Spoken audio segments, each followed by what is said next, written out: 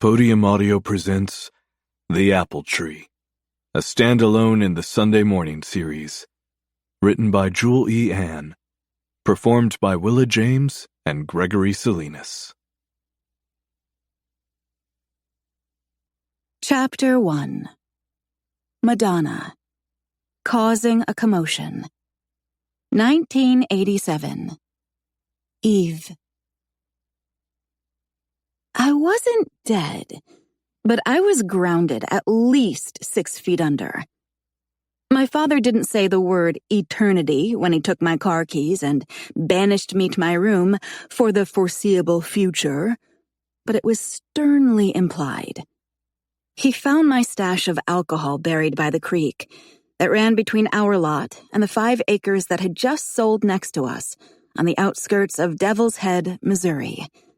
"Your dad's worried," Mom said, poking her head into my bedroom, as I leered out the window through binoculars at the moving van backed up to the white farmhouse, past the small orchard of apple trees. My room was the only room in the house with a full view of the farmhouse. "Yeah, well, what's new?" I mumbled, watching a young child run up and down the ramp at the back of the truck as 2 guys carried a sofa into the house. "Eve, what are you looking at? Where did you get those binoculars?" "They were in the attic, and I'm looking at the new neighbors since I have nothing better to do." She plucked the binoculars from my hands and brought them to her eyes, scrunching her nose. "Don't you have homework?" she asked, leaning closer to the window. "No," I laughed and grabbed them back from her. "Duh, I graduated." "Oh," she tried to hide her grin. "Sorry, it's just a habit to ask you that. You know who our new neighbor is, don't you?" She sat on the end of my bed. "No," I said with a frown. "No one tells me anything except to do my homework." "Eve, it's Fred Collins' younger brother. Do you remember Fred?" "Dad's friend from seminary school?" I asked. "Yes, and he was the best man at our wedding. And yet you married Dad. Does that mean you settled for the second best man?" "Ha ha, you're so funny. His name is Kyle, and he has a 5-year-old son, but I don't know his name. We should introduce ourselves and see if they need help. Yesterday, Dad told Fred that you and Gabby would be willing to babysit Kyle's little boy." I glanced back at my mom and offered a fake smile. "How nice of him to offer my services. You can't clean motel rooms forever." "I mean," I shrugged, "I could. It's a real job. Someone has to do it," I said, demonstrating my inability to shut my mouth. My specialty was making ridiculous and often frivolous cases for things that didn't matter. And jokes. I loved a good joke. "Also, sweetie, now that he bought that house, the apple trees belong to him.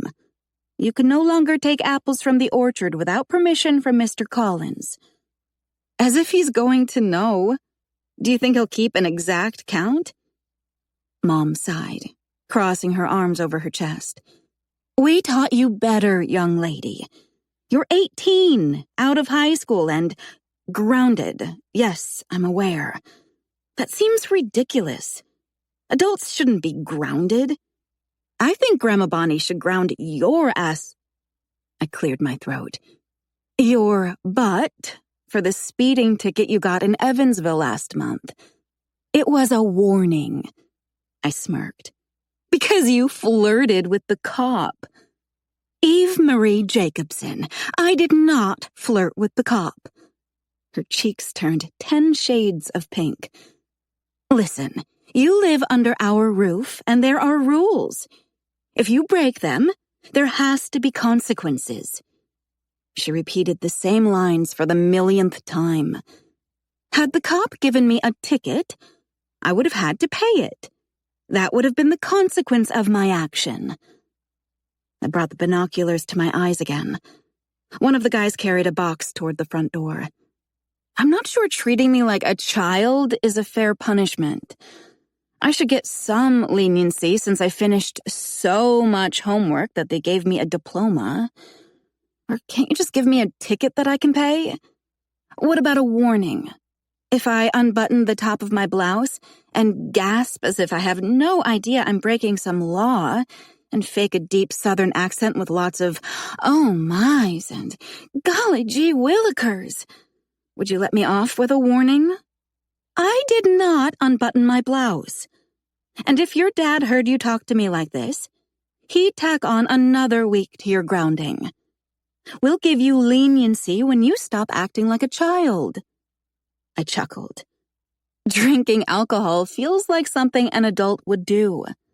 I was just doing grown-up things. You're always telling me I should act like an adult if I expect to be treated like one.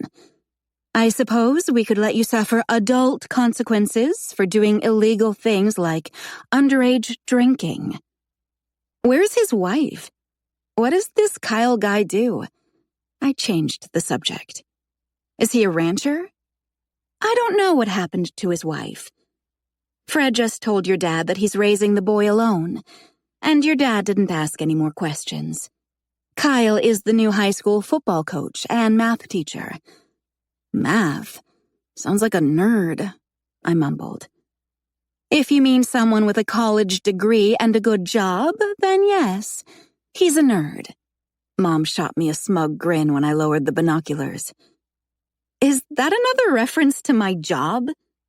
I bet you're glad someone cleans your room while staying at a motel. And I don't think teachers make that much money. That's probably why he's a coach, too. Get up! Let's see if he needs help.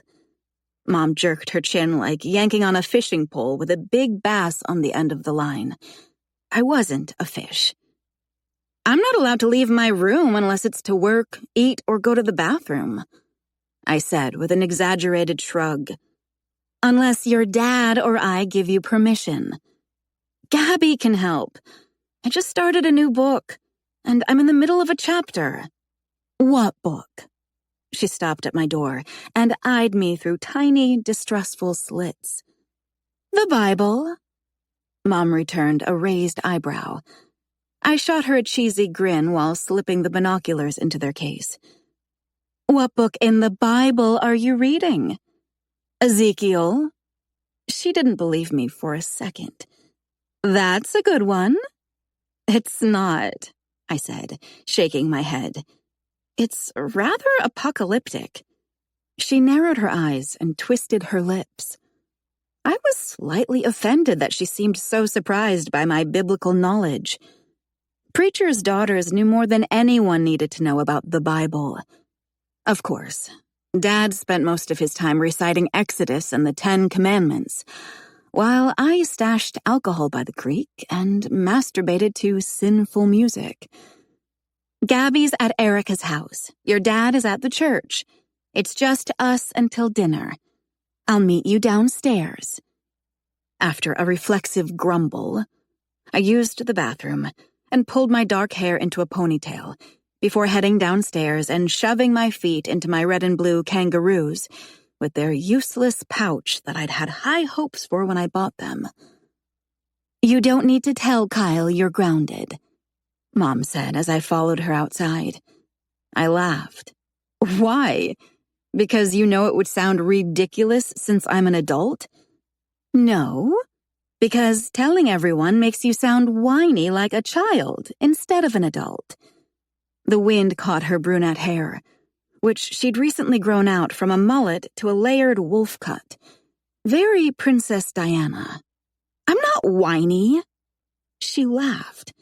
You can't even say that without whining.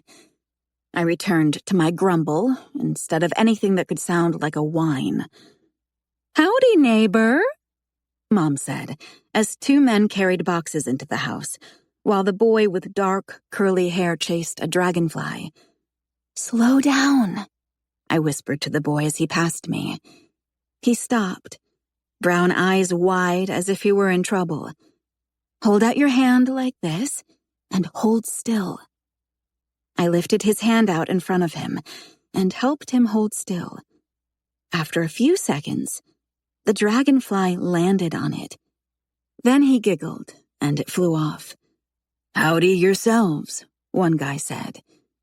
I turned back toward my mom, and my jaw dropped when he smiled.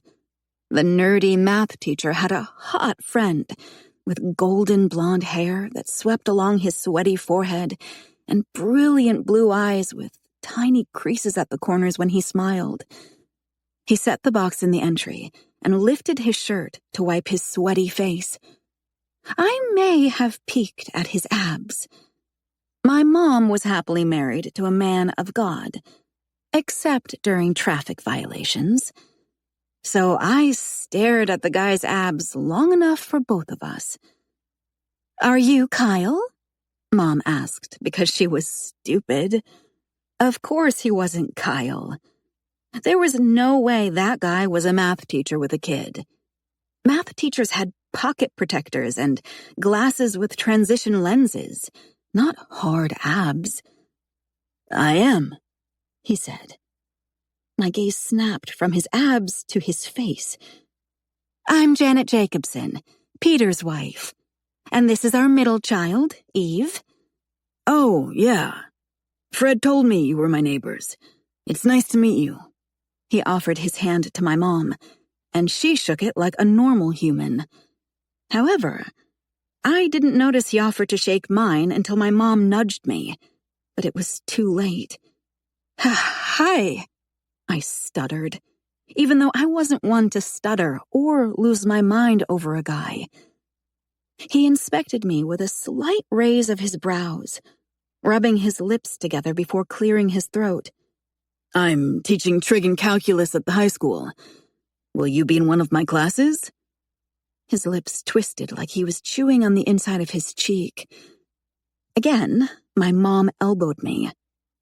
I straightened my back and smiled with a quick inhale. "No, I graduated. I'm 18.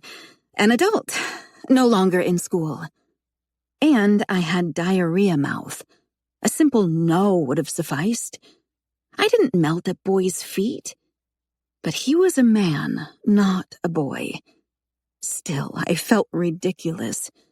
"Eve wasn't the best at math," Mom tee-heed. I shot her a scowl. "I was fine at math. You barely got a C in algebra. It was Algebra 2, and it's because everyone thought Mr. Dillon would drop the semester final, but he didn't. And I had a meet, so I didn't have enough time to study."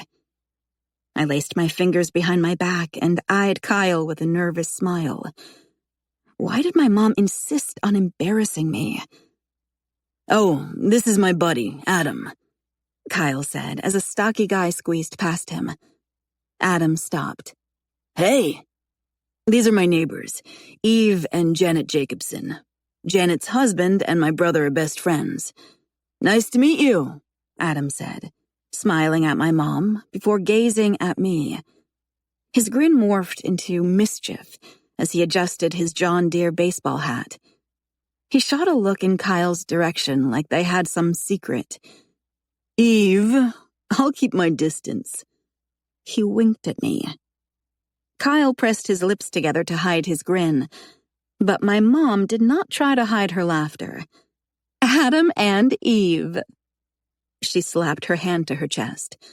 "Oh dear, and my darling Eve loves apples. She was stealing them from the orchard before you bought the property. Who didn't love a good Adam and Eve joke? Me. I loved jokes, but not stupid ones." Adam continued toward the truck. "Daddy!" The boy ran up to Kyle and hugged him. "I want a snack." Kyle ruffled the boy's dark, curly hair. "Okay, in a minute." He rested his hands on his shoulders and turned him to face us. "Josh, these are our neighbors, Janet and Eve. Can you say hi?" Josh tucked his chin with a bashful smile as he mumbled, "Hi." "Hi, Josh. It's nice to meet you." Mom playfully pinched his cheek. He giggled and squirmed out of Kyle's hold. "How old are you?" Mom asked. He held up 5 fingers. "Oh, the fabulous 5s," Mom said. Josh ran into the house. More like the ferocious 5s, Kyle sighed. "Well, our youngest, Gabby, is 16, and I know she'll babysit. Eve works at a motel and loiters at the nursing home to avoid chores, so she isn't as available." "Loiters?" My jaw dropped. "I volunteer. And Grandma Bonnie is there. And I'm done between 3 and 4 every day. So I'd be available if Kyle ever needs someone to watch Josh in the evenings." Everyone said I was just like my mother, feisty and stubborn, and that's why we butted heads. But what kind of mother threw her child to the wolves like my mom did to me? She rubbed my back. "Don't forget, you're always out with friends when you're not grounded." I wasn't supposed to mention it, but it was okay for her to call me out. We stepped aside to make room for Adam as he carried another box into the house. "I'll keep that in mind," Kyle said. "What can we do to help?" Mom asked. "I think we've got it." Kyle headed toward the moving van. I watched his ass the whole way. He had a nice ass. Not flat like a lot of guys, but not a bubble butt either like Tom, my junior prom date. But who was I kidding? Kyle and Tom weren't even in the same league. Boy versus man. "Eve, grab a box," Mom said. She wasn't good at taking no for an answer when it came to helping people. My dad was the pastor at the only church in Devil's Head, so hospitality was my mom's specialty. She excelled in potlucks and fundraisers, wedding receptions and funeral luncheons. "Daddy, snack!" Josh yelled from the front door. "I don't have much for a snack, buddy. We have to run to the grocery store." Kyle and Adam carried a leather recliner down the truck's ramp. "Eve can take Josh to our house for a snack if you're comfortable with that," Mom offered. I wanted to stay and help Kyle and Adam. If I left, who was going to keep an eye on Kyle's nice ass? "Would you mind?" Kyle asked, glancing at me while they carried the chair to the front door. I plastered on a smile. "Not at all." "Josh, follow Eve. She's going to get you a snack." "Gummy bears?" Josh looked to his dad for confirmation. "I don't know. Just go see, and please be good," Kyle replied, disappearing into the house while my mom followed them. Josh hesitated to take my proffered hand, doing his shy chin tuck before resting his little hand in mine. He didn't know we were about to be best friends, because I had an instant crush on his daddy. Chapter 2. Eurythmics, Annie Lennox, Dave Stewart. Would I lie to you? Eve. "Do you like applesauce?" I asked, leading Josh down the grassy hill and up the next to the orchard. He replied with a slight nod. When we reached the modest orchard, I hoisted him up. "Pick that one?" I pointed to the apple with the reddest skin. He wrapped his tiny fingers around it. "You have to tug at it. Pull hard." It made a snapping sound, and Josh grinned as he held the apple. After I set him on his feet, I nodded toward the tree. "Can I pick some apples?" He returned a blank stare for a few seconds before giving me a tiny nod. I felt proud of myself for getting permission, and I smirked while gathering at least a dozen apples, folding up the front of my shirt for a makeshift basket. When we reached the house, I deposited the apples into a big bowl and lifted Josh onto the kitchen counter. "First, we're going to rinse off the apple," I said, quickly washing it and drying it with a towel. "Then we peel it." He watched me with wide eyes as I peeled the apple, leaving one long ribbon to toss into the compost bin by the trash. Now we shred it. I retrieved the cheese grater and a bowl and pulverized the apple using the fine side of the grater. Do you want to try it? Josh shifted his gaze to me and slowly nodded. I held my hand over his and helped to move the apple along the grater until it approached the core. Okay, I said, wiping his hand with a damp washcloth. Now we add some cinnamon and sugar. He grinned. All kids grinned when they heard the word sugar. Mom had a special shaker with the two already mixed together, so I handed it to Josh. Can you shake that over the bowl? He nodded and shook the bottle a couple of times. Keep going, I grinned. These apples might be a little tart for you, so shake more onto it. His grin doubled as he continued to shake it. Perfect, I said, taking the bottle from him and plucking a spoon from the silverware drawer. Do you want to stir it? He shook his head. Okay, I'll do it. I stirred it and offered him a bite. He hesitated before parting his full lips. At first, his nose scrunched in a sour expression, but then it softened, and his eyes widened as he smiled. It takes a second for the cinnamon and sugar to sweeten the tartness. I laughed. I usually let it sit for a while, but I know you're hungry. I held the bowl in front of him and offered the spoon. Over the next 10 minutes, Josh slowly ate it, and I was dying to call Erin and tell her about my hot neighbor. I have to poop, Josh whispered, leaning to the side and pressing his hand to his butt. Poop? I lifted my eyebrows. He nodded. You need to go poop. Again, he nodded. Oh, okay. I lifted him off the counter and led him to the bathroom under the stairs. Do you do everything by yourself? He looked at me like I wasn't speaking English. Can you get your pants down, get on the toilet, and wipe all by yourself? I had worked many summers with kids at Vacation Bible School, and not all kids his age were proficient at pooping independently. I'm a big boy, Josh said. I grinned. Of course you are. I turned on the light.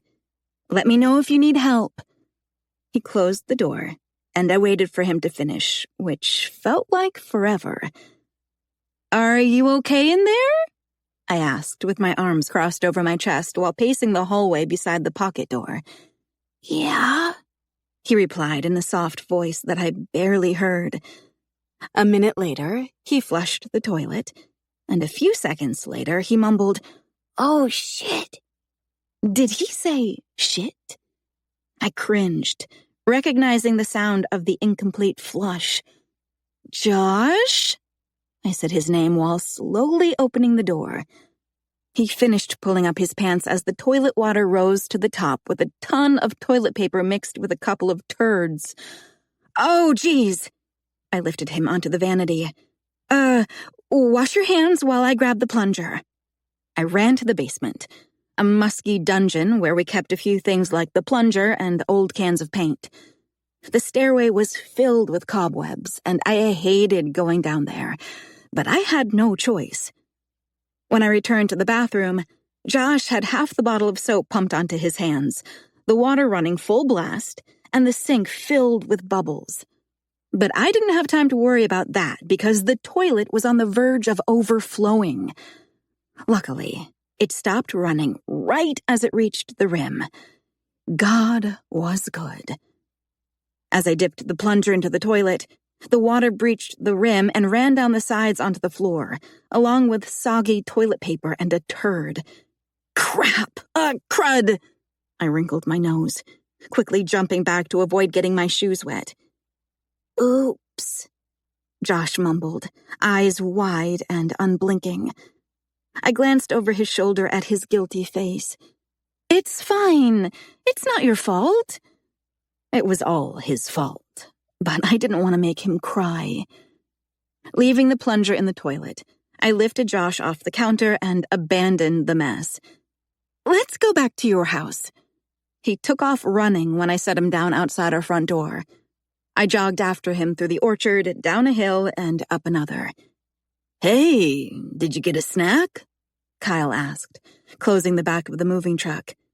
I pooped, Josh said. Kyle looked at me, biting his lower lip and shaking his head. And the water went up, up, up. Josh pressed his hands to his cheeks and made an O with his lips. Kyle's gaze flitted between us. I found my fake smile like it was no big deal, like my dad wouldn't come home to a mess on the bathroom floor.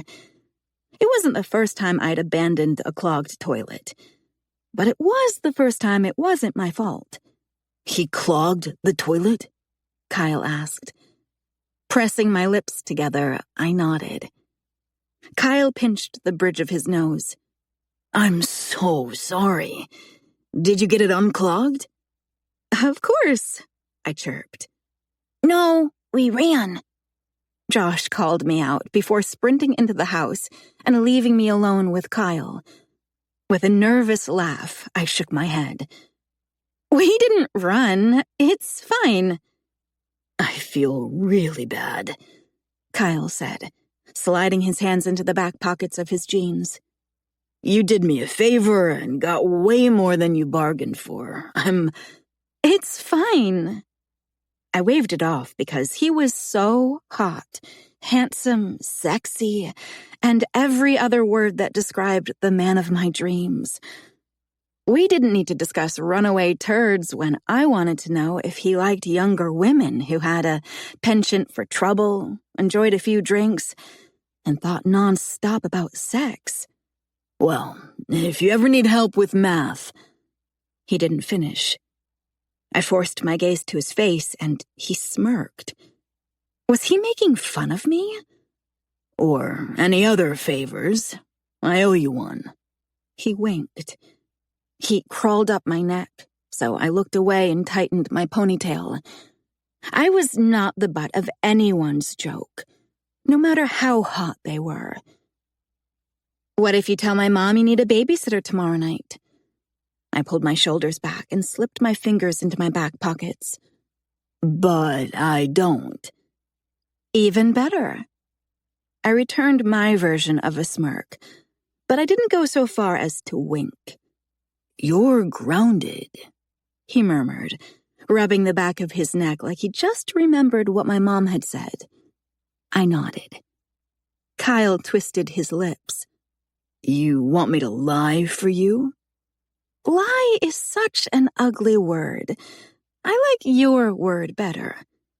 He chuckled, gazing at the ground between us. What's my word? Favor? Let's not think of it as a lie. Let's think of it as the favor you just promised me. Aiding and abetting? I laughed. Abetting implies you're encouraging me.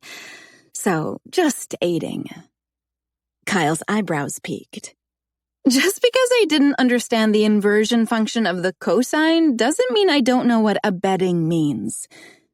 I learned the meaning of that word a few weeks earlier in a movie. Arc cosine is the inversion function of the cosine, Kyle said. I rolled my eyes. What are your plans for tomorrow night? He asked. I shrugged. Does it matter? Yes, it matters. I can't aid you if you plan on doing something your parents don't want you to do. My parents don't want me to leave the house, laugh, or have an original thought. He narrowed his eyes for a few seconds and smirked. What did you do to get grounded? Does it matter? He slowly nodded. Yeah, it matters. I sighed. I had a few drinks. Driving? I shook my head. By the creek. I gestured to my right. Are you going to drink tomorrow night? No. Maybe. Drugs? He asked. I grinned. No. Unprotected sex? All the blood in my body surged to my head until I felt my pulse in my burning cheeks. Was he making me an offer? I'm a preacher's daughter. What do you think? His smile beamed. He was so sexy.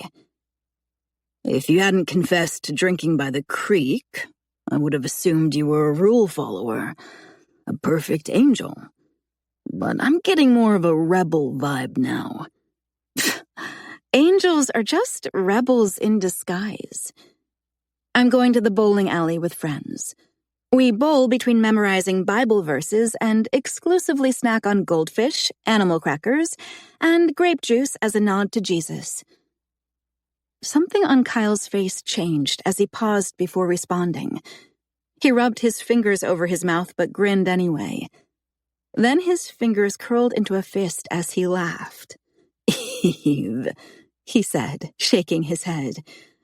I wanted to bottle the feeling he gave me. Very few people appreciated my humor. So you'll say you need a babysitter? He cleared his throat, still grinning. Do you have a fake ID? I barked a laugh. Everyone in Devil's Head knows who I am. If I could get into a bar with a fake ID, do you think I'd drink by the creek? Then where do you get your alcohol? I can't reveal my source. You're a teacher, which means you can't be trusted. Gosh, we just met and already have trust issues? I got all your dishes and silverware unpacked, Mom announced, coming out the front door. And Josh is looking for his monster truck. Kyle glanced over my shoulder at my mom. Thank you, Janet. That was very kind of you. You are most welcome. What else can we do to help? You know, I think that's good for now. However, I was just asking Eve if she could watch Josh for me tomorrow night, if that's okay with you. I'm sure that would be fine. She has nothing else to do. I frowned, and it fed Kyle's amusement. What time do you need her? Mom asked, wrapping her arm around me for a side hug. I nudged my elbow into her ribs, trying to subtly wriggle out of her embrace. Maybe from 6 to around 8:30 or 9? I wrinkled my nose at him. What if your date goes better than expected? You could get home closer to 10 or 10:30, which is fine with me. Like my mom said. I shot him a toothy grin. I have nothing better to do. You have a date? Mom asked. Wow, you just arrived. Can I ask with who? I know everyone in town. Kyle pinned me with a look that wasn't exactly friendly. A date, yes. I was surprised, too. After all, how could I possibly know anyone after arriving today? Oops. I bit my thumbnail. Kyle returned his attention to my mom. It's a blind date. Someone at the school arranged it. They heard I was new in town and single. But if it's okay with you, I'd rather not give any more information in case it doesn't go well. Oh, of course. Mom nodded. I understand. Eve will be here by 6. I'll pop by too to ensure everything is going well. No, I blurted, and quickly bit my lips together. I'm 18. Stop treating me like a child. I don't need you to babysit me while I'm babysitting, okay? Mom eyed Kyle while he tried to suppress his grin. Eve, real grown-ups don't have issues with other grown-ups helping them, she said. I couldn't believe she was picking a fight with me in front of Kyle. So embarrassing. What's that saying? Kyle said.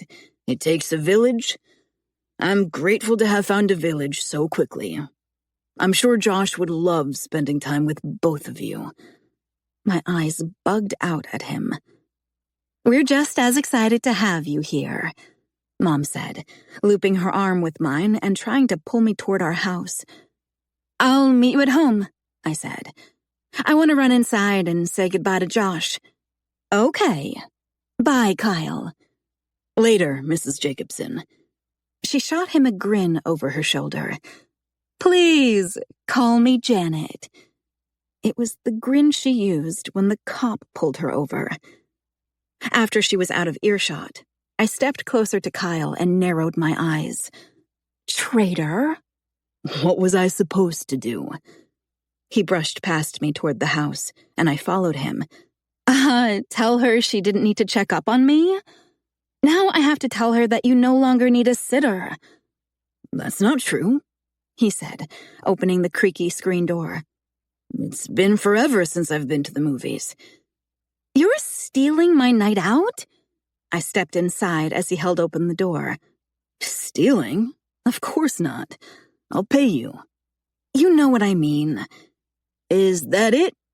Adam asked, jogging down the stairs. I put together your bed frame and all your guns are locked in the safe. Yep, that's it. Thanks, buddy. No problem. I'll drive the truck back. Adam glanced at his watch. Grab the little man. We can get pizza after you pick me up. Sounds good. We'll head that way, Kyle said. It was nice meeting you, Eve. Adam gave me a slight nod with a smile. You too. When the door shut behind him, Kyle pulled a set of keys from his pocket. So, 6 tomorrow night? I crossed my arms over my chest. My mom said I have to stop taking apples from the orchard now that you own it. But since I've lost all respect for you, I'm taking the best ones and leaving you with the wormholes. He narrowed his eyes briefly before the corner of his mouth curled into a tiny grin. I feel like we've gotten off to a bad start. He fiddled with his keys while giving me a slow once-over. Was he checking me out? No. Maybe? God, I hoped so. I cleared my throat. And whose fault is that? Kyle shook his head. I'll make it up to you. How? He smirked. You'll see. Josh, let's go, buddy. We have to pick Adam up.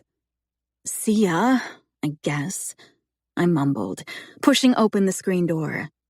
When I gazed back, Kyle was looking at my ass or my legs. Maybe both. When our eyes locked, he winked. He winked. Chapter 3. George Michael, Faith, Kyle. By the time we picked up Adam from the U-Haul store and grabbed a pizza to take home, Josh was asleep. Adam glanced in the back seat at my sleeping boy before breaching the subject that didn't need to be discussed. 18-year-old girls look 25 these days, he said. I checked my rearview mirror to confirm that Josh hadn't woken up. I suppose, I replied.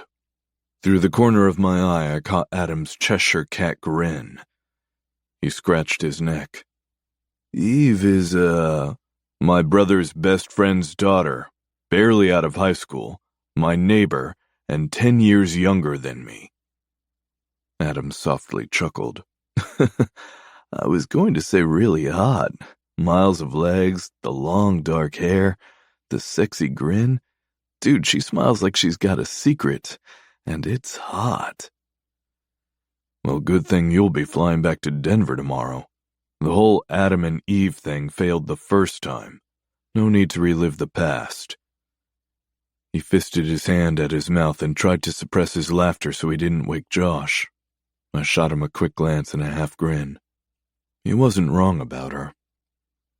She was practically drooling over you, he added. Also worth noting, I'm a math teacher at the high school and the football coach. Did I mention how small this town is? Oh, and if you look behind us, you'll see I have a son. I do her, he said with a shrug. I didn't want to laugh, but my best friend had the most questionable morals. His favorite lines were, how are they going to find out? What are they going to do about it? They meant any authority, such as teachers, police, parents, and the IRS. He was a terrible influence when we were younger, and I spent a lot of time in trouble for his bad ideas. Yet I had no regrets. Adam drummed his fingers on his legs. I know you wanted to live in a small town for Josh's sake, but this seems a little extreme. He stared out the window at endless acres of land dotted with barns and farmhouses. Nah, it's perfect. You know what else is perfect? The tits on that. If you mention her again, I'm going to bury your body in the orchard.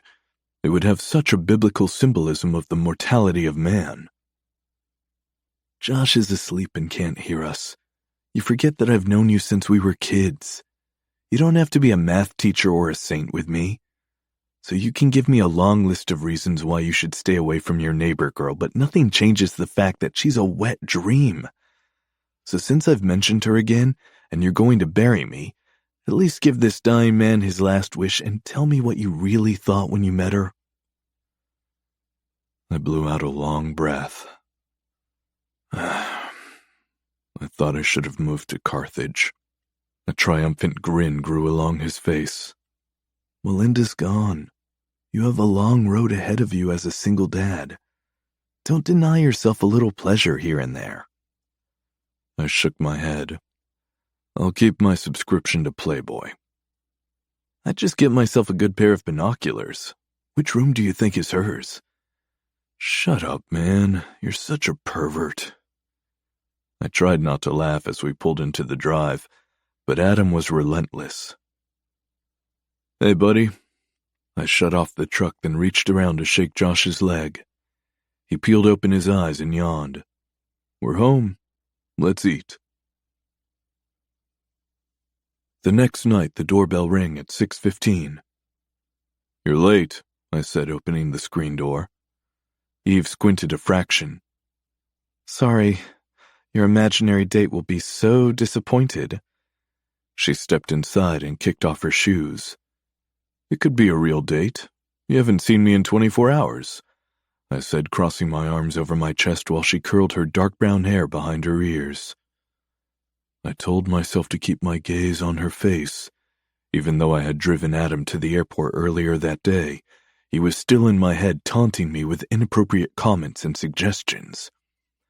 Unfortunately, when I opened the door, I'd caught enough of her body to know she was wearing rolled-up denim shorts and a red tank top.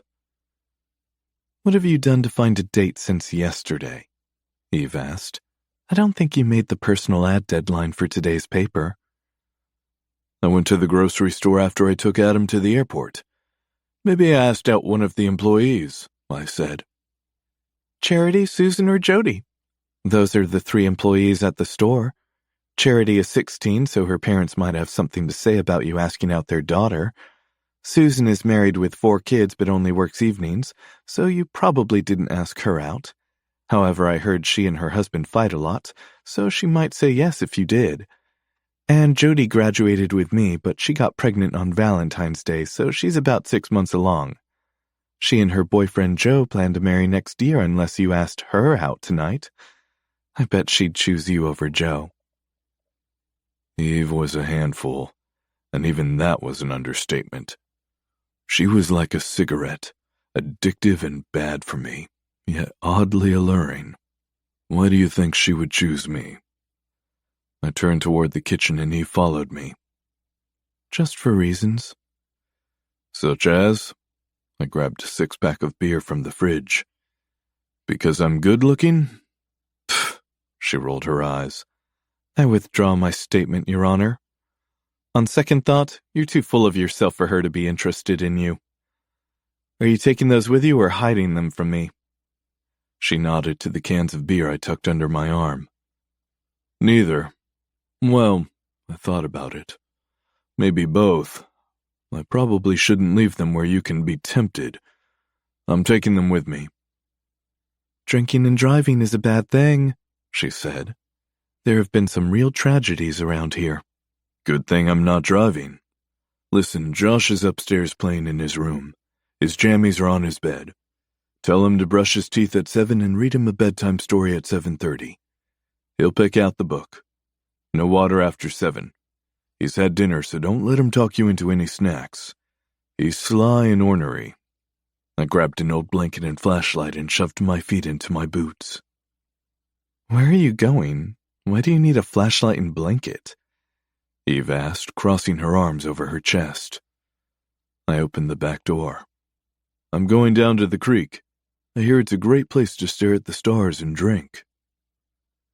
Eve's jaw came unhinged. You're a cruel man, Mr. Collins. I laughed. By the way, I charge $10 an hour to babysit. She pulled her long, dark hair over one shoulder and inspected the ends as if her outrageous babysitting fee was no big deal. I held back my response for a few seconds because she was something else, and whatever that something was made me want more of it. I don't make $10 an hour. I'll pay you $4 an hour and I won't tell your parents that you were planning on sneaking out tonight. She planted her hands on her hips as if that and a slight chin lift made her look tougher. Damn, I had to fight my grin. $5 an hour and I won't tell my dad that it was Josh's poop he had to clean up off the bathroom floor yesterday. I cocked my head to the side. You said you unclogged it. I lied. Why? She lifted a shoulder. Because I didn't want you to feel bad. But you're okay with me feeling bad now because you want to blackmail me into paying more? No, I'm okay with making you feel bad now, and I'm blackmailing you because you're going to my creek to do my thing, and you're doing it just to spite me. I slowly nodded. $5 an hour and I'll be back in 2 hours. Perfect. Eve looked at her yellow and red banded swatch. I'll have my mom come over to check in around 7, so when you return at 8, I'll be in the clear to leave. Have fun, Mr. Math Teacher. She spun on her toes and sauntered toward the stairs. Devil's Head was a terrible idea. That girl was trouble.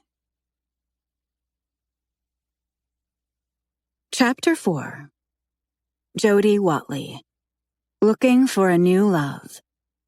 Eve. Hey, Josh, I said, peeking my head into his bedroom as he played with his Matchbox cars on the floor. The walls were pink and white polka dot wallpaper from the previous owner, but Josh had a gray bedspread with blue race cars and a stuffed koala by his pillow. You can have the yellow Corvette. He held up the car. I smiled and sat crossed-legged beside him. He was adorable. Do you know where you lived before here? He made duck lips for a second. In a house? I laughed at myself for asking the question. Josh was 5, and his answer was age-appropriate. Was it just you and your dad, or did anyone else live with you? I drove the car behind his, and he giggled when I drove over his car. Me and Dad, he said, focusing on the cars he drove up the ramp made from books. Will you be in kindergarten? He nodded. I stopped asking questions and played cars with him for half an hour before calling my mom from the kitchen phone. If you want to check on me, then you should come soon because Josh will be brushing his teeth in 30 minutes. Then I'm reading him bedtime stories. If you show up later than that, you could wake him. Or catch me getting into Aaron's car at the end of the drive. I don't have to come over. I trust you, she said. You do? I mean, thanks. There's no reason not to trust me.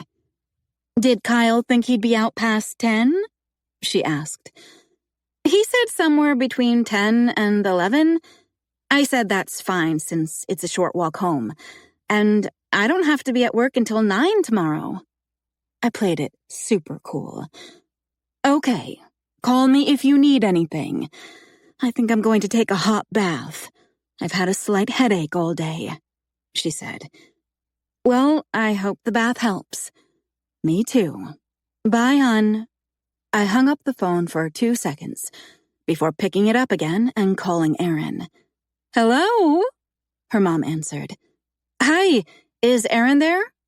Oh, hi, Eve. Yes, I'll get her. A few seconds later, Aaron picked up. Hey, where have you been? I've been trying to call you since yesterday. You have to come get me at 8:15. Pick me up at the end of the Tallman's driveway. I thought you were grounded. I am. but the guy who bought the Tallman's house has a 5-year-old son, and I'm sort of babysitting tonight. But my parents don't think I'll be home until 10 or 11, and Kyle, the dad, will be back at 8. And oh my gosh, Erin, I have so much to tell you. I can't go out tonight. We were visiting my grandparents yesterday, and we just got home a few hours ago. But I have a sore throat and a fever. There's no way my mom's letting me leave. No, are you being serious? I'm so desperate to go out. My parents watch my every move, but tonight I have a decoy. Sorry, call Nicole. I frowned because I didn't want to go out with Nicole. All she ever wanted to do was eat at McDonald's and shop at Claire's for earrings. And I didn't have my ears pierced. It's fine, I grumbled in a less than fine tone. Sorry you're not feeling well. Get better, and I'll call you tomorrow to tell you everything. Tell me now. No, I have to get Josh ready for bed. Fine, tomorrow. See ya. She hung up, and I jogged up the stairs. Josh, time to brush your teeth. He made up for the clogged toilet incident by getting ready for bed without dilly-dallying or uttering a single complaint. I probably could have learned a few things from him. By the time I got halfway through one book, he was asleep. I shut off the light and partially closed his door. Feeling extra snoopy, I tiptoed into Kyle's bedroom. But before I could find the light switch, I heard a door creak. So I hurried down the stairs, composing myself while turning the corner into the kitchen. Hey, I said, with my hands folded behind my back, going for the most innocent pose I could find. You know, there are brown bears here in southern Missouri. You must be careful hanging out alone at night by the creek. I wasn't alone. He set his blanket and flashlight on the counter and deposited his empty beer cans into the sink. Oh? I was with my friends, Smith & Wesson. He pulled a gun out of the back of his jeans. My eyes popped out of my head. We didn't own any guns. And while I heard Adam mention guns the previous day, I imagined a rifle, not a handgun. A math teacher with a gun, I mumbled. He grinned, removing the ammunition. What do you take when drinking by the creek and staring at the stars? I peeled my gaze from the gun on the counter and lifted it to his face. I take friends. Kyle chuckled, resting his backside against the counter and tucking his fingers into his front pockets. And they protect you? After a few blinks, I overcame my shock and mustered a grin. Yes, I'm the fastest runner. He barked a laugh, and I felt my face flush because he had the sexiest smile. The sexiest everything, really. I pressed a finger to my lips. Shh, Josh is asleep. He rubbed his mouth while his eyes gleamed with amusement. Sorry, you're right. His gaze shifted to the clock by the fridge. What time are you sneaking out? I deflated. I'm not. My best friend is sick. Did you save me any beer? Kyle lifted his eyebrows. You know those really cool teachers who give students alcohol? No, I've never met a teacher who gave their students alcohol. He shook his head. Me neither. I scowled. Respectfully, you're an idiot. Respectfully? He cocked his head to the side. I was taught to respect my elders, I said. Oh, so saying respectfully before calling someone an idiot makes it okay? Can I ask about Josh's mom?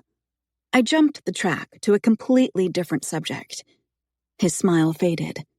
What do you want to ask? Does he have one? No, I pushed him out of my vagina. Duh, you know what I mean. Of course he has a mom. But you're not married? He shook his head. Were you ever married? Again, he shook his head. Is she alive? Kyle eyed me for a few seconds. I don't know. Does Josh— It's late, he said, cutting me off. It's a little past 8 on a Thursday. You call that late? He pushed off the counter. It's my way of respectfully telling you I'm done talking about this. I stared at my feet and whispered, "Sorry." Mom was right. I was a little too nosy and had a bad habit of speaking without thinking of the consequences of my words. Don't be sorry. Can you walk home by yourself? I rolled my eyes. Yes, but I'm not going home. Mind if I borrow your flashlight? For what? It's my turn to stargaze by the creek. And I wouldn't be opposed to you loaning me a can of beer, too. Since I'm not your student, your silly rules shouldn't apply to me. I can't be your accomplice any longer. You said it yourself. There are bears. I'll take your gun. He nodded slowly. Yeah, that seems like the best idea. I don't see any ethical dilemma at all with giving an 18-year-old a flashlight, beer, and a gun. If you wouldn't mind, I could use the blanket, too. By any chance, do you have a bag of Ruffles? When Kyle's grin swelled, my heart pulsed to a different rhythm while euphoria zinged through my body like electricity. I'd had my share of celebrity crushes, older men who made me want to be a mature woman. But Kyle was the first tangible older man who made everything inside me go haywire. Eve, can you imagine how much I'm second-guessing my decision to leave you in charge of Josh? I don't think you have a sound decision in that pretty little head of yours. And who eats Ruffles? Classic Lays are the only way to go. I was fully aware it wasn't a compliment. However, my selective brain only latched onto the part where he suggested my head was pretty. If you must know, and I think you must, I know the difference between right and wrong. My dad's a pastor. It's in my holy blood. I'm only reckless with myself, never with others. When it's necessary, I'm 100% trustworthy. I brought a stiff hand to my forehead and saluted him. And thank you for the pretty head compliment. I twirled my hair around my finger. But I think the little part is inaccurate. Most people would agree that my body parts are in proper proportion. Kyle surveyed my body and quickly averted his gaze as he rubbed the back of his neck. Then he reached into his pocket, pulled a $10 bill out of his wallet, and handed it to me. "Thank you for watching Josh," he said. I shook my head and laughed. I can't take your money. My plan failed, and it's not your fault. Besides, Josh is so good. He just played in his room, got ready for bed without a fuss, and fell asleep before I finished one book. And it's been a nice change to spend the evening outside my bedroom without watching the 700 Club with my parents. Kyle snorted while returning the cash to his wallet. I wrinkled my nose. It's not funny. There's only so much I can do in my room, and it's embarrassing. I'm an adult who's grounded. How would you like it if you had to move back home and your parents grounded you? Can you imagine telling the other teachers that you can't go out because you're grounded? His grin touched the corners of his blue eyes. Anyway, I'll let you get ready for bed. Drink your warm milk or prune juice. Trim your ear hair. Whatever old people like you do at night. Let me grab my cane and I'll walk you home. He nodded toward the front door. I giggled, walking in front of him. It's down a small hill, up another hill, through the orchard and over the fence. I think I've got it. Yeah, but my brother and your dad are best friends. So I feel extra responsible for ensuring you get home safely. You can't leave Josh. I slipped my feet into my sneakers without untying them. He's asleep. I think we're in a low-crime neighborhood. He opened the door for me. I'll be right back. I have to lock up my gun. He met me on the porch less than a minute later. The humid, late August air clung to my skin as we descended the grassy hill. So Josh said he'll be in kindergarten. Yes. Who's watching him when you're coaching? After-school daycare. I can watch him if he doesn't want to spend every afternoon in daycare. I work days. That is, if you feel my pretty little head is responsible enough to watch him. We shared sideways glances. What about your volunteer loitering? I coughed a laugh. My grandma Bonnie is in the nursing home. They moved her there last year after my grandpa died. She's cool. I can tell her anything. So I keep her company way more than my mom, her own daughter. And I'm done with work in time to visit Grandma and still be home by 4. I'll talk to your parents about it. Dude, I'm 18. Once again, how would you like it if, when you applied for your teaching job, they wanted to talk to your parents first? Kyle chuckled as we trekked up the small hill. Do you have any speeding tickets? Arrests? Recent groundings? Shut up, I laughed. What about food prep? Can you make him a meal? Are you serious? I made him homemade applesauce. I'm an extraordinary baker. And I have a long list of meals I can cook better than my mom. My grandma taught me everything she knows. I stopped at the orchard and grabbed an apple, plucking it from its stem. That will cost you, he said. I smirked, wiping it with my shirt before taking a big bite. Kyle reached for an apple and followed my lead. Oh, his face soured. That is tart. How can you eat it plain like this? My grandma says the sweetest people can eat the tartest apples. My grandpa never could eat them. She said it was because he was a grump. I guess we know what this says about you. That I have normal taste buds? He spat out the apple and chucked the rest of it behind us like a baseball. Josh loved my applesauce. Granted, I put a little cinnamon and sugar on it, but it was still tart. And he gobbled it up because he's so sweet. Respectfully, Kyle said, your grandma's theory is flawed. I moseyed toward the fence, savoring every bite of the apple. Then I held it with my teeth and climbed the wood rails, straddling the top one. Nothing about my grandma is flawed. His eyes widened as I ate the entire apple core. Why all the guns? Do you hunt? Kyle rested his arms on the rail in front of me. Yes, but I like bow hunting best. What about fishing? I like to fish. He nodded. I have a fishing boat in the barn. Josh loves fishing. I asked Josh where you lived before you moved here, but he just said you lived in a house. Kyle laughed. He's not wrong. We lived in Crested Butte, Colorado. Why did you move? He gazed at my house. We needed a change, but I still wanted to live in a small town, so when my brother suggested Devil's Head, and there happened to be a job opening at the school, I figured, why not try here? I nodded, but I was out of questions that didn't involve quizzing him on the whereabouts and circumstances surrounding Josh's mom. Yet I wasn't ready to go inside and call it a night.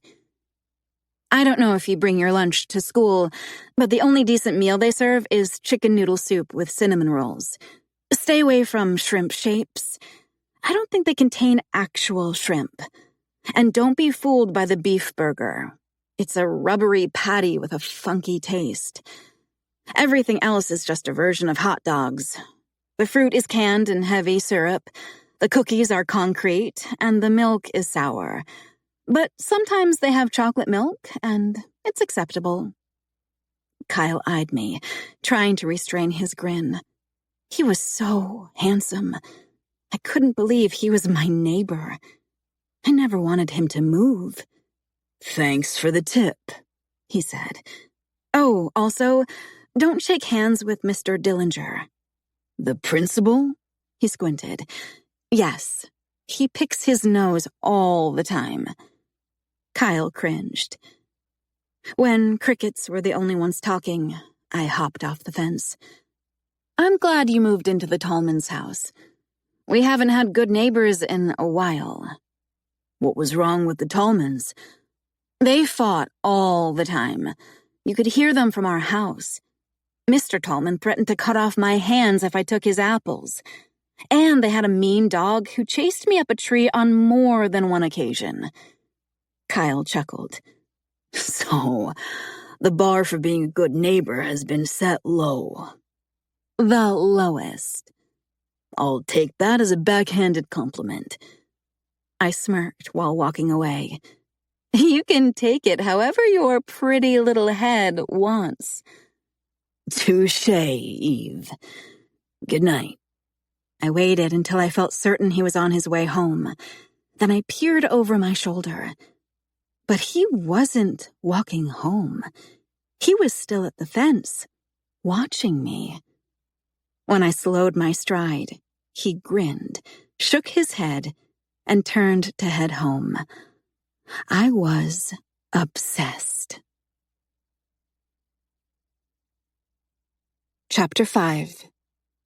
Pretenders. Don't get me wrong. Eve. Freedom wasn't a strong enough word, but it was close enough. The grounding ended. They returned the phone to my room. And I was permitted to hang out at the creek with the promise, or threat, that one of my parents might check up on me unannounced. Thankfully, Erin's fever broke just in time to attend Sunday morning service, because I was desperate to tell her about Kyle. We sat in the front of the choir. Worth noting, I was a terrible singer, and so was Erin. However, after my oldest sister, Sarah, the singer in the family, left Devil's Head, my dad decided he needed one of his daughters to be in the choir, like a Jacobson family mascot. My younger sister, Gabby, was next in line, as soon as I figured out the best way to make it on my own outside of small-town Missouri. Erin was not obligated to be in the choir, but joined it to keep me company or share in the misery. A true best friend. "I have so much to tell you. It's been torture not having a phone in my room," I said, as we watched the congregation file into the church in little groups, like ants at a picnic, deciding which crumbs to tackle first. "What's it about?" "Our new neighbor is a single dad. I don't know his age, but I'd guess late 20s. His older brother and my dad are best friends. And he's the new math teacher and football coach. And he is so hot." Erin's brows shot up her forehead, hiding behind her big blonde bangs. "Dang it! Why couldn't he have come a year earlier and been our math teacher?" "I know." I covered my mouth to muffle my giggle. "I think he's going to let me babysit his 5-year-old son after school." "What happened to his wife?" Just as I started to speak, Kyle and Josh walked up the aisle and sat next to the Smiths. "Good morning," my dad said, resting his hands on both sides of the lectern. "Let us pray." After prayer, the choir sang the opening hymn, and I whispered in Erin's ear as we sat down. "See the blonde guy and the little boy next to the Smiths?" Erin nodded. "That's my neighbor and his son." She squeezed my hand while pressing her other hand to her chest, confirming what I already knew. Kyle was the hottest guy in Devil's Head, maybe in all of Missouri. Whenever he looked at me, I shifted my attention to my dad because it was too much to handle. He and Josh wore matching navy suits, white button-downs, and robin egg blue ties. "I've died and gone to heaven," Erin whispered. I pressed my lips together so my knowing grin didn't swallow my entire face. After the service, Aaron and I hung up our choir robes in the closet next to my dad's office and joined my parents and the rest of the congregation in the churchyard. "If you can't babysit for him," Aaron said, "I can do it. He's my neighbor, not yours." She giggled. "I gotta go. It's my mom's birthday, and we're having a big family dinner." I nodded, barely registering what she said while I focused on my parents talking to Kyle. "Bye," I mumbled to Aaron. Kyle eyed me over my dad's shoulder as I wormed through the crowd. "You look so handsome," I said when Josh smiled at me with recognition.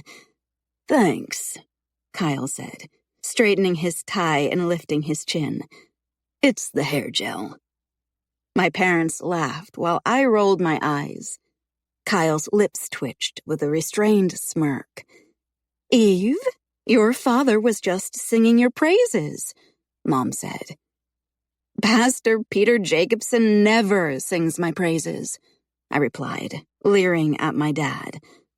"I give credit where credit is due, young lady. And Kyle said you offered to help with Josh." Before I could respond, Kyle said, "You've done a great job raising Eve. She's very generous, dare I say, selfless with her time. Clearly a young woman with pure motives and an abundance of selflessness." Speaking of motives, I wasn't sure what Kyle's were with his glowing compliment meticulously wrapped in bullshit.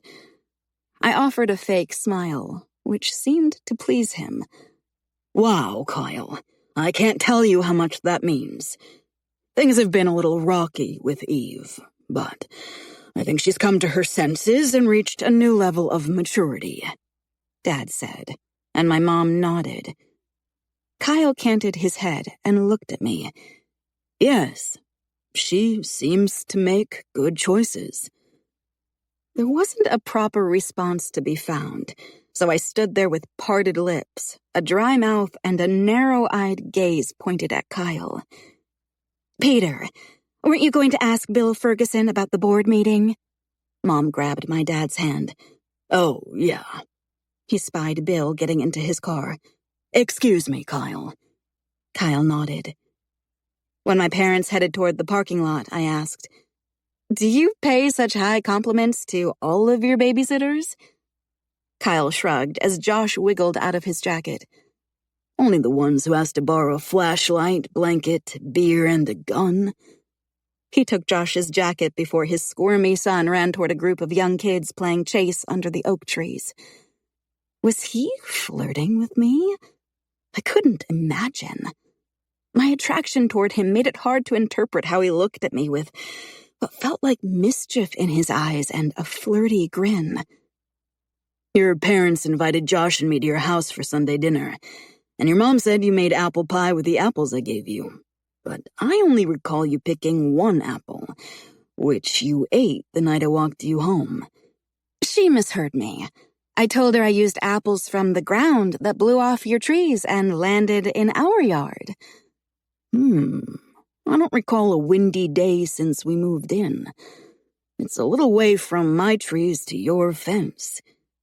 I crossed my arms over my chest without responding. "You have a beautiful voice. Did you sing in the high school choir as well?" I pinched my lips together to keep from grinning. When I thought I could maintain my composure, I cleared my throat. My father made me join his choir after my older sister, Sarah, moved out of Devil's Head. I don't like to sing. "I figured. Your lips didn't match the words," Kyle said, flashing me a gotcha grin. "You said I have a beautiful voice." I scowled at him. "You do. It's rather pleasant. But I didn't say you're a talented singer. I've never heard you sing. Neither has anyone else, huh? If you're going to stand in the front row where everyone can see you, I think you should, at the very least, memorize the correct lyrics." I did not like him.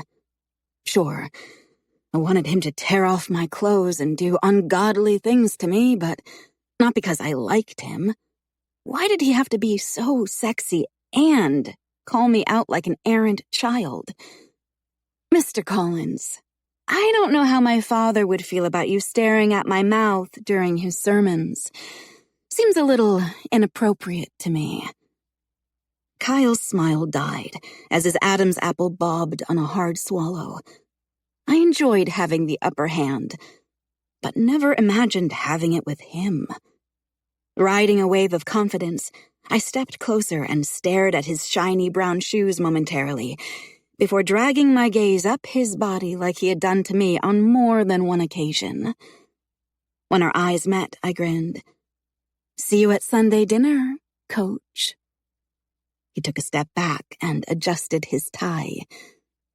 My hormones exploded like a volcano.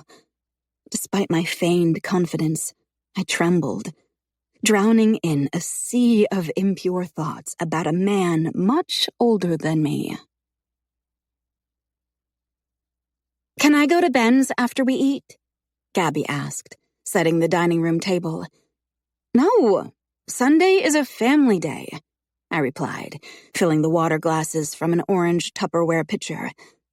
"Will his parents be home?" Mom asked, placing the tuna noodle casserole onto the trivet in the middle of the table. Why did that matter? Mom did a great job of shaming Sarah and me for wanting to do anything with friends on Sundays. "I don't know. Why?" Gabby curled her shoulder-length brown hair behind her ear on one side, while scrunching her nose. "If they have alcohol in the house, you could decide to drink," I replied. Mom eyed me with displeasure, and Grandma Bonnie snickered from the extra dining room chair beside the oak buffet, her hands busily crocheting. She wasn't a churchgoer, but we picked her up every Sunday for dinner. "I don't drink. That's your thing." Gabby stuck her tongue out at me. "Then you might decide to have sex," I said. "Ew! Ben's my friend, not my boyfriend." "Yes, but Mom and Dad know that given the chance to have sex, their girls will have sex with anyone." "Eve!" Mom's voice jumped an octave, and Gabby giggled. "Amen, sister," Grandma Bonnie added, earning a scowl from Mom. "It's true," I nodded. "Last month, when I was volunteering at the nursing home, I delivered some magazines to Milton Bean in his room, and I was tempted." "Eve Marie Jacobson," Mom said slowly, but she couldn't hide her grin. Gabby covered her mouth and snorted. "Rumor has it, Milton was quite the Casanova in his day. You could do worse, Eve," Grandma Bonnie added with a straight face.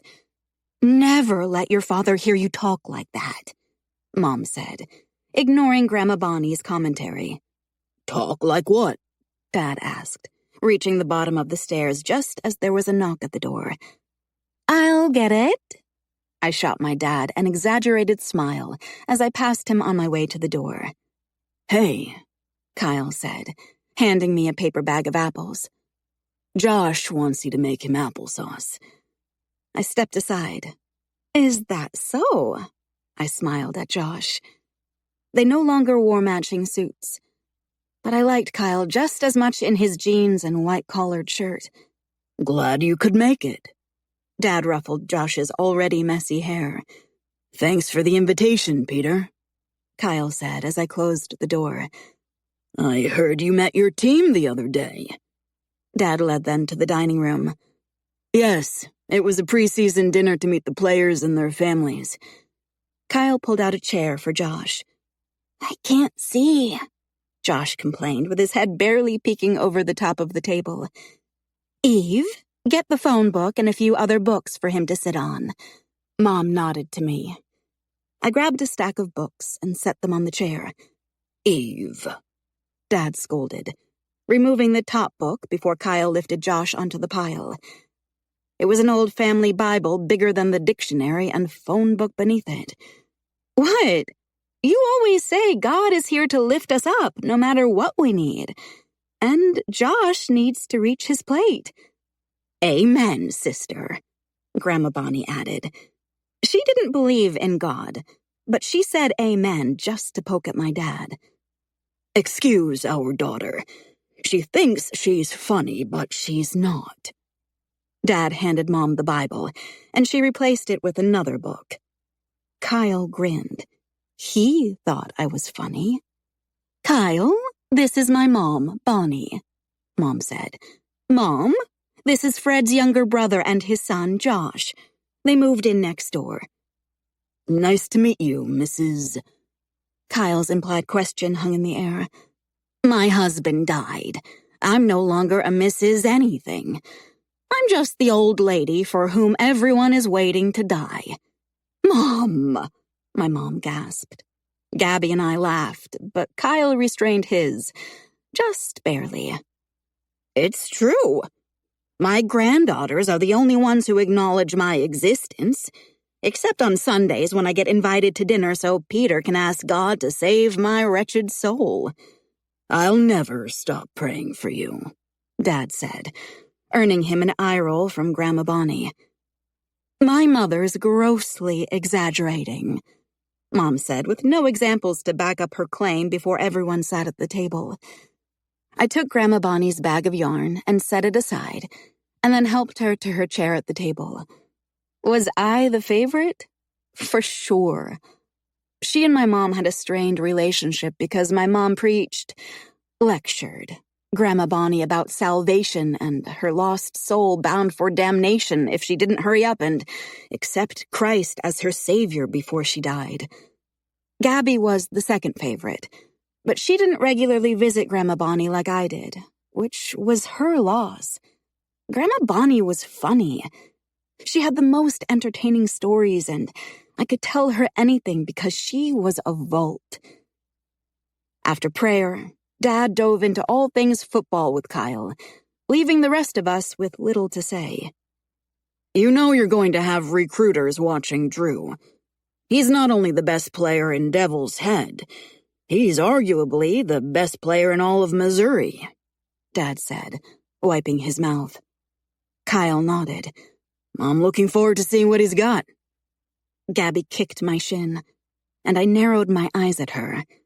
She needed to work on keeping my secrets without constantly reminding me that she was keeping them. Drew was a big secret. Well, he's lucky to have you coach him. Did you girls know that Kyle played football at Iowa? Dad eyed Gabby and me like it was our cue to be impressed. I wasn't ready to give Kyle that satisfaction, but Gabby took the bait. Wow, were you a quarterback? Her brown eyes widened. Kyle sipped his water and nodded. Why didn't you play in the NFL? She asked. Not everyone who plays in college is good enough for the NFL. Kyle chuckled. He who can, does.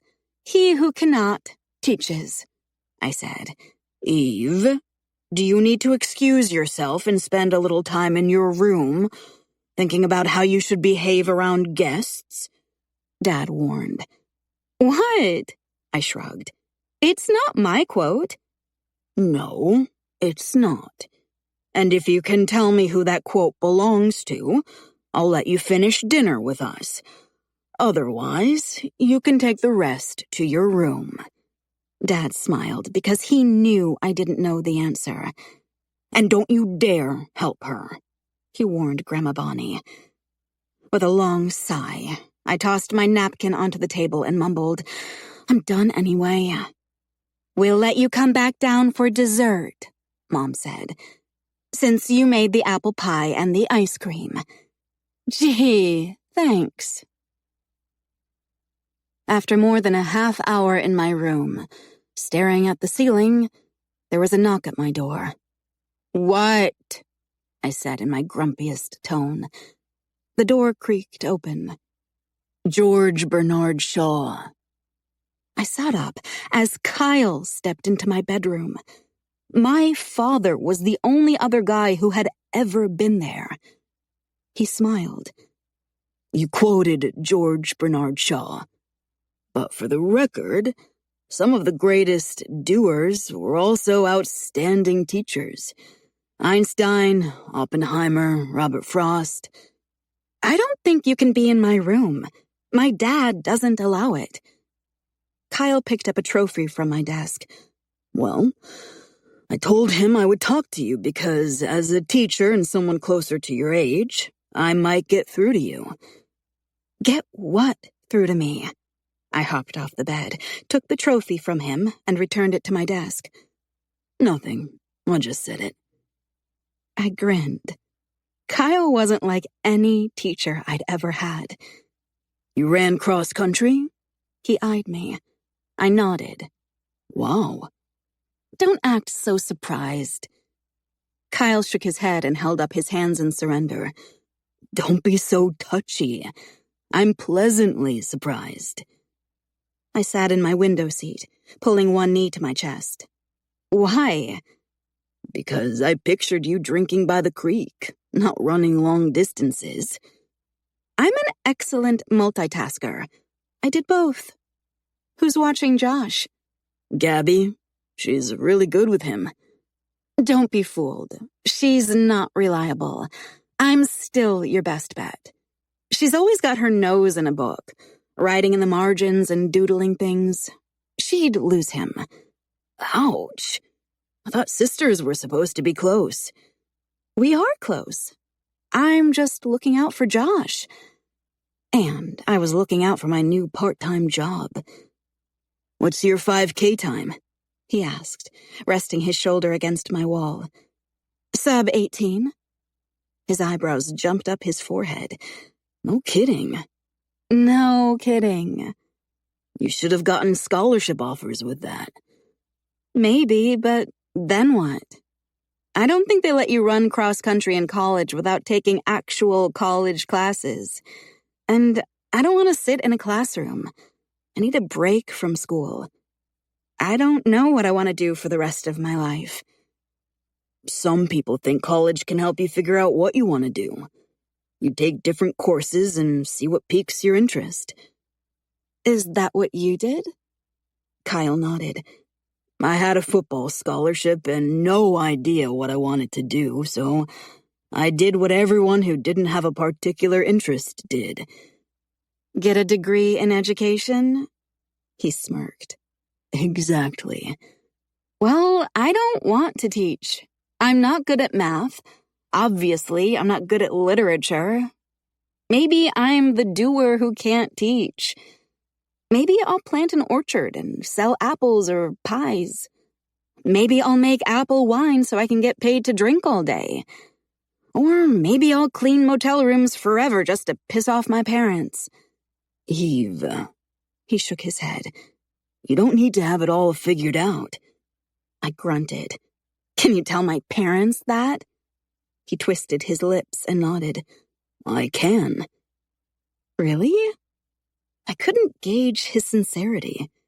Really? He nodded toward the door. Let's have some of your apple pie and chat with your grandma. I like her. She's the best. I followed him to the door, and he turned before opening it, leaving me within inches of bumping into him. Just between us, I love your humor. It's unexpected, he said. Why is that? I should have stepped back, but Kyle smelled like a good blend of fresh-cut timber and spice. He stared at my mouth. My mouth. I couldn't help but wet my lips as if he would kiss me, even though I knew the chance of that hovered around the 0 mark. Your humor is dry, like red wine, but you claim to be so sweet. Please keep looking at my mouth. I could hear my heart racing. That just makes me unpredictable, I whispered, because I felt more out of breath than I did after winning a race. Kyle's white teeth peeked through his swelling grin. That you are. You remind me of someone. Who? He winked. Me. Chapter 6. The Georgia Satellites. Keep your hands to yourself. Kyle. After I put Josh to bed, I carried the phone onto the deck with the cord slid under the door and sat in a wooden rocking chair. Adam answered on the second ring. Hello? Hey, miss me yet? Hell yes. How's it going? Pretty good so far. You haven't found a new best friend, have you? I laughed. It wouldn't be that hard. Have you figured out the only good thing in that little town is your neighbor girl, so it's time for you and Josh to return home? I chuckled. Not quite. My QB this year is the real deal. I can't miss his senior year. Is he better than you? Maybe. I don't know yet. When's your first practice? This week. It's supposed to cool down a bit, so conditioning might not hurt as much. They'll still whine like the babies they are. I cradled the phone between my ear and shoulder and cracked open a beer. I don't doubt that. How's Lizzie? I broke up with Lizzie. I took a swig of my beer and grinned. You've broken up with her 12 times. I'm not sure what it says about either of you that you keep getting back together, but I know you're back together. Adam claimed he kept getting back together with his high school sweetheart because the town was small and the pickings were slim. I didn't buy it. It's just sex. Barking a laugh, I adjusted the phone and brought the beer can to my lips before mumbling, It's always just sex with you. Exactly. Then she assumes it's more, so I have to tell her it's not, and she calls it a breakup when it's just a clarification. Well, at least you're having sex. Don't give me that. If I lived where you live, I'd be fucking Eve every day, maybe twice a day. I winced. Man, that's my pastor's daughter. My brother's best friend's daughter. You can't talk about her like that. Like what? Fuck? Everyone knows it means fornication under consent of the king. Again I laughed, missing my friend already. I don't think anyone knows that. Seriously, though, can you imagine what a scandal that would be if you screwed the preacher's daughter? I can, actually, and that's why we're done talking about it. Adam sighed, releasing a hum with it. Remember being 18 with surging hormones? Remember wanting to screw anything that moved? I remember, but I've grown up. I have a child, a job, and morals. You, however, are still that guy, so I don't know why you're acting nostalgic about something you've never given up. I own an accounting firm. If that's not a job, then I don't know what is. Firm feels a bit too big for your office above your dad's garage. Fuck you, Kyle. The garage is an auto body shop, not like my mommy and daddy's garage. I snickered. I miss you already. You should move here or to a real accounting firm in St. Louis. Then we can hunt on the weekends. You can even bring Lizzie. I'm missing you less and less by the second. Come for a game. Maybe over homecoming weekend. I'm sure they'll need extra chaperones for the dance. As tempting as that sounds, I think you should come back here for a Broncos game. Or a Chiefs game in Missouri. We'll draw straws. I gotta go, he said. Lizzie calling? No. Baby, I'm home, Lizzie called. Shit, Adam muttered.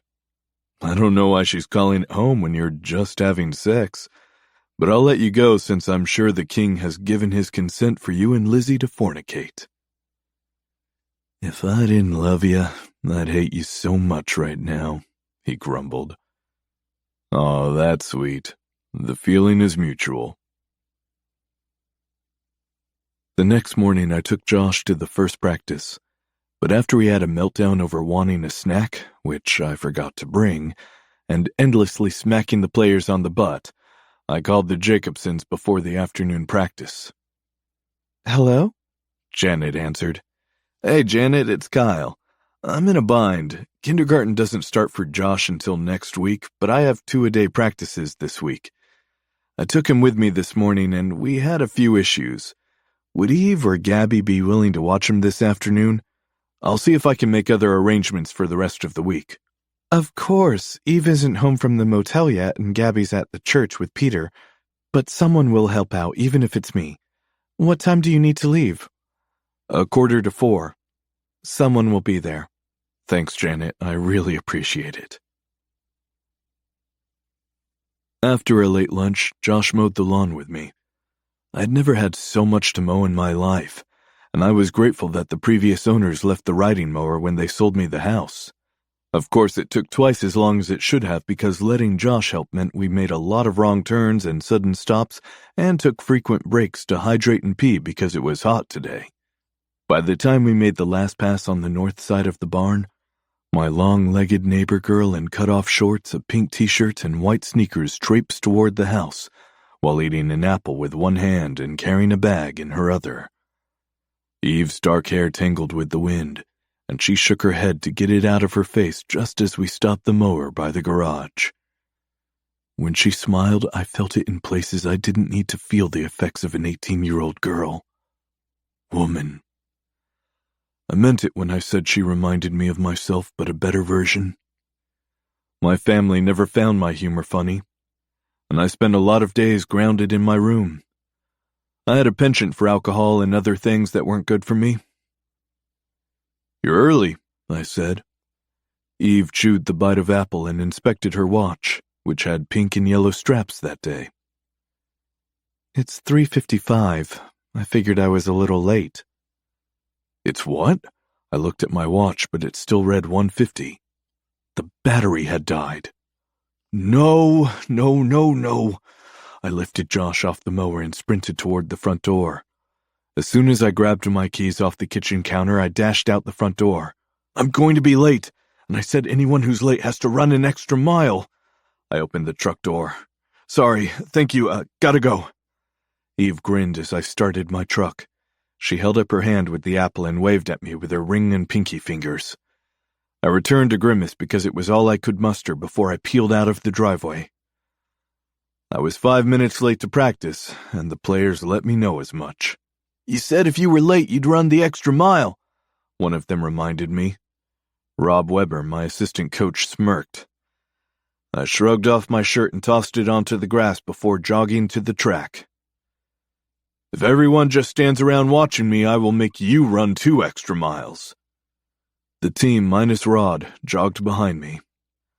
By the time they finished their 1 required mile, I was already ahead by an extra lap and a half.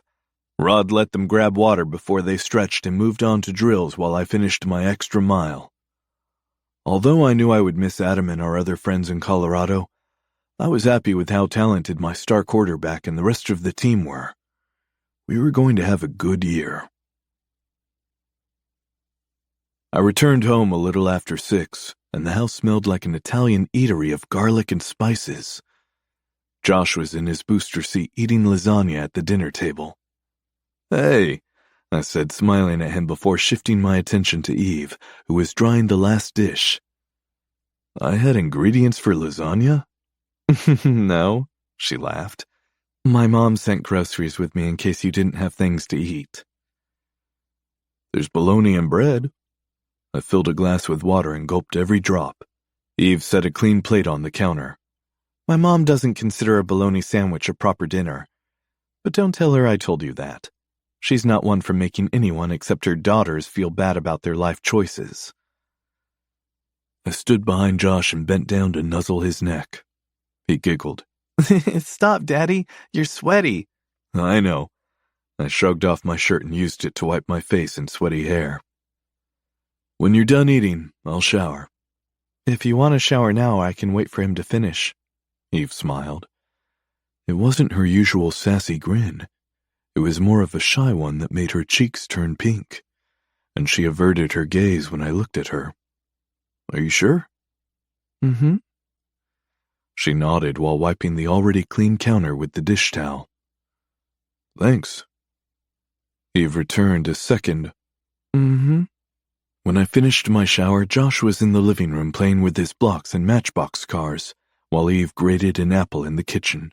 A plate of lasagna, salad, and garlic bread was at the table, along with a folded paper napkin, fork, and a glass of ice water. "This is beyond what I expected when I called your mom begging for someone to help me tonight," I said, sitting at the table. "This looks and smells incredible." Eve glanced up from the bowl of shredded apple and smiled. "Thanks." "Are you making your special applesauce?" She nodded. "I might just keep you." I stabbed my fork into the lettuce. Eve paused her hands, brown eyes wide and unblinking. I shook my head while I chewed the salad. "That sounded wrong. I just meant Josh could get spoiled having homemade lasagna and fresh applesauce." She cleared her throat and sprinkled cinnamon and sugar into the bowl. "Did you punish yourself for being late to practice?" I smirked over the bite of lasagna and nodded. "It's only fair," I mumbled. "What do you think of your quarterback?" "Drew? He's good. Really good." Eve put the cinnamon and sugar into the brown paper bag she brought with her. "How was your day? Do a lot of people stay at the motel?" "No," she laughed. "So I work slowly to get in the hours I want. I turn on the TV in the rooms while I clean, watch a show, clean things twice. No motel or hotel in this great state has cleaner rooms than the Devil's Head Inn." I grinned. "By the way," I used my fork to point to the lasagna, "this is the best meal I've had in years. Have you considered culinary school?" Her nose wrinkled. "You just said that's the best meal you've had in years," which felt like a compliment. "But now you think I need schooling because it's not good enough?" "No, I suggested schooling because a degree in something makes you more marketable." "Did my parents tell you to talk to me about school?" "No. This lasagna is amazing, period. Forget I mentioned school." "Is it better than my mom's tuna noodle casserole?" "If I say yes, will you tell on me?" "Depends." She set Josh's applesauce on the table at his seat. "What are you going to do for me?" I nearly choked, so I drank some water and cleared my throat. "I figured I'd pay you for watching him." "I don't want your money." She tucked her hands into her back pockets, tightening her shirt against her chest. Either she wasn't wearing a bra, or it was a thin one that didn't hide her nipples. Fuck. "What do you want?" I murmured, pointing my gaze at the plate of food before me. "I want you to teach me things." Fuck. My dick wanted the same thing, but no way would it happen in hell, heaven, or anywhere between. "Math?" I asked with a grin. "Literature?" "I want you to teach me to shoot a gun and use a bow and arrow. And I want to learn how to drive your fishing boat and fillet fresh-caught fish." I tapped my fork against my lips for a few seconds. "I'd have to ask your parents." Eve frowned, canting her head to the side. "You can't be serious. I'm an adult. I can vote for the next president, buy cigarettes, get an abortion, or get married. Oh, did I mention I can purchase my own gun?" She had a good point, but it wasn't that simple for me.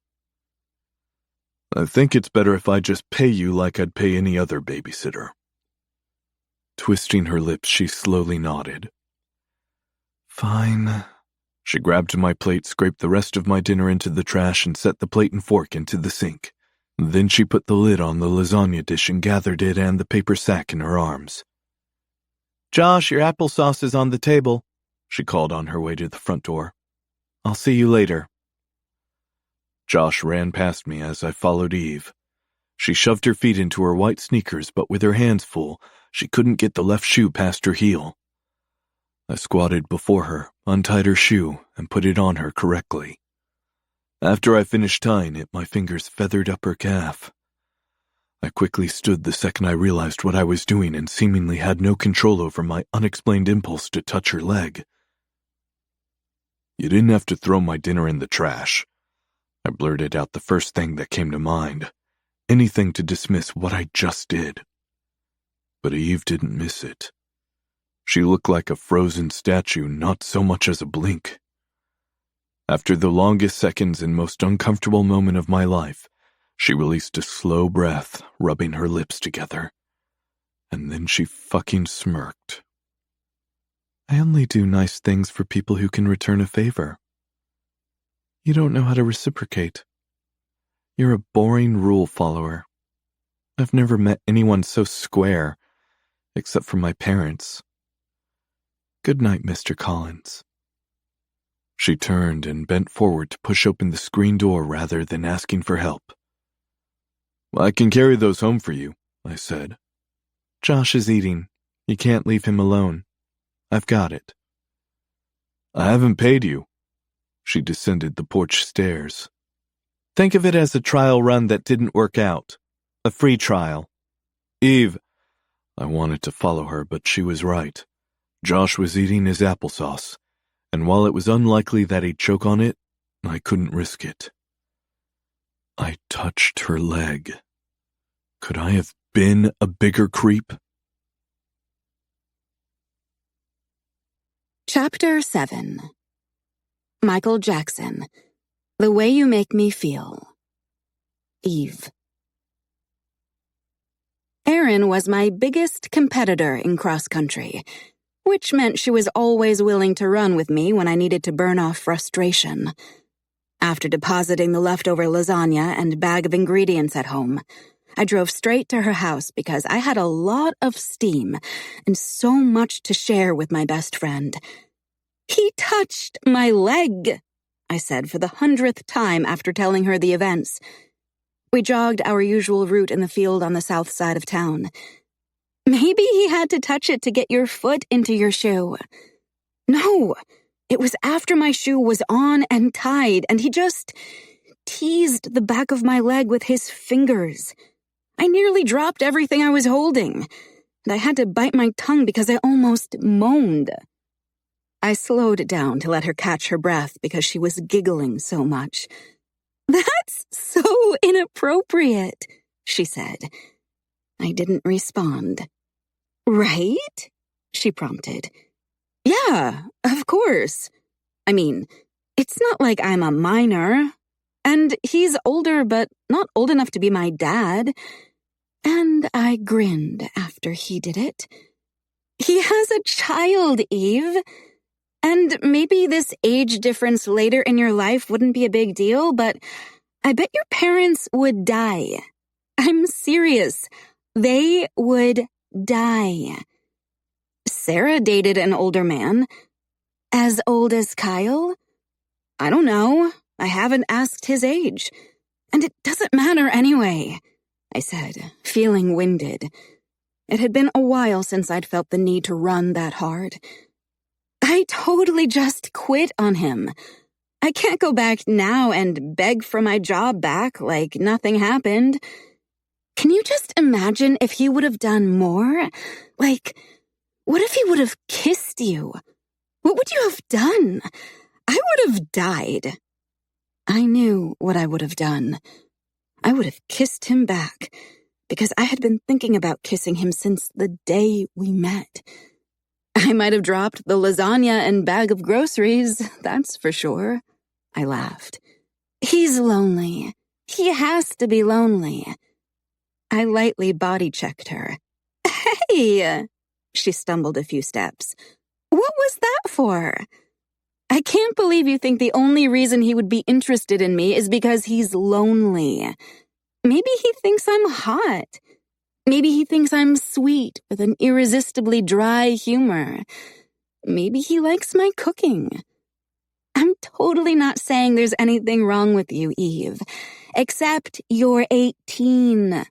And we just graduated. And he's a teacher and a coach at our school. What if he had come last year? Would you have made a case for having a crush on him had he been your math teacher? She had a point, but it wasn't a good one. As soon as we finished our run, we collapsed on the field and stared at the last bit of sunlight and an orange and pink hue in the cloudless western sky. I sighed. I want him to kiss me. Erin rolled her head to look at me, but I kept my gaze on the sky and grinned. When I pulled into the drive and parked next to the propane tank, I could see a figure in my headlights just past the fence. I climbed out of my car as Kyle rested his forearms on the fence. "I'm sorry," he said. "Where's Josh?" "Asleep." "What are you sorry for?" I slid my key ring onto my finger, taking slow steps toward the fence. "For touching your leg. It wasn't intentional." Kyle closed his eyes for a second and shook his head. "I was tired after a long day, and I was hungry, but you threw my dinner in the trash. And my mind was somewhere else after I put on your shoe. I don't know why I was touching your leg, but it was wrong, and I'm sorry." I bowed my head, fiddling with my keys. "You know, I'm a legal adult. You didn't molest me. You're not my teacher. It was my calf, not like my boob. So I don't know why you're apologizing for that." "It was..." He started to speak, but I cut him off. "If you're going to apologize for something, apologize for treating me like a child. I know I'm young, but I'm a young adult. You're not that old. Don't you remember what it was like to be my age? Did you want people treating you like a child? When you graduated college and got your first job, did you want people to treat you like you were unqualified even though you earned a degree?" "I'm 10 years older, by the way." A slow grin bloomed along his face. "So? And what's that look for?" I asked. He shook his head. "Nothing. You just always surprise me." "Well, why don't you try a little harder to surprise me, because you've been predictable so far." He scraped his teeth along his lower lip. "You want me to be unpredictable?" "Yes. Everything and everyone in my life is boring and predictable. Be a little more inappropriate with me." He coughed on a laugh. "You mean unpredictable?" "Same difference." It's not. But I understand what you're saying. However, not everyone will, so we need to set boundaries." "What do you mean?" "You babysit for me, and I'll teach you things. But we don't tell anyone that we're bartering." "You mean my parents?" "I mean anyone." I knew I would tell Erin. And Grandma Bonnie. "Did you find someone to watch Josh until school starts?" I stepped up on the fence rail so we were closer to eye level. "No," he said, without backing away from me. "I'll pack snacks next time." "What time is your morning practice done?" 11. "I can go into the motel later and return by the time you leave for the second practice." "Then you won't make as much money if you finish your work in less time." I shrugged. "I don't pay rent." He eyed me with contemplation. "Are you sure?" I nodded. "It's just for a few days. You can buy me some beer or wine coolers, and we'll call it even." He grinned. "I have to draw a line, and that's a hard one. I won't be providing you with any alcohol." "You're no fun," I frowned. "Because I had bologna for dinner instead of lasagna. You threw my fun in the trash." I laughed. "That was your own fault. Now, when are you going to teach me something new?" Had he not stared at my mouth, my mind would not have gone to anything sexual, but he did, and my face filled with heat. "We can go fishing after dinner tomorrow, if your sister will babysit Josh." "I'll ask her." "No." He pinched the bridge of his nose and laughed. "You're already failing at this. If I'm taking you fishing, and we're not telling anyone, then you need to have other plans tomorrow night. Hence why I will ask Gabby if she can watch Josh." I leaned forward until there were about 6 inches between our faces, and he didn't move, which thrilled me. Or I can ask her and tell her you asked me first, and when I said I had plans, I told you I'd check with her for you. I grinned. Gah! Again he stared at my mouth, and I could practically taste his lips. My heart skipped so many beats that I wasn't sure it would recover. His gaze inched up to mine. Can you watch Josh tomorrow night for me? No, I grinned. Why not? Because I'm going out with friends, but I can see if Gabby can watch him for you. He smiled. Atta girl. I'm going to be your best unofficial student, Mr. Collins. Straight A's? I hopped off the fence. I've never gotten straight A's. I headed toward the house so he wouldn't see me drool over him, melt at his feet, and lose all my dignity because I had an incurable crush on my neighbor. You've never had me as your teacher, he said. Oh my God. Chapter 8. Shaka Khan. I feel for you. Eve. Eve, you're going to be late. What are you doing? Mom called upstairs the next morning. Gabby was an easy sell to watch Josh. My parents didn't think twice about my plans to go out with friends. But before any of that could happen, I had motel rooms to clean and babysitting to do while Kyle coached. However, my infatuation with Coach Collins grew exponentially overnight, and I couldn't show up to his place looking like the previous day's version of myself. I needed to curl my hair, lotion my legs, in case he wanted to touch them again, and wear something nice. Why is your hair down? And why are you wearing that white blouse to work? Mom quizzed me the second I stepped into the kitchen to grab a quick bowl of cereal. I didn't need my mom to grill me. I'd already met my quota of lies, yet she insisted I tell one more. I'm going to change my clothes before I go to work. Most of my work clothes have stains, and I think they smell like Pledge even though they've been washed. I'm just putting my best foot forward so Kyle trusts that I'm responsible and presentable while I babysit Josh. I didn't believe my lie and never imagined my mom would. But she did. That's very mature of you, she smiled with pride. Thanks. I'm trying. Martha Wirtz, Tolly Ray, and Denise Overton have all called me about Kyle, Mom said. Why? I screwed the cap back on the milk. Mom dried her hands and grinned. Because they are single and found out he is too. I wrinkled my nose. Are you serious? Why the look? She sat next to me at the table and sipped her coffee. He just moved in. Talk about vultures. I shoveled cereal into my mouth so I wouldn't be late to Kyle's. Eve, they're not stalking his place, and I'm sure he doesn't want to stay single for the rest of his life. Josh deserves a motherly figure in his life, and Kyle deserves a wife.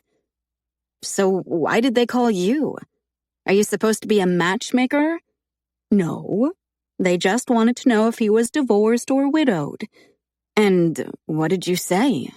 I mumbled over a mouthful of cereal while milk dribbled down my chin. Mom frowned and handed me a napkin. I said he's neither. What do you mean? And how do you know? Your dad talked to Fred the other day. Josh's mom wasn't ready to be a mother, but she had him anyway. And then what? Mom shrugged.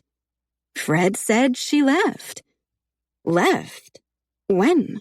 Recently? Or when he was a baby? Mom shook her head. Your dad didn't ask. He didn't want to pry. It's nobody's business. I couldn't imagine leaving a child at any age. Maybe he didn't want Josh's mom to leave. Maybe he's heartbroken. I wouldn't play matchmaker quite yet. Mom shook her head. I'm not. But it's a free world. If they call him and one thing leads to another, then I guess it's God's plan. No. God's plan was for Kyle to be my crush, my obsession, my favorite dream. I didn't want to share him, even if he wasn't mine to not share. And he didn't have time to date, because he was too busy teaching me things. Good morning, Kyle said with an irresistible smile as I approached his house. He was sitting on the porch swing with a steaming cup of coffee. My gaze devoured every inch of him in his devil's head t-shirt, jogging shorts, and black Nikes. Morning. Where's Josh? Still asleep, but he'll wake up soon. Do you drink coffee? I shook my head. It tastes grody, even with sugar. Have you tried it with cream? Why? I leaned against the wooden post. Because it tastes better with cream. Better than what? If something tastes nasty, why try to make it less nasty unless it's something like broccoli or Brussels sprouts that are good for you? He chuckled before sipping his coffee. Then he held it out to me. Try it. I had no interest in trying his coffee, but I was very interested in sharing a drink with him, putting my mouth close to where his had been. I pushed off the post and took the mug, taking a small sip. It was still grody. Better, huh? I shook my head, handing him the mug. No, not better. Orange juice is better. The apples on your trees are better. Brussels sprouts are better. You look extra nice today. What's the occasion? I glanced down at my blouse and pleated khaki shorts. They're just clothes. Do you clean rooms in those? Why did everyone have to comment on my clothes? Where are you taking me fishing? Black Paw Lake. Nobody fishes there. Exactly. But there are fish in the lake, so 2 birds, 1 stone. You don't want anyone seeing us fish? Bingo. He winked. I opened my mouth to protest his need to be so secretive. But then it hit me that we would be secluded and alone, which was fine, too. He stood and sipped his coffee again before heading into the house. You should know that 3 desperate women in town are interested in you. I followed him into the kitchen. They asked my mom about you. I said she should stay out of it. You just moved here. You have a new job, and you have Josh, so... He set his mug by the sink. You assume I don't have time to date? Or you don't think any of these women are a good match for me? Yes. I returned a sharp nod. Kyle grinned. You think I don't have time to date, and you don't think any of these women are a good match for me? Correct. I pressed my lips together and shrugged. Or is it that you don't want me dating anyone, which makes no sense? First, why would I care if you date someone? And you're right. It wouldn't make sense for me not to want you to date, but why do you think that? Because if I date someone, I'll need a babysitter. And if you babysit for me, then I'll owe you, which means you'll learn more things on that long list of yours. You should want me to date. Or you could date me. True, but we don't have time to discuss this any longer. You have practice, and none of these women are the ones. I'll let you know if I find a good fit. Kyle's eyebrows made a slow ascent of his forehead. Are you my babysitter and my matchmaker? I rolled my eyes and sighed. I hadn't planned on it, but I'm obviously the best qualified, so I'll do it. He grabbed his keys. Why are you best qualified? Because I'm young. I know almost everyone in town. I hear all the gossip, and I have totally awesome taste in everything. And you're humble. So humble. He smirked, stopping beside me before continuing to the door. I didn't turn my head at first, but when I did, he winked. Why was he such a winker? And why did I think it meant he liked me? Liked me. Chapter 9. John Parr. Naughty, Naughty. Eve. We met at the lake after dinner. Kyle was already in his fishing boat when I arrived. I walked at double speed, clenched my fists, and told myself to slow down and chill out. But I couldn't. He was taking me fishing on a lake that didn't have another boat in sight. "What took you so long?" he asked, offering his hand to help me off the dock and into the boat. I didn't need his help, but I liked how my hand fit into his. You didn't tell me which dock, and there are 3 at this lake. I drove to the other 2 first. "Oh, I thought there was only one." He gave me a half grin. "Sorry." "Yeah, I can tell," I said, before nodding to the engine. "Okay, what's the first step?" "Oh, you're driving it today?" He narrowed his eyes. "Yes? What did you think we were doing?" "Fishing and filleting." I shrugged. "Well, show me how to drive the boat and I'll take us to the fish. Then we can catch and fillet." "Okay. First, make sure the engine is fully tilted down like this." I nodded. "Then you need to squeeze this priming bulb until it's full." I squeezed it. "Now what?" "Make sure the throttle is in neutral." He showed me that. "Key on, choke out, pull the cord." I followed his steps. Ouch! I grabbed my shoulder after a failed attempt at pulling the cord. Kyle chuckled. "You have to use your muscles. Do you have any?"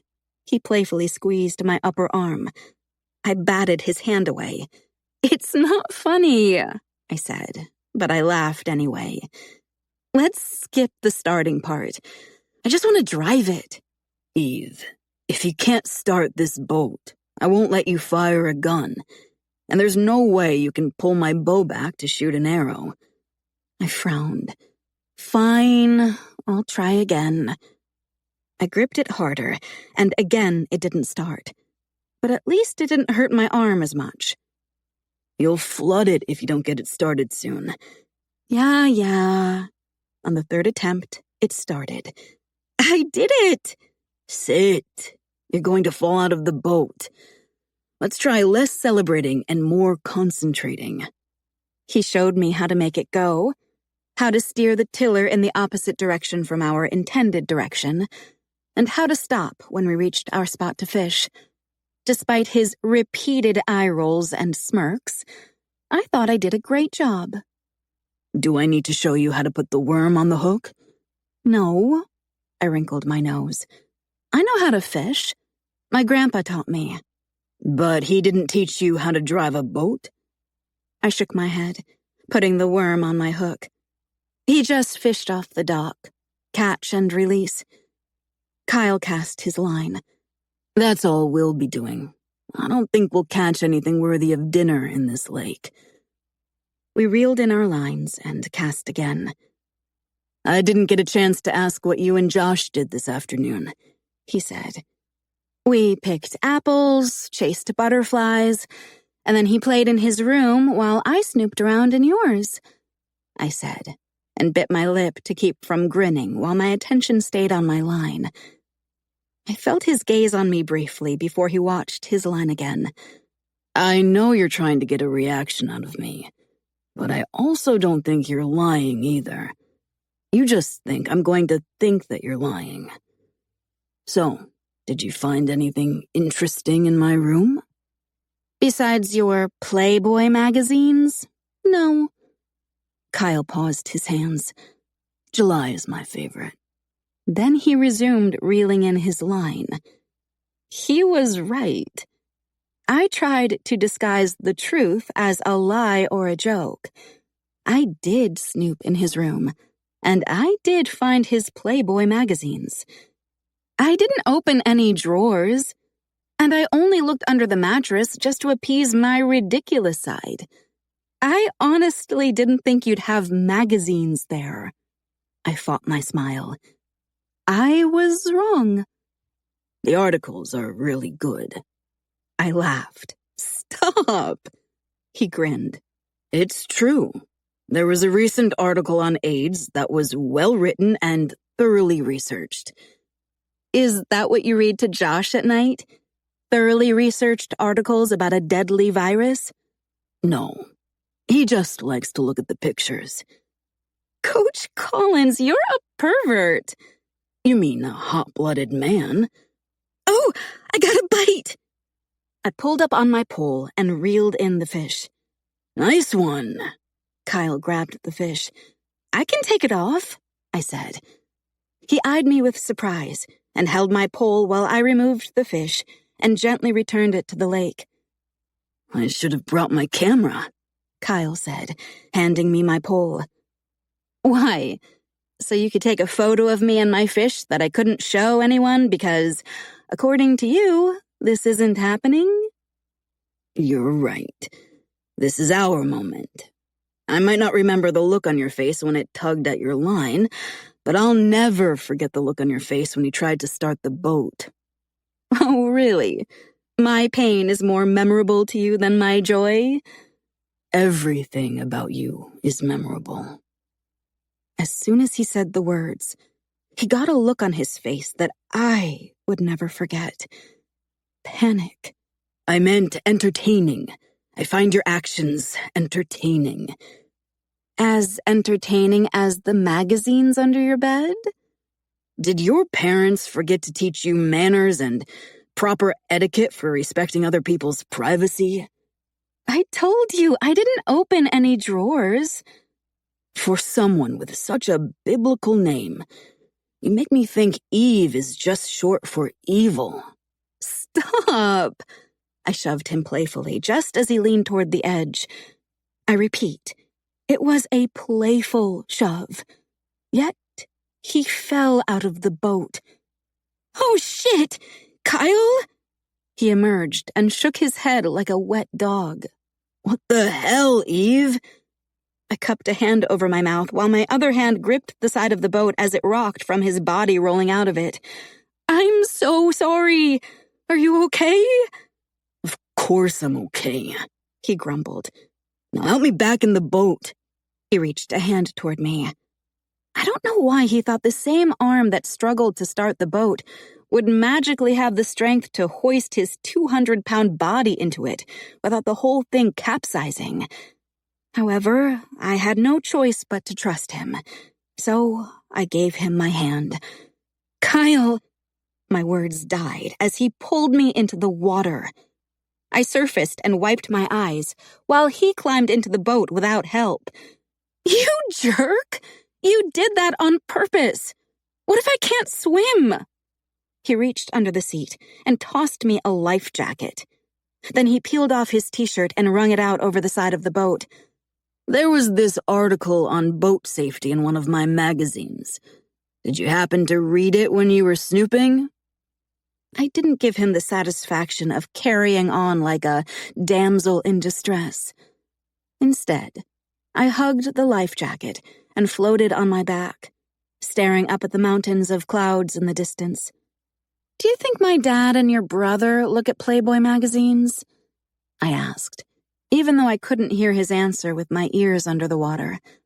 I mean, God probably appreciates them. Of course, he focuses on the articles, but while he's flipping from one article to the next, I bet he appreciates the titty photos. After all, it's just admiring his artwork. Don't you agree? When I lifted my head, Kyle was still shirtless with his back to me, while he fished out the opposite side of the boat. You'll be happy to know I take much better care of your child than you take care of your brother's best friend's daughter. You pushed me in the water. Maybe you were trying to drown me. That's attempted murder. He set his pole aside and turned, offering me his hand. I didn't trust him, but I was out of other options, so I swam toward the boat and flung my life jacket into it before accepting his help. Once I was inside the boat, I held up both arms. Kyle stared at me with a wrinkled brow. Help me remove my shirt so I can wring it out. He chuckled, shaking his head. No way. I have on a bra. Think of it like a bikini top. No. Just wring it out the best you can without taking it off. You're shirtless. What's the big deal? No one's around. We could skinny dip and get away with it. We're not skinny dipping. And you're not removing your top. Why? Worried you can't control yourself? Eve, I haven't strangled you. I think I'm showing a lot of control. Don't be a square. Do you think I want to leave my clothes on after you got me wet? He gazed at the sky for a brief moment before tucking his chin and pinching the bridge of his nose. Christ, he mumbled. Don't say it like that. Just sit down. Let's head back to the dock. I had other ideas. Kyle stiffened, staring between his legs at my wet shirt when it landed next to his feet. If I were Adam, I'd remove my wet shirt, right? We'd crack open a beer, too. But you didn't bring beer, which leads me to believe you don't really think of me as that kind of friend. Put your shirt back on, he said, keeping his head bowed. No, just look at me. My bra is on. You look at naked women in magazines. I'm not naked. Stop making this weird. You're totally freaking out over nothing. Kyle lifted his gaze and stared at my chest like it needed to be studied. Then he peered out at the water. What's there to look at? Jerk. I wrinkled my nose. Snoopy perv, he said. I bit my lip to keep from giggling. Then I twisted my hair and leaned to the side to wring out the water. See? No big deal. We're just buddies fishing. Little lines of distrust formed at the corners of his eyes. I wonder how many couples named Adam and Eve end up together. It would get exhausting dealing with the looks and snickers every time they introduced themselves. Can you imagine? I asked, combing my fingers through my hair. Kyle's gaze stayed firmly on the water, but he grinned. How did you and Adam meet? I've known him since kindergarten. He squinted against the sun. That's how long I've known my friend Erin. You must really miss him. Erin has decided to attend a community college for her first 2 years, so she commutes from home. I don't know what I will do when she moves away to finish school. Maybe you'll have to fill in as my best friend. We can fish, hunt, and drink together. Kyle kept staring at the sunset while scratching his jaw. Think so? He reached between his legs and grabbed my shirt, squeezing the water from it before tossing it to me. I'm looking at you, and you're not even wearing a bra, I said. Kyle rolled his lips between his teeth, gazing at my feet. This was a bad idea. You're every kind of imaginable trouble. In the next breath, he started the engine and steered us back to the dock. He was supposed to let me drive, but I didn't make a big deal out of it, surprising myself with my new level of maturity. I should get back in case Gabby's having any issues with Josh, he said, climbing out of the boat. This time, I ignored his proffered hand since he still wouldn't look at me. Yes, I'm sure Josh is giving her fits, I said with a heavy dose of sarcasm. Kyle loaded his boat onto the trailer in what I imagined was record time, while I sat on the edge of the dock. Are you going home too? He asked, threading his arms through his wet shirt. I'm going to hang out here until I dry off more. With my legs dangling over the dock's edge, I leaned back, gazing at the heavens. I can't leave you here alone. Why? If anything happened. Bears? I asked. Animals, creepy people in the woods, anything. I lifted onto my elbows and caught him looking at me. You think there are creepy people in the woods? After a shrug, he tucked his chin and kicked at the gravel. Anything's possible. Huh. I leaned back again. It might not look like it, but I was a late bloomer. All my friends got curves and breasts before I did. Then, last summer, boom, I got 'em. It made me think of creation. In her 17th year of life, God gave Eve boobs, and it was good. Perhaps that's more like the Big Bang Theory. My head lulled to the side as Kyle fought his reaction, rubbing his fingers over his lips to hide his grin. That was his thing. He did it a lot with me. Then his body started shaking with laughter. My new favorite thing was making him laugh and smile when he didn't want to. Eve. He shook his head, reeling in his reaction and regaining his composure. You're a handful. You mean fun? I mean evil. And I need you to go home so I can sleep in peace, knowing you're nestled into your bed instead of alone on this dock. I wouldn't be alone if you'd lie next to me and trust that Gabby already has Josh in bed, and she's probably talking to a friend on the phone. I closed my eyes. After a minute of hesitation, I felt him lie next to me. Attaboy. I grinned. I'm older. I should be the influencer, but I fear you're the bad influence on me. Because I'm fun? He hesitated, and I wanted to peek into his brain to see everything I knew he wouldn't say. You're something. I giggled. I'm going to pretend you think I'm something good. He neither confirmed nor denied my assumption. Does Josh know his mom? I held my breath, hoping he wouldn't up and leave me. No. Does he ask about her? No. I waited to ask another question, because I didn't want to upset him by sounding overly anxious for answers. And you weren't married? No. Me neither. Kyle chuckled. Do you have a good relationship with your family? I think my father would disown me if I had a baby out of wedlock. And since your brother is a pastor too, I bet he wasn't happy, huh?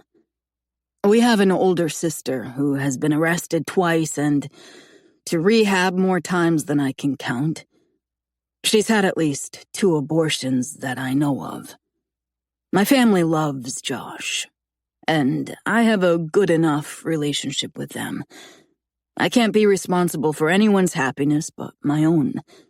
Even Josh will grow up and find his own way in life, and his happiness will be out of my control. I couldn't be with Kyle and not have my crush on him intensify.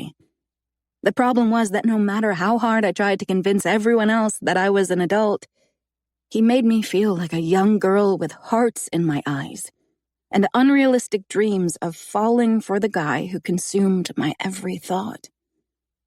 But my tenacity was bigger than all of that self-doubt. So I rolled toward him, resting my head on my outstretched arm. His head lulled to the side, gazing at me. I want to live like you, I said. Lines formed along his forehead. I want to feel in control of my happiness. I don't want to live my life for anyone else. And if I make mistakes, I want to find something good to take from them. I want to be fearless. The corner of his mouth twitched. You think I'm fearless? Well, I think you seem fearless. You're raising a child on your own. Maybe you're just doing a good job of acting brave and mature. I'm trying to be brave by not attending college because I don't want to conform. I don't want to be part of the herd. I just want to be myself and go wherever that leads me.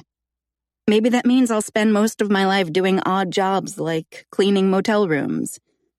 I might not have a big house or a fancy car, but I don't care. I want my work to be an afterthought, you know? When someone thinks of Eve Jacobson, I want them to think, oh yeah, Eve loves to fish, stargaze, skip rocks along the water, pick apples and bake pies, dance to good music, go to the movies with friends, and make love in fields of wildflowers. I don't want them thinking, there's Eve Jacobson. She cleans motel rooms and never went to college. But that's what they'll think. So, I want to be fearless like you and not care what they think. He chuckled. What makes you think I don't care what other people think? I smirked. Duh, you're a math teacher. Which is an admirable profession. Mr. Collins, I'm not sure admirable is the right word. I wasn't an A student in English, but admirable implies people admire you for being a math teacher. Like they think being a math teacher is cool and you make them want to be a math teacher. He snickered. Miss Jacobson, you're thinking of the word envy or inspiring. Admire or admirable means you regard someone with respect. It can also mean you look at someone with great pleasure. I don't want to be an astronaut, but I admire them. I giggled. And you probably look at those centerfolds with great pleasure, huh? Well, putting yourself out there like those women do takes a lot of courage. If that's not admirable, then I don't know what is. My side hurt from laughing so much. His gaze slid to my shoulder, and my breath hitched when his fingertips brushed my skin as he slid my bra strap up my arm and back onto my shoulder. Then he let his gaze slip to my chest. I swallowed, lips parting to accommodate an audible breath. Either I was a total idiot, or he was attracted to me. But it scared me to assume anything because I didn't want to be wrong and feel like a fool, a naive child. What's next? I whispered. Kyle's gaze lifted to mine. Target shooting with a gun or a bow? I asked. Something akin to relief washed over his face. This weekend, I can get out my bow. I grinned. Need me to find you a babysitter? Nah, Josh has a bow too. Just come over early Saturday morning if you're not working. Tell your parents Josh wants to show you his archery skills. Should I feel guilty that you're making excuses for me?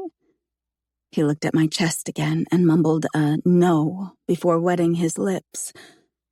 It sent goosebumps along my skin, and I tried to control my breathing, but my heart ran wildly out of my control, chasing a feeling that I wanted to be real. It's not an excuse. If I ask Josh if he wants to show you his bow and arrows, he'll say yes. He cleared his throat and jackknifed to sitting, running his fingers through his hair.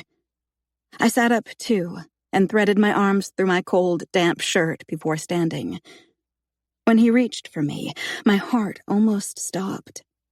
He gathered my long hair in his hand and pulled it out from the back of my shirt. His gaze followed his hands like he was mesmerized by my long hair as he let it fall down my back. The way he looked at me felt intimate and sexy. He never would have done that to a student. I don't think he would have done that to Gabby either. I wasn't crazy. His subtle gestures weren't simply kind. They were more. So I'll see you in the morning, I said, before my knees buckled. In the morning, he echoed. Thanks for letting me drive your boat. Kyle grinned. I think I'm getting the better deal, but you're welcome. Because I spent more time watching Josh than you spent teaching me to drive your boat? Sure. He winked. That too.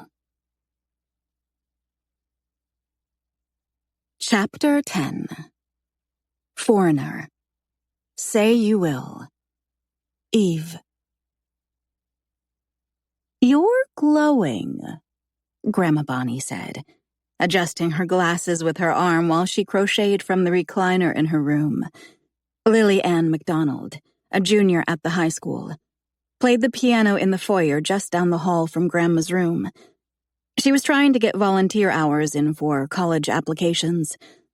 I closed the door for a bit of privacy, and so Grandma could hear me past the piano. I think I'm on the verge of doing something stupid, but I don't know how to stop, I said. Grandma Bonnie paused her hands and eyed me over the top of her glasses. Well, my dear, I guess the question is, do you want to stop?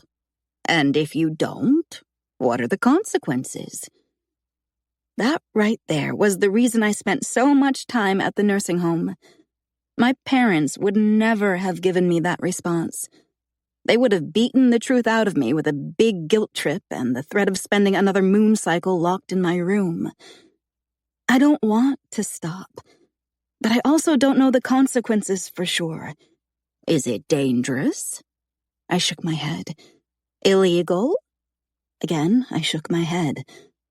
Does it involve a boy? I grinned. She nodded slowly and returned her attention to the half-finished blanket on her lap. Have you prayed about it? I giggled. Grandma didn't believe in God, but supported what she called my parents' need to imagine. My dad always corrected her with the word faith or belief. I know God's answer, I said. But, I sighed, plopping onto the bed. But what if God's answer is really just my dad's voice in my head? Maybe God would be like, go for it, Eve. You only live once. Are you asking for my advice, permission, or do you just need to talk this through out loud? I love you, I said with a huge grin. Her shoulders relaxed as if my confession melted her. Are you buttering me up? No, I just wish my parents would say the things you say. I wish they'd let me figure things out on my own without feeling the need to control me and punish me for every wrong decision. Well, in all fairness, I've seen more than they have. Your parents feel very invested in you. When you make a poor decision, they feel responsible. But they're not. She nodded. I know. But letting go of control is hard. It's scary. I frowned. They just don't want me to embarrass them. They don't want to see you experience pain. Parents are hardwired to keep their babies safe and out of pain, no matter the age. You will forever be a part of them, meaning it will be hard for them to see where they end and you begin. So, you have two choices. Which are, you can walk the line, or you can build a fence along it so they have to stay on their side. And that's part of growing up. But it also means they can no longer be there to save you. If you want to fly, you have to be willing to fall and even crash. But if you can do that and show them that your strength is greater than your mistakes and imperfections, they will see that they raised you right. I fiddled with the silver ring on my middle finger. I have a huge crush on my neighbor. The coach? I nodded. Oh, dear.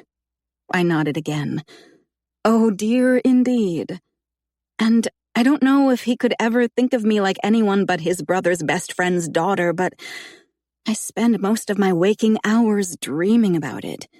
He's handsome. She waggled her eyebrows, and it made me laugh. He is. But it's more than that. He gets my humor. He matches it. And he thinks I remind him of himself when he was my age. His son is irresistibly cute. He loves to fish just like Grandpa did. And he thinks the apples in the orchard taste too sour to eat. Her face lit up because she'd told me long ago that I needed someone like Grandpa.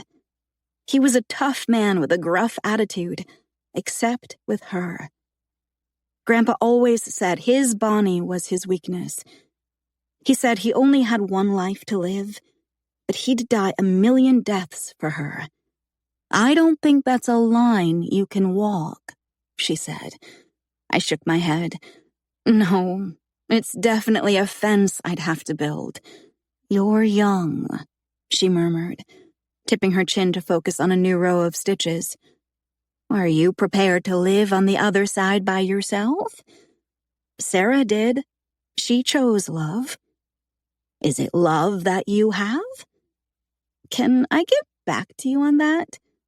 She smirked without looking up at me. You know where I'll be. I slid off the bed and squatted before her, resting my hands on hers. Is there anything you need? Are they still being good to you here? She got a little teary-eyed when I asked that, and I asked it every time. Her hand pressed to my cheek. Yes, my dear. Thank you. During the following days, I lived for winks and smiles, extended glances, and every butterfly Kyle stirred to life in my tummy. I surprised him with apple crisp on Wednesday and muffins on Thursday. However, on Friday, he surprised me, and I discovered I didn't like surprises. Do you have plans tonight? He baited me. Every cell in my body took on my heartbeat from anticipating his next question. I stayed calm and offered a slight headshake as I followed him to the door that morning. He only had one practice that day. Would you watch Josh this evening? It took my foolish heart a few extra seconds to register his words. Sure. Why? I didn't think your first game was until next week. It's not, he said, opening the back door. Your mom called last night and asked if I knew how to install a toilet. Then she asked if I'd install one for Denise Overton in exchange for dinner. My mom's making you dinner so you'll install a toilet for Denise? He returned a funny grin. No, Denise is making me dinner. That's what I feared. A date? No, a toilet installation and food. I frowned. You're so naive. It's a date. My mom mentioned 3 women on the prowl, and Denise was one of them. She probably doesn't even need a new toilet. It would be easier and cheaper to ask me out on a date than to pretend she needs a new toilet. He headed out the back door. I'll see you later. No, he wouldn't see me later. He would see Denise and her new toilet later. I followed him to his truck. When she answers the door in nothing but a fur coat, don't say I didn't warn you. He turned before opening the driver's door. It's a little hot for a fur coat. That's why she'll slide it off her shoulders when you step inside her house. Kyle lifted his eyebrows. And I'm not saying it should matter, but she won't look like one of your centerfolds. I'm not sure you'll find the gesture admirable. He coughed a laugh and opened the door. Eve, I don't think most women look like a centerfold. I'm sure she's nice, he said, climbing into his truck. I stepped closer so he couldn't shut the door. Most women in Devil's Head are nice, but that doesn't mean you should date, envy, admire, or be inspired by them. I told you I'd find someone for you, but you haven't given me enough time. He slowly nodded.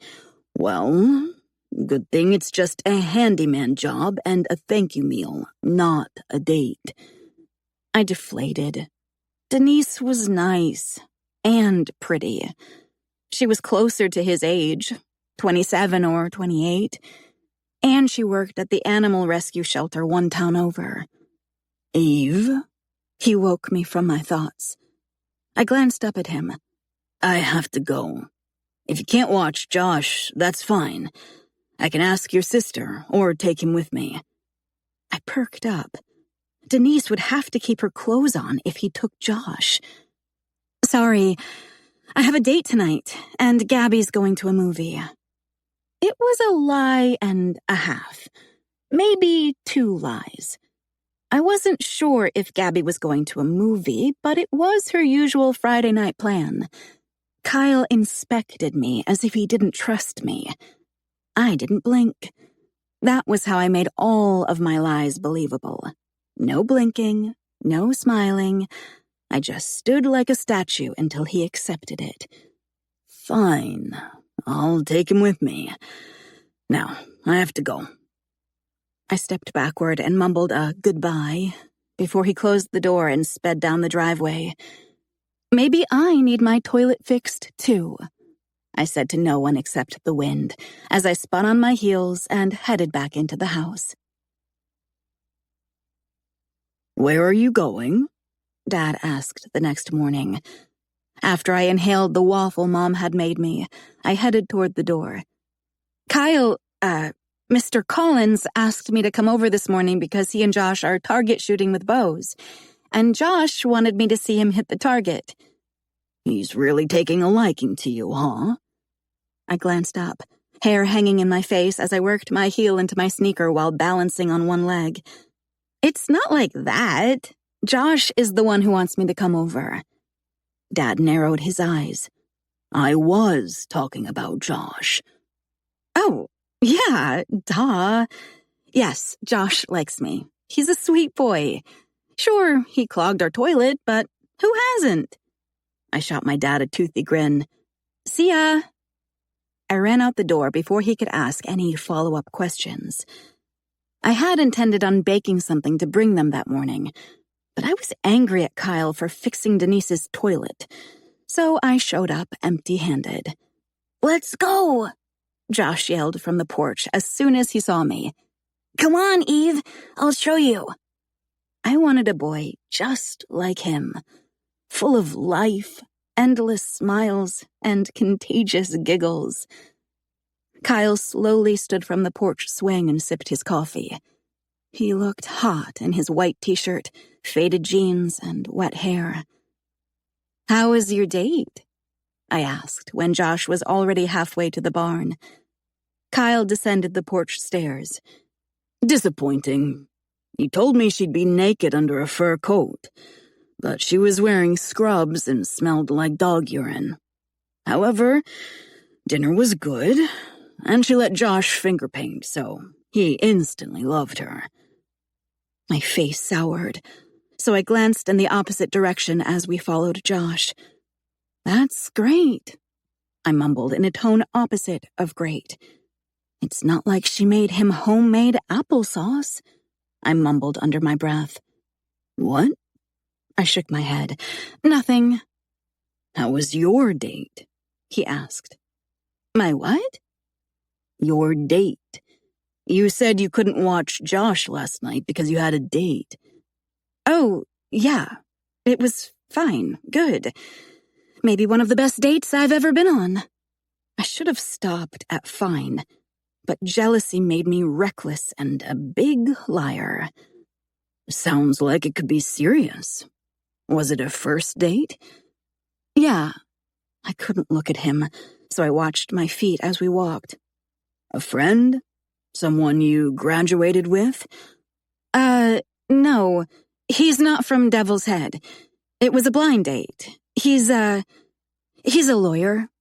I tugged at my lower lip after pulling that doozy out of my ass. Wow. You're into older men, huh? How does your dad feel about that? When I go places with older men, I don't tell my dad. I felt proud of my response. so I glanced at him with a sly grin. I couldn't read his expression. It wasn't a real smile, more like a grimace. "Hurry up!" Josh called, jumping up and down as he pointed to an old cabinet past the far end of the fishing boat in the barn. "Why don't you slow down?" Kyle said to him. "Hold this." He handed me his coffee mug. "But don't drink it all." He smirked. Har har. He took the padlock off the cabinet and retrieved a big bow, a little one, and the arrows in a long tube. "Do you let him shoot real arrows with sharp tips?" I asked. "Tips? Yes. Razor tips? No." We carried everything out back, where he had targets on hay bales. Kyle handed Josh his little bow and arrow. Josh loaded it like Robin Hood and shot it at the closest target, hitting the bullseye. My jaw dropped. "See, Eve?" Josh pointed to his bow and shrugged like it was no big deal. I nodded slowly. "Wow, that's incredible. You're 5? I didn't know who looked more proud, Josh or his dad. Ruffling his hair, I bent forward to nuzzle my face in his neck, making him giggle. Kyle took the next shot with his bigger bow and hit a target much farther away, right in the bullseye as well. I'm outmatched. Maybe I should go back home and eat another waffle instead of embarrassing myself in front of you two. Kyle laughed, propping his bow against an old wood barrel before taking his coffee mug from my hands. "We'll teach you." "Eve, watch me." I turned back toward Josh as he loaded another arrow and shot it, then another and another. "We're going to let him tire out while I finish my coffee, and then he'll play with his tractors in the dirt while I teach you a new skill. Okay?" I glanced over at him and nodded, not wanting to smile because I was still mad that he made Denise sound like Josh's new hero. She let him play with paint. So what? It didn't compare to applesauce. "Are you okay?" he asked. "Yeah, why?" I focused on Josh. "I don't know. You seem less enthusiastic than usual." "Long night," I mumbled, not meaning it to be anything more than a quick excuse. But when Kyle's body stiffened, I realized he thought I was talking about my date with the imaginary lawyer. Was he jealous? I relished that idea. "Are you seeing Denise again?" He narrowed his eyes, watching Josh. "Depends if she says the new toilet is leaking." "That's not what I mean." "I know it's not." He set his coffee mug on the ground and helped Josh retrieve his arrows. "I'm done." Josh marched toward the barn. "I have to piss." He grabbed his crotch. I covered my mouth to muffle my laugh. "Potty," Kyle quickly corrected. "Adam says piss," Josh said. "Adam's a bad influence. Can you make it to the house?" Josh shook his head a half-dozen times. "Then go in the grass." Josh pulled down his pants and underwear. "Potty, never in front of a lady. Go to the side of the barn." I snorted as Josh waddled off, mooning me the whole way. Kyle returned with the arrows, slowly shaking his head. I couldn't hold my giggle any longer. "Don't have kids until you're ready to relinquish every last ounce of your dignity. Parenting is taking responsibility for another human's actions for roughly 18 years. Bummer. That means I can no longer blame my actions on my parents, I said. Correct. He tried to give me a serious look, but the corners of his eyes crinkled like they were smiling. When he overflowed the toilet at my house, he yelled, "Oh shit." God damn. Kyle grumbled. Of course he did. He picked up his bow. I lowered the tension on this for you last night. Hopefully, you have enough strength to pull it back. He handed it to me, stepped behind me, and pressed his body to mine to show me how to hold it. Don't grip it with your entire hand. It's going to rest here along the pad of your thumb. If it crosses the lifeline of your hand, your forearm will be in line with the string, and you'll hit your arm, which will hurt. And you want to keep this area as relaxed as possible while pulling back. I wouldn't remember a single word, because my brain was focused on his body heat and his fingers brushing my hand to show me where to rest the bow. Don't hold your breath. It will make you shake more. It's about steadying your breath. My breath didn't stand a chance of being steady in such close proximity to him. Are you nervous? He mumbled with his lips at my ear. I can feel your heart racing. I'm not going to let you kill anyone. With his help, I hit the first target on the edge. Good, he said, releasing me and helping me set another arrow on the bow, tweaking my grip. Now you try it on your own. I wanted to impress him, but I felt out of my league and weak like I did when I tried to start that boat engine. Of course, I missed the target by a lot. You held your breath and you tensed up. I didn't try to. I know, but you did. So this time, think about the steps. Relax, breathe, and know that you're not going to steady it perfectly over the target, but that's okay. The target is a lot bigger than the arrow tip. I tried a third time. I did it! I turned, proud of myself for hitting the target. Kyle's grin swelled. Good job. Daddy, I'm going to get my tractors, Josh said. Okay, buddy. They're on the deck. Do you need help? No. He ran toward the house. I shot a dozen or so arrows before my hands and fingers hurt. Let's not overdo it, he winked, taking it from me as I shook out my hands and massaged them. Can you hit the target every time? I asked. He attached his quiver and shot 6 arrows in a matter of seconds, all within fractions of an inch from each other. I guess you can, I murmured.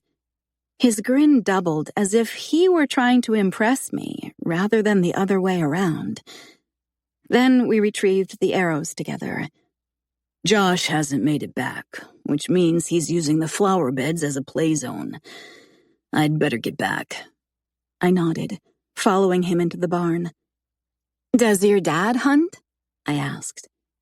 He returned the bows and arrows to the cabinet. Yes. My mom said they wouldn't still be married if he didn't take hunting trips. I laughed. Do you eat what you kill? Yes, most of the time. So you've eaten bear meat? He locked the cabinet and turned. No, I don't hunt bears. I tucked my thumbs in my front pockets and rocked back and forth on my heels. Thanks for showing me how to shoot today. Kyle eyed me, and I felt his gaze as tangible as his hands were on my body. And I couldn't help but wonder if I was delusional. Did he look at me like a child? It didn't feel like that. Who set you up with an attorney from another town? I stopped my rocking. Or did you lie because you didn't want to watch Josh? I shook my head. I like Josh. That's not what I asked. You can like Josh and not want to watch him. Speaking of watching Josh, we should get back to the house. I turned. I can pay you and teach you how to do things. I feel like I'm taking advantage of you, he said. It's not that. I walked around the boat toward the front barn door. Then what is it? I stopped, closing my eyes. I told you I had a date last night because you were having dinner with Denise. That makes no sense. Is it because she's not on your list of approved dates for me? I was delusional. He didn't think of me as anything beyond the girl next door and maybe a friend. No, I shook my head without turning toward him. She's not on my list of approved dates for you, but you don't need my approval. And I don't know why I lied. I thought... Well, I don't know. Just never mind. What did you think? I rubbed my eyes. Let's not talk about it because it's embarrassing, and I don't want things to be weird between us. He stepped in front of me, blocking the door and forcing me to look at him in the dim light from the hanging bulb above us. I rolled my eyes, feeling flushed from my face to my toes. For a moment when we were on the dock the other night, I thought you were looking at me like... I laughed a little, fidgeting with the hem of my shirt. Like what? Like you liked me. I pushed him out of the way and marched out the door to distance myself from his scrutinizing gaze that embarrassed me. I do like you. He followed me. You don't get it. I lengthened my strides. I do get it. When I no longer heard his boots scuffing through the dirt behind me, I stopped and glanced over my shoulder.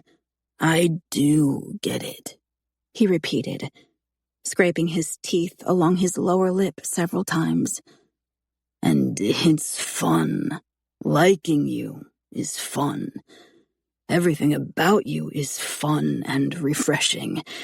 Eve, women like you. He smirked. Not that there's anyone else like you. Bring men like me to our knees, but... He chuckled, shaking his head. I have grown-up responsibilities, including a child. So my fun needs to be safer than liking my brother's best friend's 18-year-old daughter. His words shot through my veins, and I felt powerful. I can bring you to your knees? My smile lost all control. He veered off toward the house. Let's not find out. I'll see you at church tomorrow, where getting on my knees is pleasing to God and Pastor Jacobson. Not find out? Was he crazy? Oh, we were going to find out. Chapter 11. Poison. Talk dirty to me. Eve. What if he's messing with you? Being nice so you don't feel embarrassed? Erin asked, as we sat across from each other at McDonald's. She twisted her lips. But then again, he adjusted your bra strap at the lake. That's weird if he's not attracted to you. Or maybe it was a fatherly thing. Erin shook her head. He's totally messing with you, Eve. Don't you dare give him more. You'll feel like a fool. You need to date someone else for real, not some made-up guy. And make it a little more believable than an attorney. I chewed on the end of my straw while processing her advice.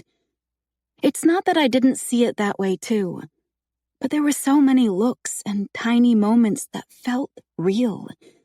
Not pity, not a man appeasing his crush, not a neighbor being friendly to the babysitter. Take a chill pill when you're around him. Act like he's a grody old guy, and the thought of liking him is like, gag me. I slowly nodded. He really said Denise smelled like dog urine? Erin grinned, wrinkling her nose. I smirked and nodded. I start classes on Monday. Of course, I'll take the cutest guy I can find, but I'll look for the second cutest and set you up with him. Gee, thanks. I wadded my burger wrapper and stuffed it into my fry container. I'm serious. Don't be desperate. I'm not desperate. She eyed me until I cracked.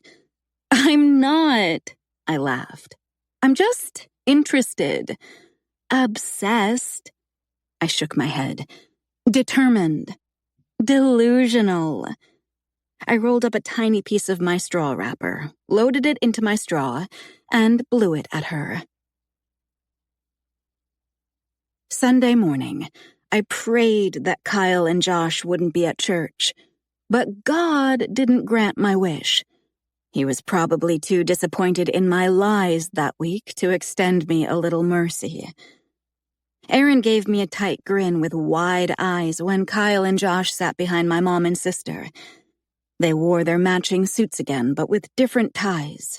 Yellow bow ties. Adorable. I made it through my dad's lengthy sermon, including communion, without looking at Kyle. After the service, I gathered in front of the church with my friends while my parents made their usual chit-chat. "Hi, Eve!" Josh hugged my waist, and my friends laughed and gushed over him. "Hey, Josh!" I ran my fingers through his dark, wavy hair, and then I squatted and straightened his bow tie. "You look handsome today." He pressed his palms to my cheeks. "You look pretty." I melted in his tiny hands. "Buddy, Eve's talking to her friends. Where are your manners?" Kyle said, forcing me to look at him and offer a fake smile. The smile I would have given to a grody old man. "It's fine," I mumbled, standing straight. "That dress looks great on you," he said. I glanced down as if I didn't remember what dress I was wearing. It was a white dress with 3/4-length sleeves, nothing special. He was making small talk, maybe trying to ease the tension. Heck, he probably sent Josh over to say I looked pretty. "Thanks. Nice bow tie," I said, giving him a quick glance before looking away, as if there were far more interesting people than him who deserved my attention. "See you in a bit," he said. That got my attention. Kyle took Josh's hand. "Your parents invited us to lunch." Of course they did. "Lovely," I plastered on a smile. He offered my friends a courteous nod before heading to his truck. "He's so bad. I can't wait for school to start," Lizzie said. She was getting ready to start her senior year. "I bet he's strict with his grading system. All the grody guys are flawed." Aaron eyed me. "I agree," Kelly said. She was going to be a junior. "Mr. Collins is not grody, but I feel like the ugly ones are the worst teachers because they were picked on in school, and they're determined to make everyone pay and suffer like they did." "Everyone's leaving," I nodded toward the parking lot. "See y'all next week." Aaron squeezed my arm while leaning close to my ear. "Stay strong. He's old and ugly." He looked like every woman's dream, with a darling little boy as his sidekick. As good as I was at lying, I couldn't convince myself or anyone else that Kyle was old and ugly. 2 weeks in a row, huh? Are we adopting them? I asked my parents when I slid into the back seat next to Gabby before we headed to get Grandma Bonnie. Mom glanced over her shoulder at me.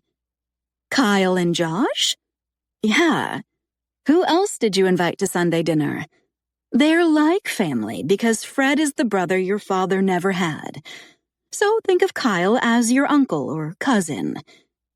It wasn't a bad idea.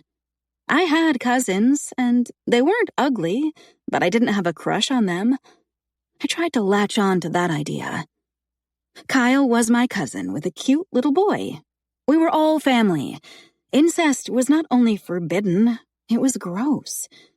After we picked up Grandma Bonnie and arrived home, I changed out of my white dress into a denim skirt and red blouse with tiny gold buttons. I still had to look nice for Sunday dinner, but white wasn't a good choice since we were having barbecue ribs, green beans, fingerling potatoes, and, of course, apple pie with homemade ice cream. Gabby answered the knock at the door for our cousin and his son, while Mom and I finished setting the food on the table. "Daddy got the booster," Josh said to my mom. Kyle smiled, holding up a booster seat. No Bibles would be sacrificed during dinner that day. Good thinking. Mom took the booster seat and set it on the chair for Josh. I headed to the kitchen to grab the basket of dinner rolls, but Kyle was in my way, so I gazed up at him with a platonic grin. "Excuse me?" He didn't move. "Are we okay?" he asked in a hushed tone, quickly scanning the room before returning his gaze to me. "Of course we're good. Why wouldn't we be?" I did my best to pretend that nothing happened. If he wanted to act like I had a crush on him, I wouldn't do anything to confirm it because it wasn't true. Mind over matter. It wasn't true. Liking one's cousin was gross. I pushed past him since he wouldn't move. "Good, because I feel bad about yesterday," he said, following me into the kitchen. I handed him the butter, and I grabbed the basket of rolls. "Your family." All I could muster was a cheesy smile. "Kind of like my cousin. Yesterday didn't happen because we're family. My adopted cousin." He narrowed his eyes. "Cousins," he echoed. I returned a firm nod. "And you teach math, which makes you a nerdy cousin at that." I batted my eyelashes before carrying the rolls to the table while he followed me.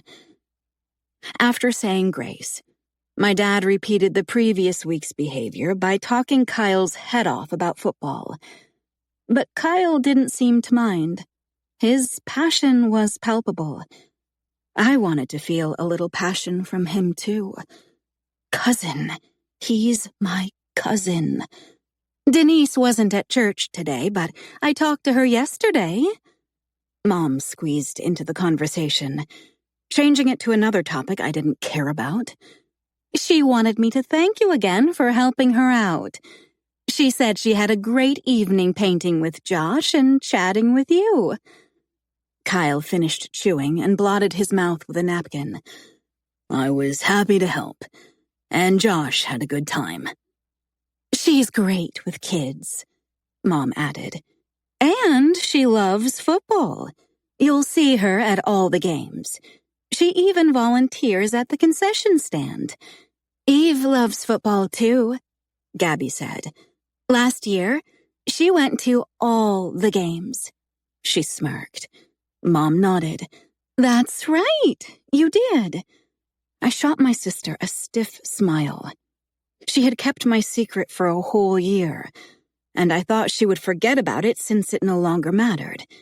Instead, she brought it up in front of Kyle, who probably thought I had told her that I liked him. "Erin went to all the games, too," I said with a shrug. Even though she went to all the games to be with me while I supported my boyfriend, whom my parents never knew about. "Maybe you could bring Josh to some of the games. He likes football, but I can't coach and keep an eye on him," Kyle said. "She would love that," Grandma Bonnie answered on my behalf. I adjusted in my chair and opened my mouth to speak, but my mom interrupted. "Oh, Denise would love to watch him," she said before I could speak. I bit my tongue and shrugged as if I didn't care who took Josh to the games. When I looked at Grandma, she gave me a look. I wasn't ready to build the fence. "It's good to know I have options," Kyle said, wiping Josh's messy face. "I'll get the pie and ice cream," I smiled, scooting back in my chair. "Gabby, help your sister," Mom said. "Let me," Kyle interrupted, pushing back in his chair. "It's the least I can do after getting an invitation to dinner 2 weekends in a row." I didn't wait for him because I didn't need anyone's help. "You must have been dating a player last year," Kyle said, as I retrieved the ice cream from the freezer. I stiffened a second before turning and kicking the door closed behind me. "Why do you say that?" I asked with a slight scoff. "Because your family implied your interest in football was just last year, and you and Gabby exchanged a look." He took the ice cream from me, and I pulled the scoop from the drawer by the sink. I shook my head, opting for no comment. "I'm not that old, and I'm observant," he said. "But do you have a point?" I turned, eyeing him for an answer. He had to stare at my mouth, which cousins didn't do. "Today, I have sensed some hostility from you. I think you misunderstood me yesterday." "I think you misunderstood me. So whatever you think I meant yesterday, I didn't. Like I said earlier, we're practically family. And I'll happily take Josh to your games because that's what family does. But if you want your girlfriend to take him instead, that's fine too. I really don't care." The harder I tried not to care, the more I wanted him. The word cousin left a sour taste in my mouth because I never would have considered kissing my cousin. I would not have taken my shirt off in front of a male cousin. "You're killing me, Eve," he whispered. "I don't know why." I handed him the scoop and turned to get the pie and wood-handled server from the counter. "I'm just your brother's best friend's daughter, your preacher's daughter, an 18-year-old, the girl next door." I stepped past him and carried the pie to the dining room. After dinner, I washed dishes with Gabby while my mom drove Grandma Bonnie back to the nursing home. My dad and Kyle sat on the front porch and watched Josh play with the farm cats. Dad poked his head in the kitchen as I slid the last plate into the cabinet. "Eve, can you watch Josh while I take Kyle down by the creek and show him which trees I think need to come down?" "I suppose," I mumbled before following him outside. Kyle looked at me. "Josh can come with us. I don't want to disrupt your day." "Josh is the best part of my day." I scooped him up in my arms and turned in a circle while he giggled. "I prefer him to everyone else." My dad laughed. Kyle tried on a smile that didn't seem to fit. "Let's go to your house," I said, setting him on the ground and taking his hand. "Thank you," Kyle called after we headed toward the fence. I slowed my steps and turned a fraction. If sincerity were flesh and bones, it would have looked like Kyle. My snarkiness fell away, and I mirrored his sincerity with a smile.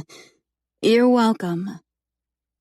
When we reached the house, Josh wanted to play chutes and ladders, so we played game after game, and he kept winning. "Josh, is your dad a happy person?" I asked, moving my girl pawn 4 spaces on the board. He wrinkled his nose and flicked the spinner. "He's grumpy pants." I snorted a laugh. "Why is he grumpy pants?" "Because he says I'm trouble when I pee on the floor." Joy filled me like the frosting on a gooey cinnamon roll. I wanted to be a mouse in the corner, watching Kyle and Josh talk about pee on the floor. "My dad is grumpy pants too," I said. Josh's bright eyes looked up at me like he was happy to have someone who understood him. "Do you pee on the floor?" I grinned. "Not anymore. But I leave lights on and wear clothes my dad doesn't like." The back door opened and Kyle stepped inside, kicking off his boots. "I won 4 times," Josh beamed. "Of course you did," Kyle said. "I bet you didn't tell Eve you have magic board game luck." Josh giggled when I gave him a wide-eyed stare with my lips parted into an O. I put the pieces back into the box. "Can you take this to your room while I say goodbye to Eve and thank her for playing with you?" Kyle handed Josh the game. "Bye," I said to Josh, giving him a little wave. "Bye," he mumbled, skating his socked feet along the wood floor toward the stairs. "Did my dad talk you into cutting down most of the trees by the creek? He's tired of them falling and making a dam that causes flooding." "Not all of them, but I said I'd help him take down 3 dead ones when I get time this week." "You're a good man." I'm sure my dad will be thrilled to have you around. He doesn't trust me or Gabby with a chainsaw." Kyle chuckled, scratching the back of his head. "Well, enjoy the rest of your Sunday." I opened the back door, and he followed me onto the deck. "Eve," I stopped. "if I didn't have the responsibility of being a father, I wouldn't think twice about being a little reckless with you," he said. I was afraid to turn around because I was trying so hard to be his adopted family and not the girl next door with an incurable crush. What if my idea of recklessness meant the kind of intimacy that would land my soul in hell? And he meant letting me use a chainsaw. I no longer trusted myself to read him. "But," he continued, "very few things in my life have gone as planned. So I can't promise I'll remain steadfast in my resolve to do the right thing.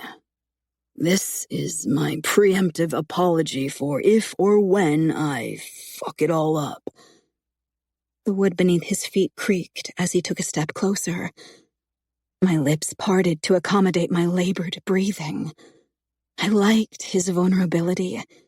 I liked that he was unapologetic about saying fuck around me. "Eve." Is this a warning or a promise?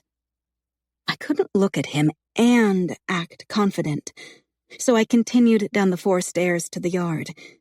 Because I'm terrible at heeding warnings, but relentless at making people keep their promises. Chapter 12. George Michael. I want your sex. Eve. "You said what?" Aaron gasped as I stared at the ceiling from my bed, with the phone cradled between my ear and shoulder. What was I supposed to say? I just spewed the first thing that came to mind. That's totally not true. My initial reaction was to scream and beg him to be reckless with me. She laughed. I would have frozen, choked and tripped over my tongue or said something stupid and embarrassing. I'm so jealous that you had the perfect line. What did he do after you said that? I curled the phone cord around my finger and grinned. I don't know. I didn't look back. I would have died. My confidence had a 10-second lifespan. So I got the heck out of there, trying so hard to walk and not run. But my heart was pounding and I couldn't hear anything around me. What's next? When do you see him again? What are you going to do or say when you do? How can you not be thinking about him thinking about being reckless with you? God! And what does that mean? Like, kissing you? Or more? Eve, would you do more with him? Would you have sex with him? Aaron's endless string of questions fed my nerves to the point of panic. What was I going to say and do? Okay, we both need to get a grip. He didn't say anything was going to happen. I think he felt bad for what he said on Saturday. Maybe that's it. He said it out of pity. Maybe he rolled his eyes at my gullibility when I walked away. No, don't be ridiculous. I'll admit, I thought he was leading you on, but I've changed my mind. Have you looked in the mirror? You're gorgeous. And you are an adult now. He's older, but not like old enough to be your dad. And he's not married. Josh likes you. Think about it. There's no reason for him not to be attracted to you except for all the reasons he already told you. Stop thinking that he's not really into you. I'm a terrible friend for making you think that. Just forget it, okay? I nibbled on my thumbnail and mumbled, yeah, maybe. But I can't do anything. I can't make a move on him because if, by some chance, he is just appeasing me, I can't risk looking like a fool. I'd never be able to look at him again, and that would be difficult since he's my neighbor and goes to church every Sunday, And my parents have basically adopted him and Josh. You're right. Erin blew out a slow breath. I loved that she was physically feeling these emotions with me. So play it cool. Be charming and sexy, but not desperate and awkward. I giggled. Charming and sexy? I'm afraid in my attempt to be charming and sexy, I'll look desperate and awkward. I think I should pretend he didn't say anything and try my best to act normal. Fine, go with your idea, but I think mine is better. Erin's idea was better, and I could have pulled it off with some other guy who was closer to my age and who I didn't think about every second of every day. But Kyle wasn't that guy. My plan worked, maybe too well. On Monday, Kyle didn't give anything away. It was as if the moment never happened, so I had no problem acting normal. He didn't allow me a chance to act otherwise. Tuesday was a repeat of Monday. The normalcy was good, yet maddening. I started to feel crazy, like I made it all up in my head. School started on Wednesday, so I didn't see Kyle in the morning. He dropped Josh off at school, and I was waiting at the end of their lane when he got off the bus in the afternoon. 2 hours later, Kyle got home from practice. Hey, he smiled, depositing his keys on the counter. I turned from the puzzle Josh and I were working on the table. Hey, buddy, how was your first day of kindergarten? Kyle asked, resting his hands on Josh's shoulder and kissing the top of his head. It was fun. Well, I'm going to start dinner, and you can tell me all about it. Macaroni and cheese? Josh nodded. I stood. See you tomorrow, I said to Josh. Kyle followed me to the front door. Thanks for being here for him. Of course. I slipped on my shoes and turned toward him. Are you going to the game Friday? He asked. I don't know. Why? Can Josh hang out with you if you are, like we talked about? Although, he won't watch much of it. You'll just have to chase him around and get snacks. But you don't have to watch him at all if you... Of course. I want to watch the game with him. Or chase him. Snacks. Whatever. Great. I'll be home after school and get him dinner. He can come with me to the game early. Maybe while the team warms up, he can run around and burn off a little energy so he's worn out by the time the game starts. As long as you're there by 6:40 or so. Sounds good. Thanks. What are you doing tonight? I blurted before he could say goodbye. Laundry. You? He grinned.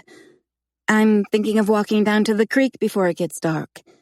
Does Josh want to go with me? You're so bored that you're willing to hang out with a 5-year-old when you're not being paid? Hey, he's better company than most of the guys I've dated. Are you sure it's not because you can run faster? What? I wrinkled my nose. Oh, I laughed, forgetting for a few seconds what I'd said about the bears and running faster than my friends. I'll guard him with my life. I'll offer myself to the bear so he can get away. Or I can go with you too. Yes. Sure. I mean, if you want to.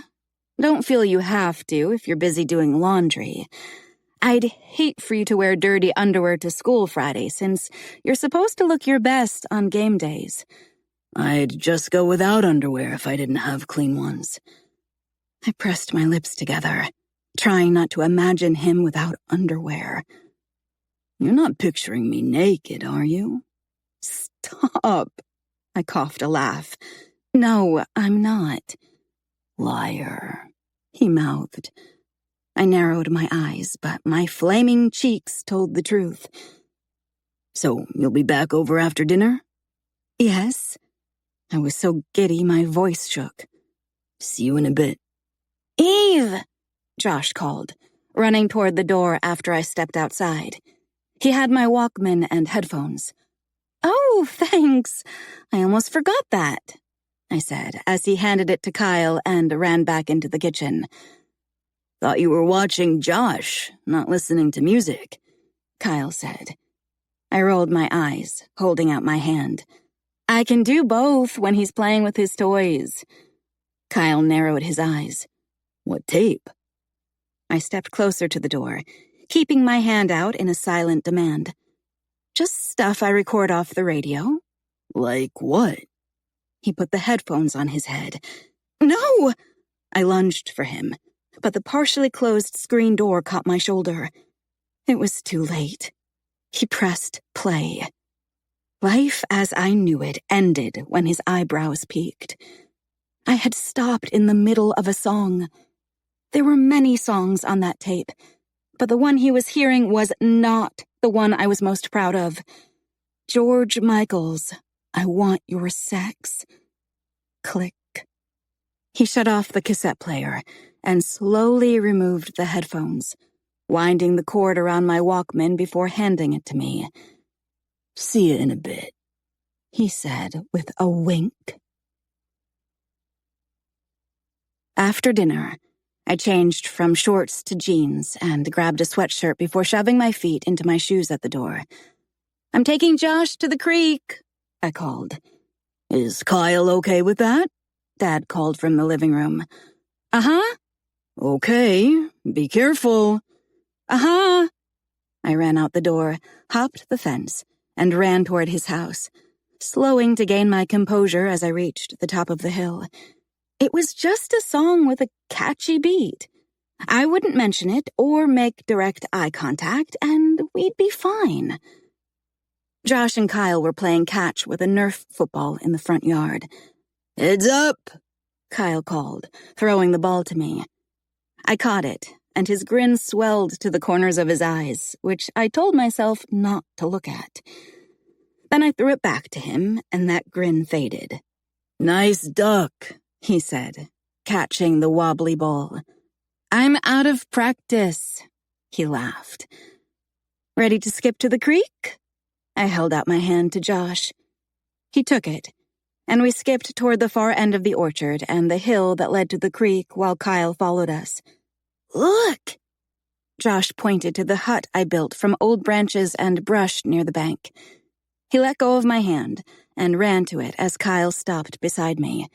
Your dad said that hut needs to go before spring when the creek floods. I nodded. Yeah, my dad is a fun spoiler. Or practical. Same difference, I shrugged. He smirked, watching Josh peek through the branches inside the hut. What do you do in that hut anyway? Hide from bears.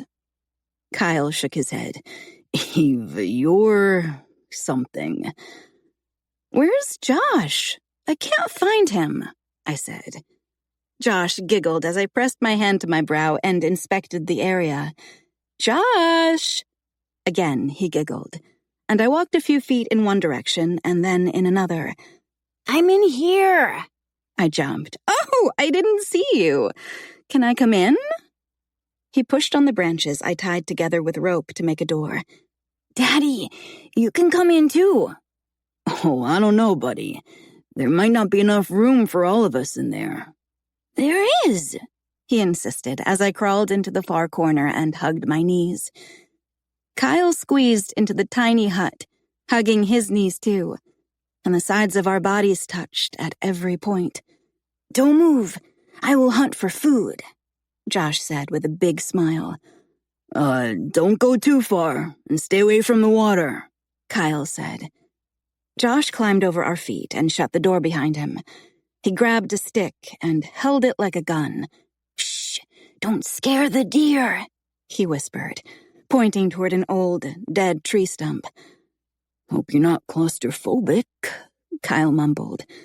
No, you? No. He stretched his neck right and then left to keep an eye on Josh through the hut walls. When he tried to adjust his body, it only made him rub against me more. Seriously, what did you do in this hut? You know, as a full-grown adult over 4 feet tall. I laughed. This is where I bring guys to make out with them.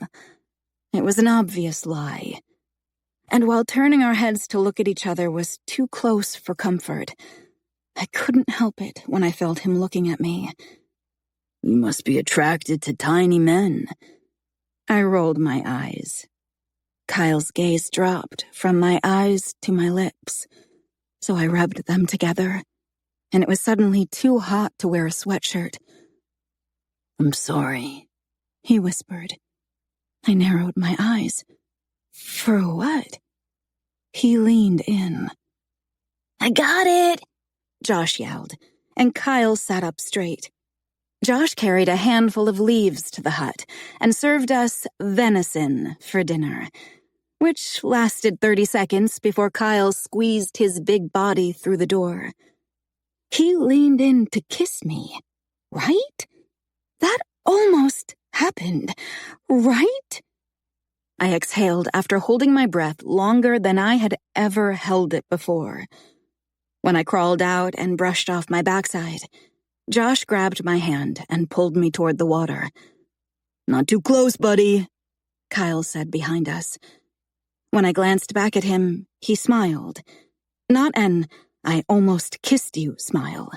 It was a normal smile. But it happened, didn't it?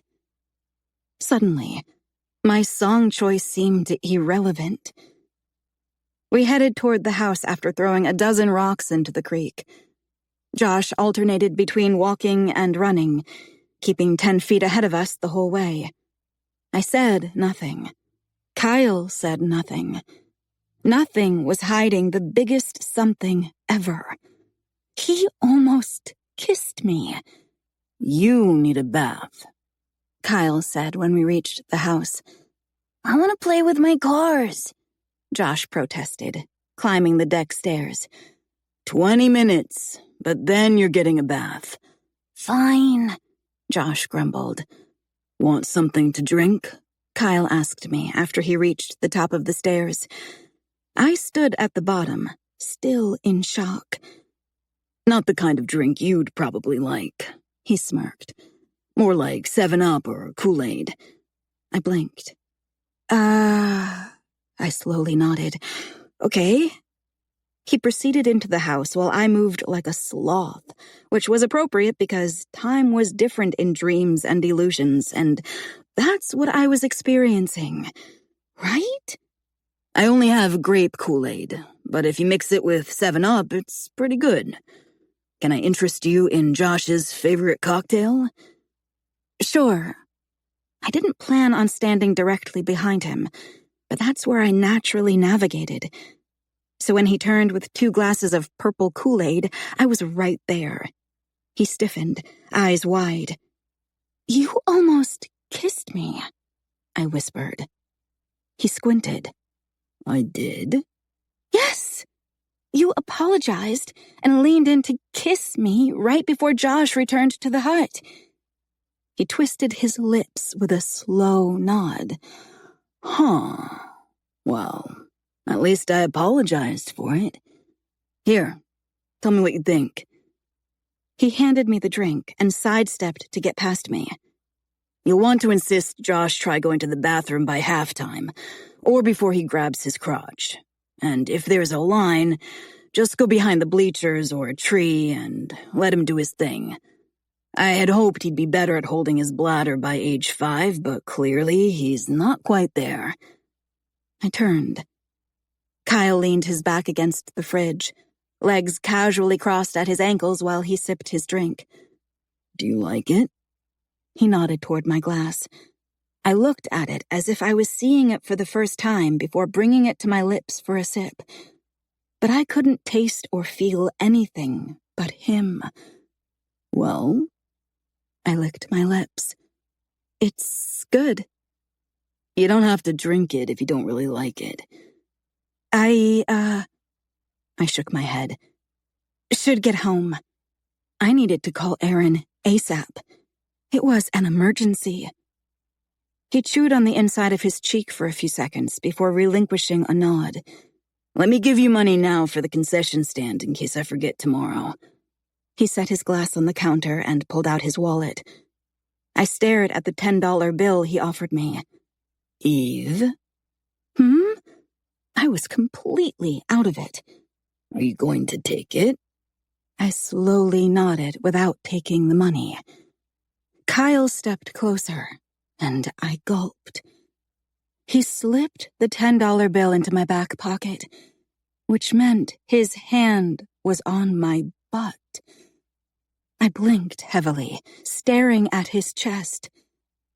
After he tucked the money into my pocket, his hand drifted to mine, and the pads of his fingers teased my skin.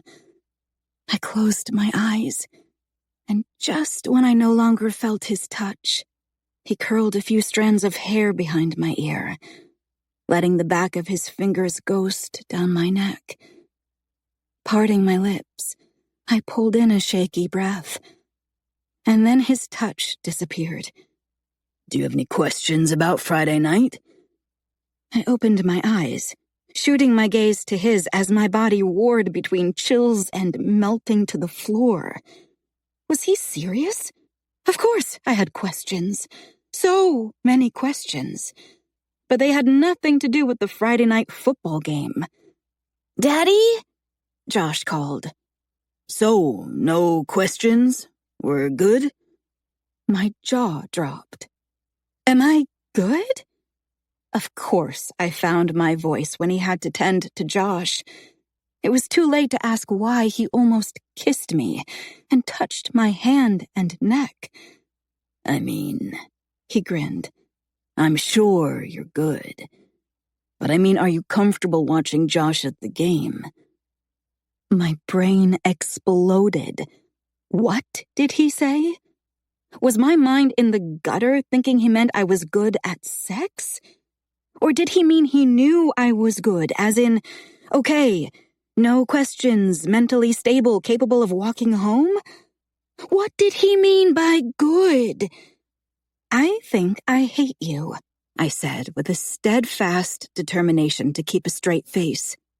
Because you're evil Eve, he said with a wicked grin and a gleam in his eyes. Chapter 13. Def Leppard. Hysteria. Kyle. I met Melinda at the beginning of my senior year of high school. She had moved to Colorado from Connecticut. Her inquisitive amber eyes, glowing brown skin, and crooked smile melted my insides like a handful of chocolate in late July. After one date, I knew I loved her. Adam called me a pathetic lovesick puppy when I had to go 2 days without seeing her because her family spent most weekends camping or skiing once the resorts opened. He, on the other hand, rejoiced when Lizzie had plans because he said seeing her every day was a little too much. Melinda and I's relationship persevered long distances between us, college, 2 breakups, and her mother's death, only to fall apart when it seemed that we found our happily ever after. How did easy become so hard? It's like we weathered the storm only to choke to death on a piece of chewing gum while staring at a rainbow. I lost her, but she lost everything. At that moment, everything had my whistle, and he ran around the field blowing it at my players as I scanned the area for my favorite neighbor before the Friday night game. "Eve!" Josh pointed behind me and dropped the whistle on the ground. I turned, breathing a sigh of relief. Her long brown hair flowed behind her, part of it tied with gold and red ribbons, the high school's colors. She wore a devil's head hoodie, stoned-washed jeans, and white high tops. It took me back to my senior year when the prettiest girl in school eyed me on the football field. And I knew I'd break a new record, get the win, refuel with pizza or burgers, and strip her from the waist down in the back of my car. Josh hugged Eve, and she ran her fingers through his hair. I was so envious. She smiled at me with her teeth trapping her bottom lip. It was as sexy as it was innocent. "What are you doing after the game?" I looked behind me when Drew asked Eve about her post-game plans. He wore a cocky grin as he gawked at her. I turned just as she casually shrugged. "I have someone else who can start tonight if your head isn't in the game," I warned him. His smirk fell off his face. "Sorry, Coach," he said, jogging in the opposite direction. "Are you friends with my quarterback?" I asked Eve. She watched him over my shoulder. "It's a small school. I'm friends with everyone." "Just friends?" I asked, and regretted the question before it made it all the way out of my mouth. Josh took her hand and tried to pull her away from the field. Her white teeth peeked out from her glossed lips. "Coach, are you jealous of your quarterback?" It wasn't the time or the place to discuss my fucked up feelings, so I nodded toward the bench. "Have Josh grab his backpack. Do you have the money I gave you for the concession stand?" "It's in my back pocket. Do you want to check?" She baited me. I'd met my match, but I never imagined she'd be 18. "You have plans after the game," I said, and immediately turned to approach the players as they finished warming up. We won. I didn't like how Drew looked at Eve, but the kid could light it up on the field. He threw 2 touchdowns, passed for 1, and ran it in for another from the 5-yard line. After a post-game celebration in the locker room, I left the players to take their showers and stepped into the hallway where their girlfriends were waiting for them. Eve was on the floor with her back against the wall, legs outstretched, while Josh slept hugged to her with his cheek on her shoulder. I gave her an apologetic smile and took him from her. "Sorry, that can't be comfortable." She stood. "It's fine. I'm not an old man like you." 28 is old, huh? I pushed through the door to the parking lot and held it open with my backside while she stepped out in front of me. "Aaron and my other friends left because I said I had plans. I wish I knew what they were," she said, following me. I unlocked my truck and lifted him into the back seat. He stirred while I fastened his seatbelt, and then he collapsed onto his side, returning to sleep. I pulled a 20 from my wallet and handed it to her. "Pick up something greasy." She chuckled, taking the money. "Such as?" "Surprise me." "Anything for Josh?" "He's down for the night. I'll be lucky to get him to go to the bathroom and wrangle him out of clothes and into pajamas." "Okay, I'll see you in a bit. Crack open a cold one for me." I grinned, climbing into the truck. "Root beer?" "Minus the root," she called, walking to her car. When I got home, Josh was as helpful as a rag doll, but he peed, mainly in the toilet, and a little on the floor for me to clean up. Pajamas weren't worth the effort, so I tucked him in with just his Mickey Mouse underwear. By the time I drank half a beer and turned on the news, Eve came through the front door with a Taco John's bag. "I was totally expecting pizza," I said, taking the bag from her. She dug the change out of her pocket and deposited it on the kitchen table before joining me on the sofa. I pulled the tacos and potato olays out of the bag and set them on the coffee table. "If you wanted pizza, then you should have said pizza," she wrinkled her nose at me. "I'm kidding. You did good." She grabbed my beer, and before I could stop her or protest, she took several big gulps. I frowned, reclaiming the can. It was easy to compare her to Melinda, but she reminded me more of myself at her age. Fred was the perfect child, always following God's and our parents' rules. I, on the other hand, had a knack for finding trouble. I wasn't a leader or a follower, but I rarely passed up the opportunity to have a good time, even when Melinda tried to talk sense into me. "Good game, by the way," she said, unwrapping a taco. "Your quarterback friend lived up to the hype." Eve stared at the TV and nodded while slowly chewing. "He's good," she mumbled. "Did Josh give you any trouble?" I popped a potato olay into my mouth before unwrapping a taco. "No, he's adorable. All the girls were totally going crazy over him. He should be the team's mascot." I chuckled. By the game's last 2 minutes, he leaned his head onto my lap and fell asleep. Even when the crowd cheered, he didn't flinch. He's a sound sleeper like his dad." "I'll get us another beer," she said, standing. I grabbed her wrist and shook my head when she peered back at me. "I don't want another beer." I lied. There were too many lines I wanted to cross with Eve, but giving her alcohol felt most wrong because it wasn't legal for her to drink. However, it was technically legal for her to do other things I wanted to do with her, but not drink. "You're no fun," she said with a pouty face. "I'm a little fun." She stared at my fingers around her wrist, then glanced back at my face. With a nervous laugh, she pulled away and cleared her throat. You said you have root beer?" "Not in the fridge." I followed her into the kitchen and grabbed a Dad's root beer bottle by the back door. She watched me with wide, cautious eyes as I filled a glass with ice and poured the root beer over it. While I capped the bottle, she took a sip. When she licked the froth from her top lip, my dick stirred to life. Our tacos were getting cold. Josh was upstairs, although dead to the world. There were 10 years of life between us, and all of that was above and beyond the family connection and her father being the town's preacher. Still, I pushed the hair off her shoulder, and she swallowed hard before her lips parted. I took the glass from her and set it on the counter with my other hand. "Why do you have to be 18, Eve?" I said, gazing at my hand as my knuckles brushed her neck. "Because my parents had unprotected sex in 1968? She bit her lip. This girl was me. I was a wise guy at her age. Trouble found me and I welcomed it. Conforming felt like a crime and rebellion flowed through my veins. Had I been dead, I would have said Eve was my reincarnation.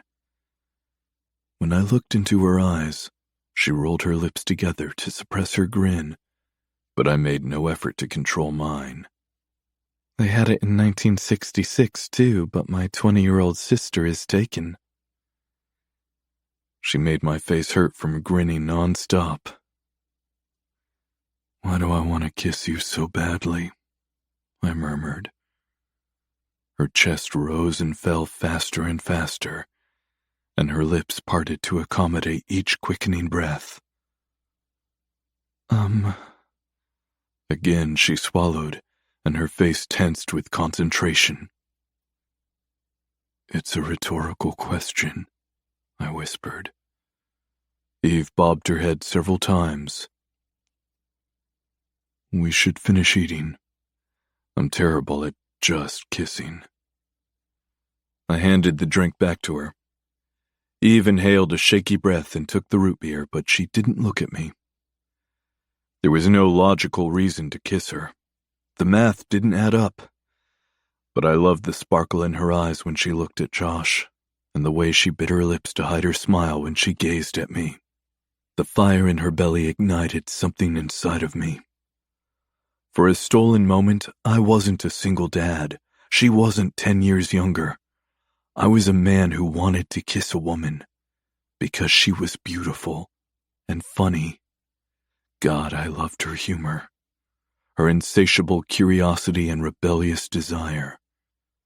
The way my little boy squealed with joy in her presence, her shy grin, long fluttering eyelashes, tart apples, sweet cinnamon and sugar, stargazing on the dock, defiant chin lifts, and the sheer euphoria I felt when she walked into any room because she was so unpredictable. Eve stared at her drink for several seconds before returning it to the counter. Then she rested her hands on my chest, a really bad idea, and lifted her gaze to mine.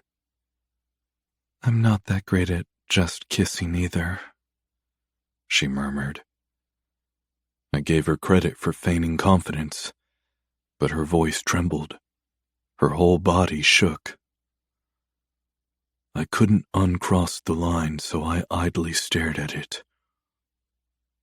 "This is a terrible idea," I whispered more to myself than her. She shrugged a shoulder. "How do you know? You haven't kissed me yet?" "Take a bite of the apple," I hate cold tacos, I said, stepping backward and turning to lead the way back to the sofa. You can't do that to me. She followed on my heels. I sat on the sofa and resumed eating my taco. Do what? I mumbled, slowly chewing. Eve parked her hands on her hips. Tease me? I will not be toyed with like a cat. You can't say that and not kiss me. God, she was even more beautiful when she was mad. Her pink cheeks and the determination in her dark brown eyes tried to unravel me. It was just an idea, I said, watching the TV. Talking out loud, like should I go fishing or hunting? Then I think over the pros and cons of each and make a decision. You didn't give me a say in the matter. I swallowed and licked my lips, shifting my attention to her. Sorry. What say you? She crossed her arms over her chest but didn't speak. My heart raced because whether or not it was a good idea, I knew she'd let me do just about anything to her. And that made my mind go in directions it didn't need to go. It was a war between my fleeting rational thoughts and my dick that wanted me to let things happen, fuck the consequences. You're getting in over your head, I said, shifting the blame to her. I was fine, completely in control. Liar. I was the wolf, the hunter. Eve was my prey, and I was giving her time to run. But she didn't have a bone of self-preservation in her body. Eve didn't just gravitate toward trouble. She was trouble. For 3 full seconds, I felt like my self-control was winning because her hands fell to her sides as she deflated. But in the next breath, she shrugged off her hoodie and then her t-shirt. Fuck. Her tan skin flushed, but she kept going despite her visible nerves. And I didn't stop her. Not when she removed her jeans. Not when she stepped closer to me. So close that I had to spread my knees to let her stand between them. The women in the magazines under my mattress didn't hold a candle to Eve. My hands remained at my sides on the sofa's edge, while hers threaded through my hair. I curled my fingers into the sofa to keep them from touching her, but I wanted to unhook her bra and slide her thin white cotton underwear down her long, toned legs. Eve's nearly naked body shredded my common sense. My nose brushed the hollowed space between her cleavage. She smelled like flowers and sweet spice. Responsibility lurked over my shoulder like a good little angel. I slid my hands up the back of her legs, pausing when she drew in a sharp inhale. But then her fingers curled, tugging my hair, bringing my face closer so that my lips grazed her breast over her bra. Teetering on a razor's edge of control, I slid my right hand into her panties and palmed her butt. She buried her face into my hair, kissing my head. There was only one problem. Well, there were many problems, but my waning sense of responsibility focused on the most immediate one. I didn't have a condom. Not a single fucking condom in the entire house. But my dick was so hard that my irrational mind played the bartering game. Maybe I didn't need a condom. You need a fucking condom. We could just kiss. Yeah, that's what we would do. I leaned back and guided her to straddle my lap. That seemed like the smartest position to just kiss. I won't be anyone's regret, Eve said, teasing her fingers down my neck.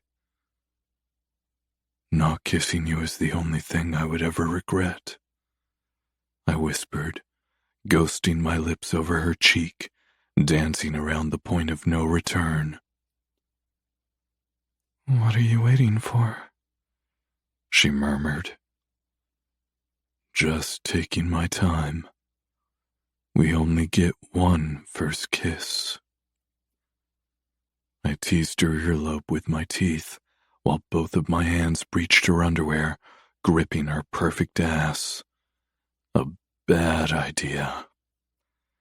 She rubbed herself along my erection.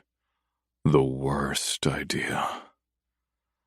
I rested my forehead on her shoulder and watched as she worked her pelvis back and forth over the bulge in my jeans. I was so damn mesmerized, tightening my grip on her ass to guide her. Her fingers dug into my upper back. We needed to stop. I couldn't stop. I was dying. So I tortured myself by keeping my left hand on her bare ass while my right moved between us. I teased my fingertips along her inner thigh before snagging the crotch of her panties, pushing it to the side so her flesh rubbed along my denim. I wanted to see how wet she was for me, and I was hell-bent on killing myself. Eve paused her motions and leaned back, lust-filled eyes finding mine.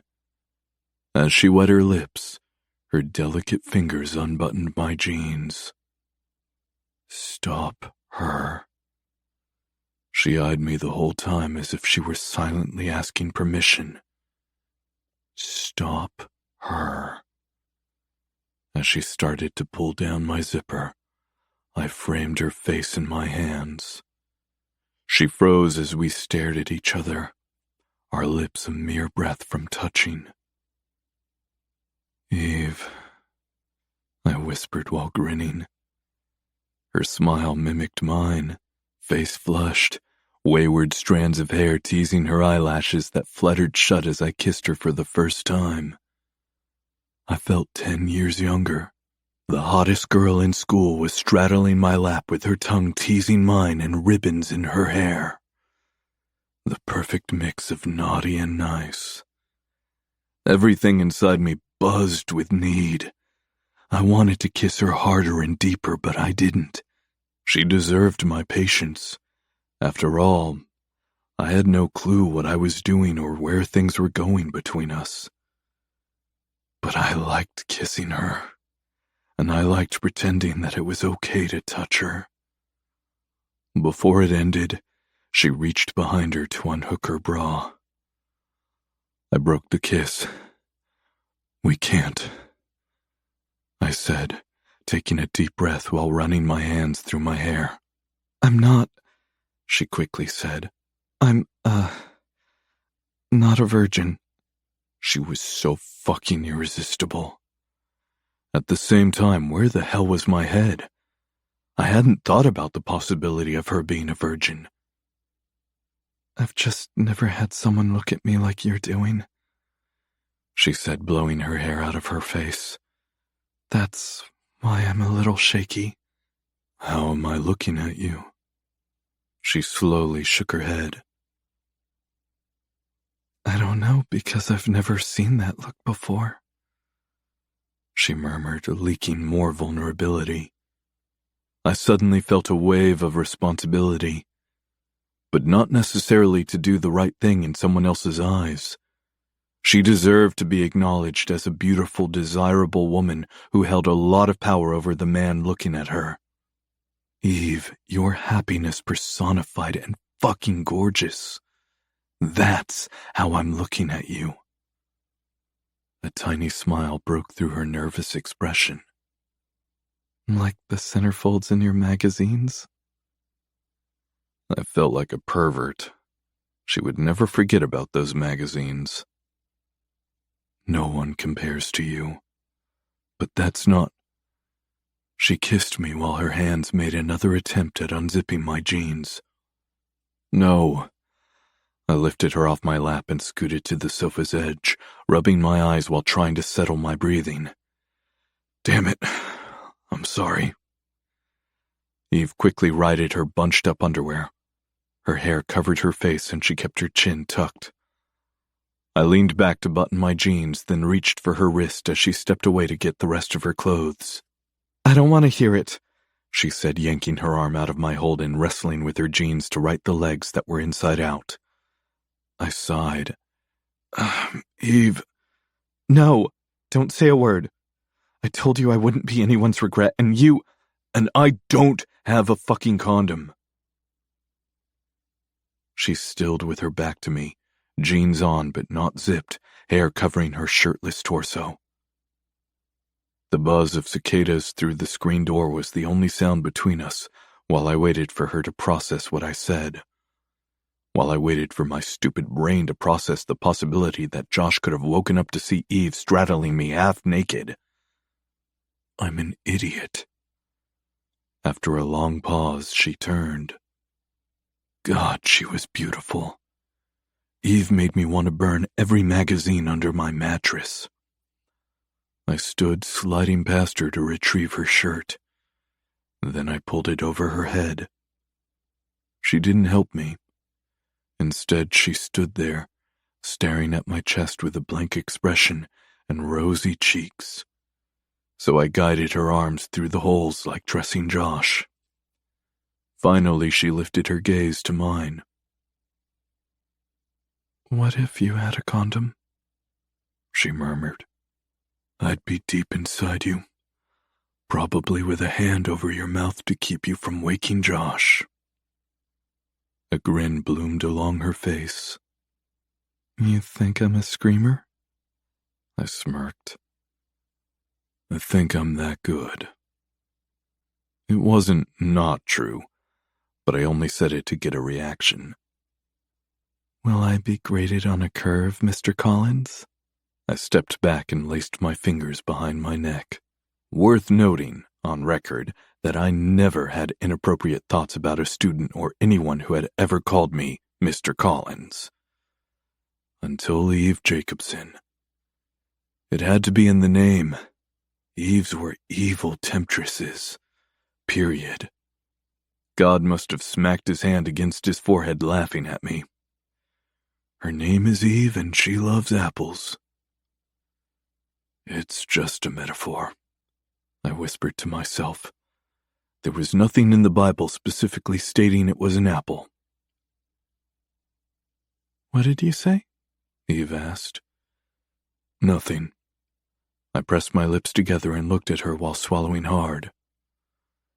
You can't call me Mr. Collins, got it? Her tongue made a lazy and torturous swipe along her lower lip before she grinned. Not into role-playing? Not unless it's with Josh and we're playing with toys. And we call it pretend play, not role-playing. What do your students call you? She cocked her head to the side. You're not my student. You've been teaching me things, and I'm eager to learn more from you. I was going to hell despite having been baptized. The once saved, always saved only applied to guys who didn't kiss preachers' daughters named Eve. Kyle, I said. You can and should call me Kyle. Or handsome. Even awesome works. But not Mr. Collins. Coach? She stepped closer. I shook my head. She grabbed my shirt, head tipped back. Boss? After all, I work for you. Call me Kyle, I whispered. That adoring gleam in her eyes seemed less innocent and more evil. Eve made me grateful that I had a boy to raise instead of a little girl who might someday use her body and flirty smile to drive men wild. She glanced at her watch. Do you have a curfew? I asked. She shook her head. Then she laughed and nodded, covering her face with her hands. It's so embarrassing. I'm an adult and no longer in school. She dropped her hands. But since I still live at home, I have to be back by 11 during the week and midnight on the weekend. It was almost 12. I'll walk you to your car. I nodded toward the door, stopping while she put on her shoes. Thanks for getting the tacos. She pulled her keys out of her pocket and descended the porch steps. Thanks for buying them. What are you doing tomorrow?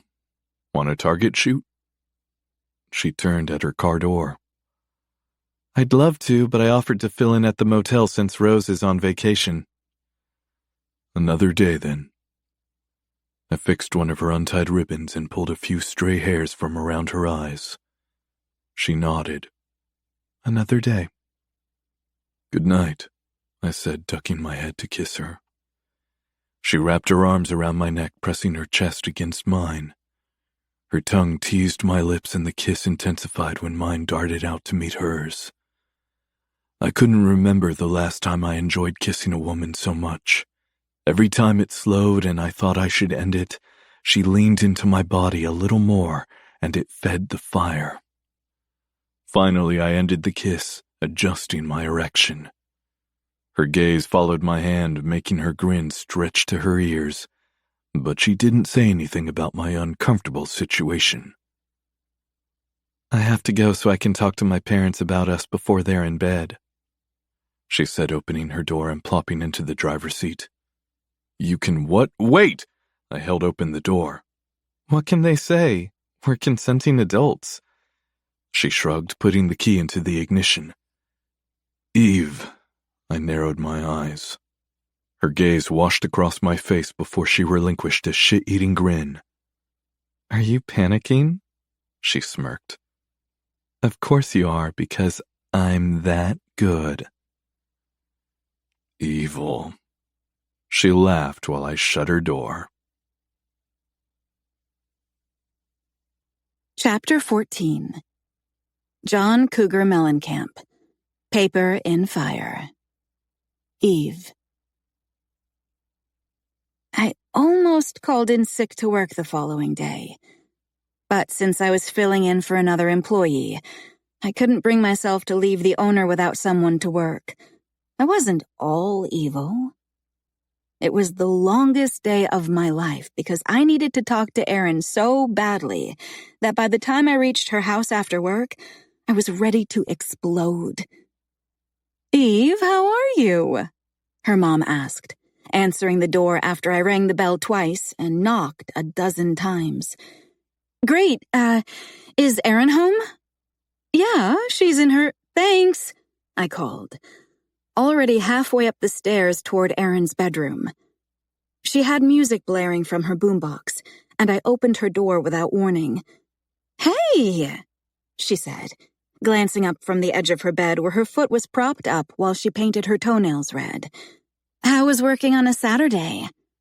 I turned down the volume on her boombox just enough to talk without yelling.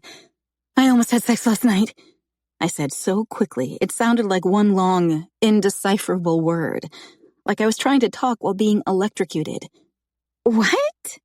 Her face scrunched, keeping her head bowed to paint her toenails. I kneeled before her, taking the nail polish from her hands and setting it on her nightstand. I'm not done, she whined. I almost had sex last night. Her eyes shot open, along with her mouth. I covered mine to muffle my scream while nodding repeatedly. She grabbed my shoulders and shook me. Oh my gosh, oh my gosh, oh my gosh! Tell me everything! I hopped onto her bed and gave her every tiny detail. So have you talked to him today? Is he getting condoms? Are you having it tonight? What about Josh? I shook my head and giggled at her vomiting endless questions without taking a breath. But I couldn't blame her because I told the whole story in one breath without pauses for punctuation. I don't know. I had to work, so I haven't talked to him. What am I supposed to do? It's Saturday night. Do I call him? Just go over there uninvited? Eve, he had his hands on your bare butt. He slid the crotch of your underwear out of the way so he could see your private parts. And he nearly made you orgasm.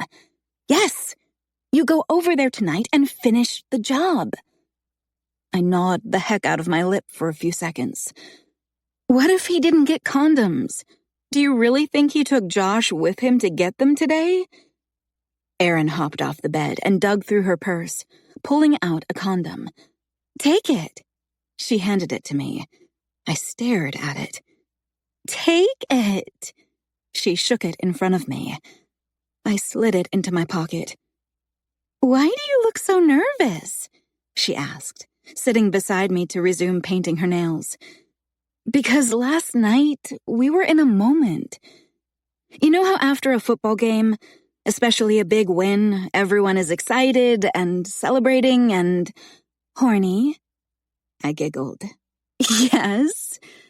Tonight will feel different. Like, what if I go to his house and he's like, hey, what's up? Why'd you come over?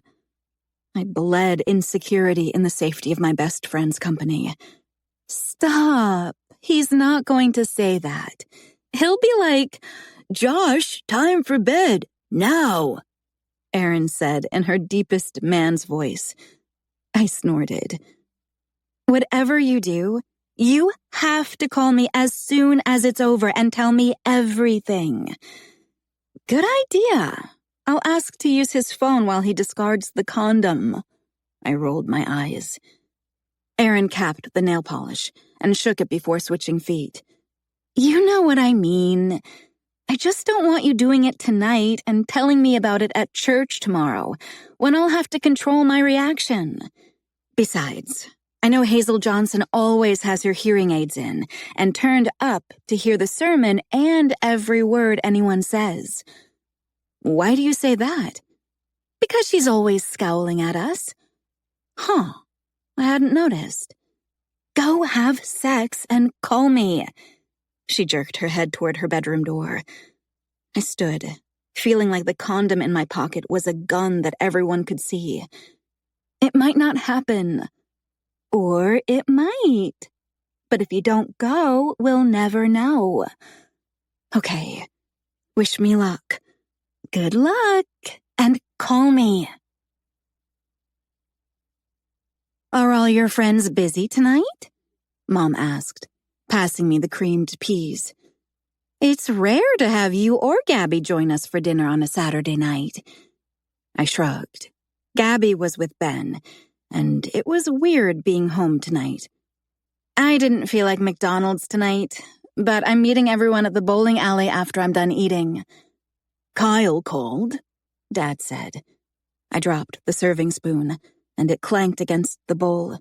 Mom frowned at me while I cringed. He said he'd help me take down that last tree after dinner tonight if someone can watch Josh. I'll do it, I blurted. You just said you're going out with friends, Mom said. Yeah, but I don't have to. You worked all day. I'll watch him. I watched him earlier when they took down the other trees. Mom smiled at my dad. Do you need help with the tree? I asked. My dad gave me the hairy eyeball. What? I shrugged, taking a bite of my steak. I'm 18 now. Only a few of my friends are still in town, and Erin's in school, so she has to study most nights. My parents exchanged a look. I like this adult version of you, Dad said, offering me a rare, sincere smile. You can help pile up the branches. I controlled my excitement and returned a smile and a nod. After dinner, I walked with my parents to Kyle's house. As soon as he opened the door, his smile vanished. It hit me. He probably thought I told my parents, and they'd dragged me over to talk with us about our sinful behavior, and to tell Kyle he wasn't allowed to get anyone near me ever again. Hi, he said cautiously. Eve's going to pile up branches for us, Dad said in a rare moment of fatherly pride. It took Kyle an extra second to return a nod, and his smile was barely believable as my mom stepped inside. Is Josh in his room? She asked. Yeah. Kyle continued to trip over his words. It was weird, as if the previous night didn't happen. I stared at his hands that had been in my underwear, and his lips that had kissed mine. Dad jabbed his thumb over his shoulder. I'm going to head that way. I need to run back home first because I forgot my gloves. I'll meet you two at the creek.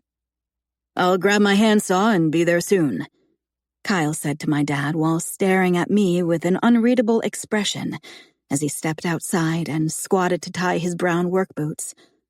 "No plans tonight?" he asked. "Nope," I said, watching my dad trek back toward our house. He stood and headed toward the barn, so I followed him, staying a few steps behind.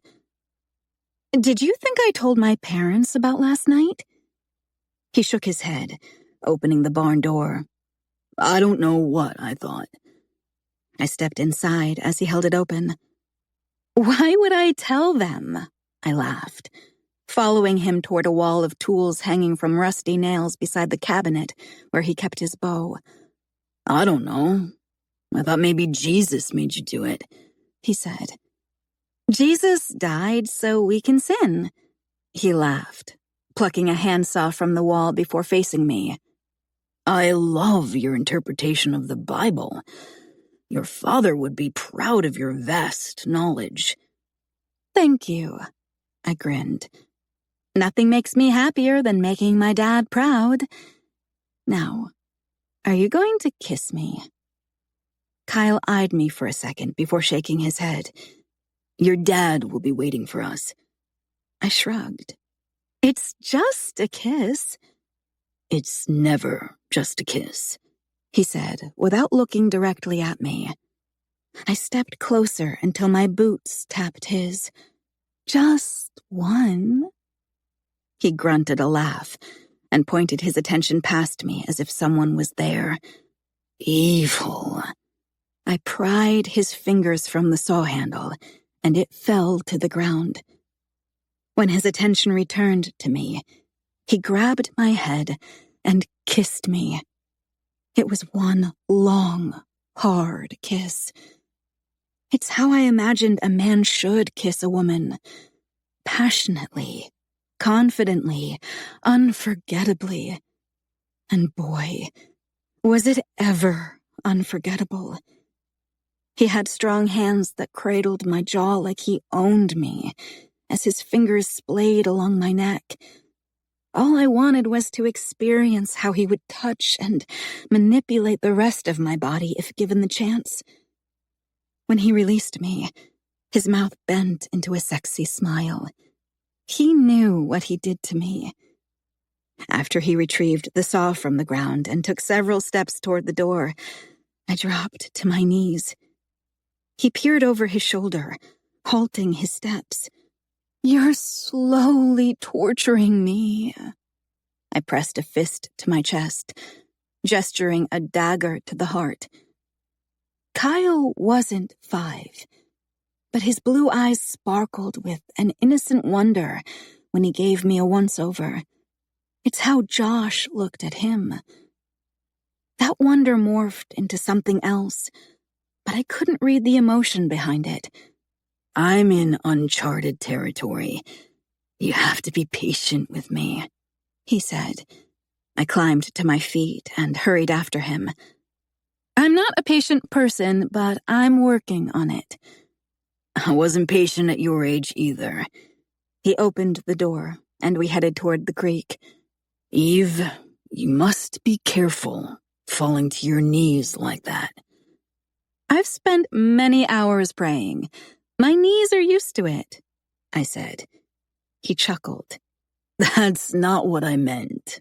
I'm not worried about your knees." "Then what's your point?" I glanced over at him. "When a guy kisses you as I did, and you fall to your knees, he doesn't think your knees are weak. He thinks you're suggesting something else. It's false advertising, Eve. You need to be more careful." "Something..." The light bulb went on in my pretty little head.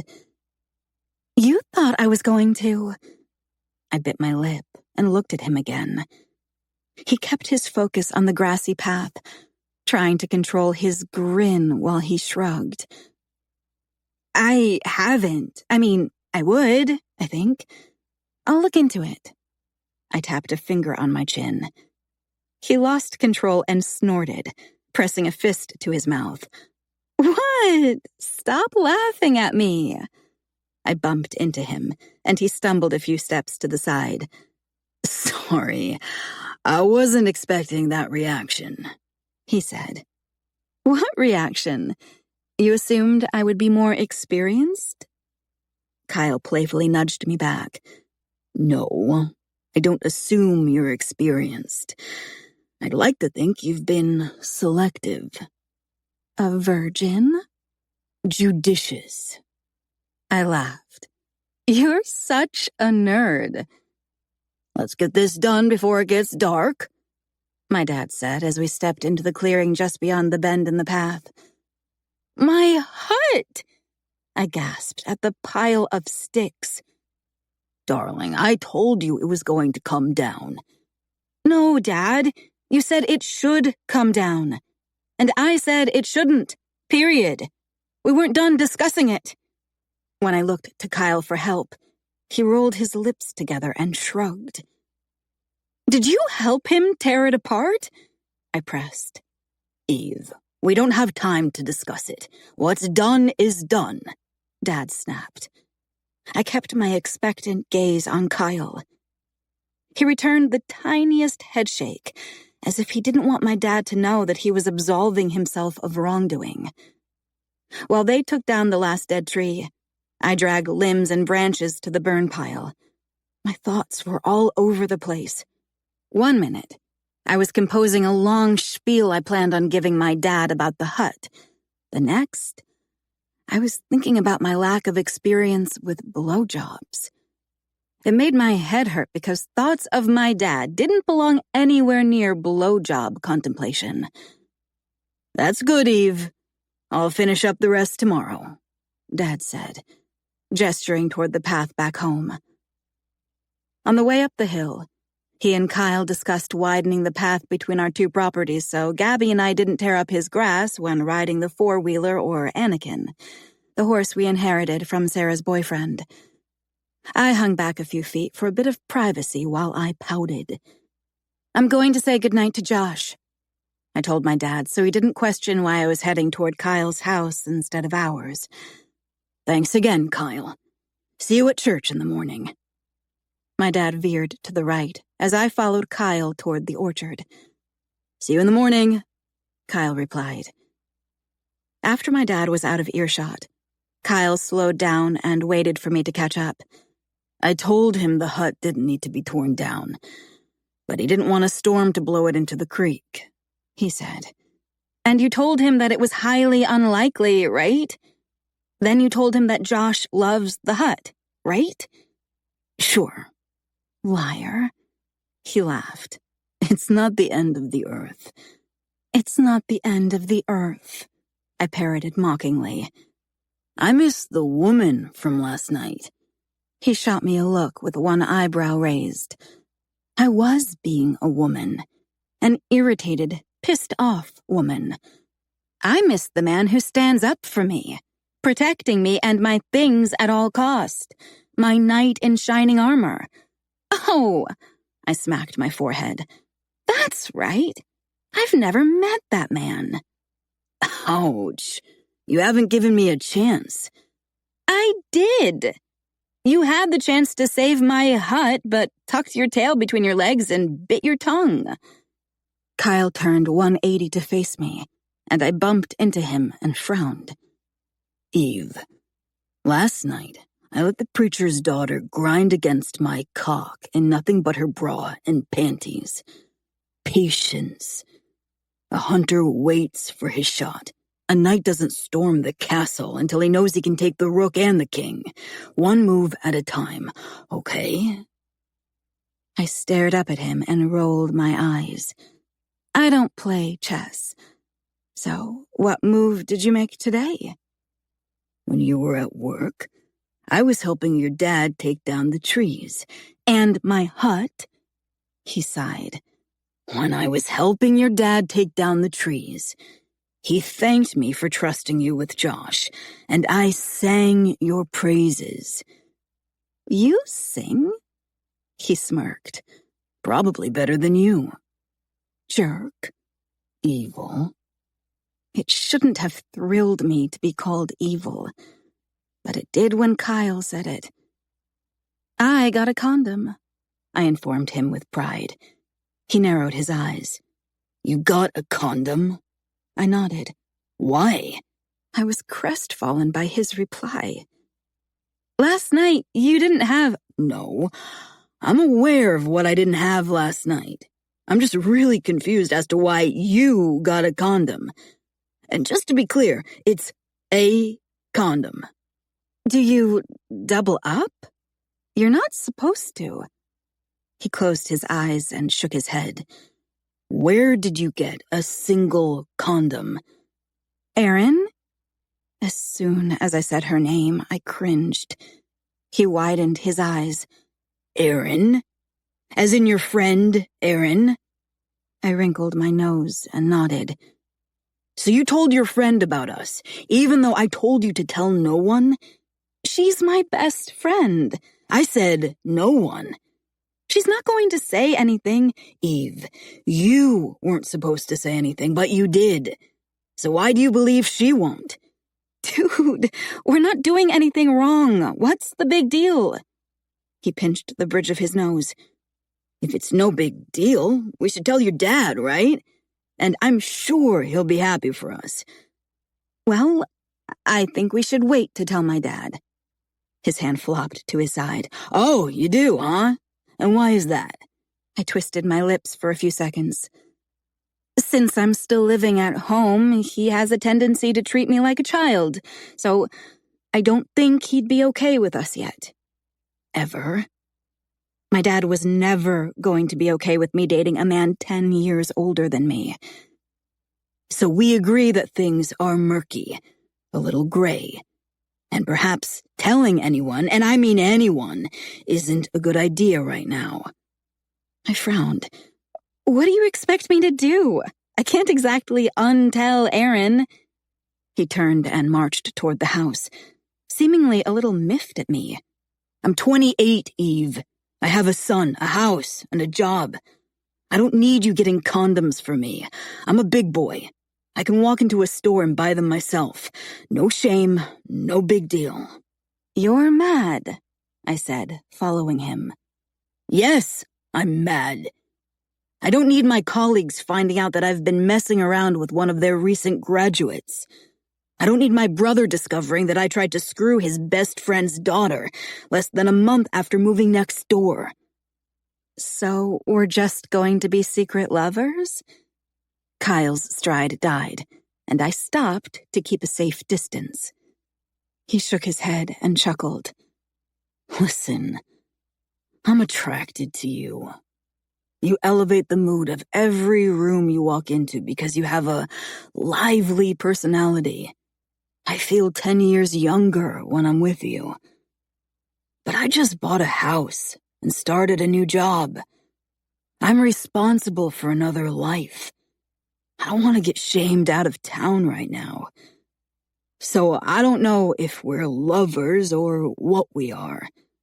I just know it's way too early to put a label on it, which means it's also too early to risk telling anyone. So no, let's not be secret lovers. Let's be adults with a little discretion. I opened my mouth to argue, but quickly clamped it shut, fearing my reaction might sound too childish. He waited with his back to me for a long moment before continuing to the house. I'm impressed, he said. Why? I expected you to go off about something. Well, I'm impressive, not childish. He chuckled. The cat was out of the bag with Erin and Grandma Bonnie, but that was neither here nor there. So it had to be okay to talk to them since they knew. If I'd had to do it over, yeah, who was I kidding? I totally would have told Erin and Grandma. Guys came and went. They inflated hearts and broke them. Best friends and awesome grandmas picked up the pieces and mended them. Guys were givers and takers, but best friends shared everything. They made everything real. I'm going to head into your house instead of following you to the barn, I said, stopping by the front porch stairs. Kyle turned. Why? I think you should work a little harder for it. His tongue made a lazy swipe along his lower lip, and he nodded. And by it, you mean you? Yes. He beamed with amusement. Okay. After several steps, he looked back at me. In the next breath, he continued toward the barn. My heart felt tortured. Self-torture, of course. But I needed to stop dropping to my knees, even if everything he did made them weak. Chapter 15. Berlin. Take my breath away. Eve. Apparently, Kyle was too busy doing his job and raising his son to work for my affection. After that Saturday, he was nice to me. Nice. Like someone would be to their babysitter. 2 weeks. He went 2 weeks without acknowledging he'd seen me nearly naked. 2 Sunday dinners at our house, acting like a cousin. 2 weeks of cordially thanking me for watching Josh during football practice. 2 away football games where I gave up my Friday night to watch Josh and put him to bed on time, and again, Kyle thanked me with a smile and cash. No greasy food runs, no kissing, not even a wink. To be fair, he is busy, Aaron said while we jogged on Saturday morning. To be fair? No, it's not fair. He's had plenty of opportunities to be alone with me. Josh goes to bed at 8, and I don't have to be home until 11 or 12 on the weekends. Today, he could be taking me hunting with him. Instead, he asked Gabby to watch Josh while he went by himself. How did standing up for myself turn into ending everything? Why don't you just ask him? No. I could hear my mom's voice in my head, telling me to stop whining. If I ask him, then he wins. Aaron laughed. It doesn't have to be a game. It's not, but you know what I mean.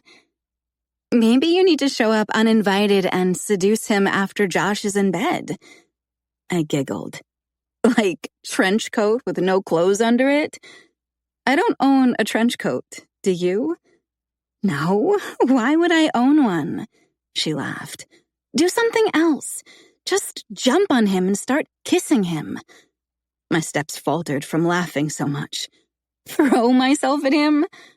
What if he does that head turn thing like in the movies and rejects me? What if he says, "It's not you, it's me"? I would be totally mortified. Then just ask him. Then I sound whiny and desperate. Not if you don't ask him in a whiny and desperate way. You have to chill. You freak out too easily. Be cool. Cool. I could do that. Nothing said cool like stalking him from my bedroom window with binoculars. He arrived close to dinner time and parked his truck by the barn. Josh ran down the porch stairs, and Gabby followed him. I bolted into the bathroom to curl my hair before changing into black jeans that were too tight for my father's approval, a white t-shirt, a fake leather jacket, and black boots. "Where are you off to?" Mom asked when I reached the bottom of the stairs. She was tying her apron to make dinner. "I'm not sure what we're doing yet," I smiled. Aaron was going to a movie with Nicole, so "we" was me. And it wasn't a total lie. I didn't know my plan. I just knew I'd drive around until after Josh's bedtime. DQ sounded good. A burger and sundae. Have fun. I will. Just as I opened the door, Gabby walked up the porch stairs. "Oh, hey. How was watching Josh? Did Kyle get a deer?" She sighed. "I think I'm in love with our neighbor." Josh is so sweet, I said, sliding my purse strap onto my shoulder. No, well, yes, but I'm talking about Kyle. I closed the door behind me before she could walk inside the house. He's Dad's best friend's brother, and 12 years older than you. I wrinkled my nose. Gross. Gross? Are you blind? He's not gross. He's like... She fanned herself. He's dreamy. I sit in the front row of his class. We have assigned seats, but I told him I couldn't see the blackboard. So if he says anything to you, just tell him that Mom hasn't taken me to the eye doctor yet. Oh, and he's wearing camouflage pants and a tight, long-sleeved shirt.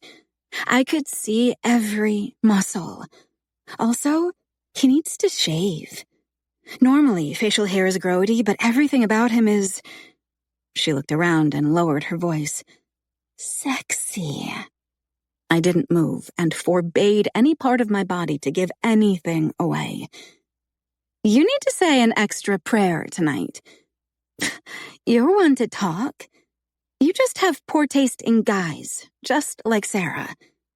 Sarah has poor taste in guys? I narrowed my eyes. Yes, she let the good one go.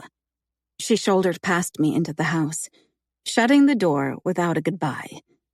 I have flawless taste in men, I mumbled with a grin on my way to the car. I drove around town listening to music, pulled into the gas station to chat with a few friends, and grabbed dinner at DQ.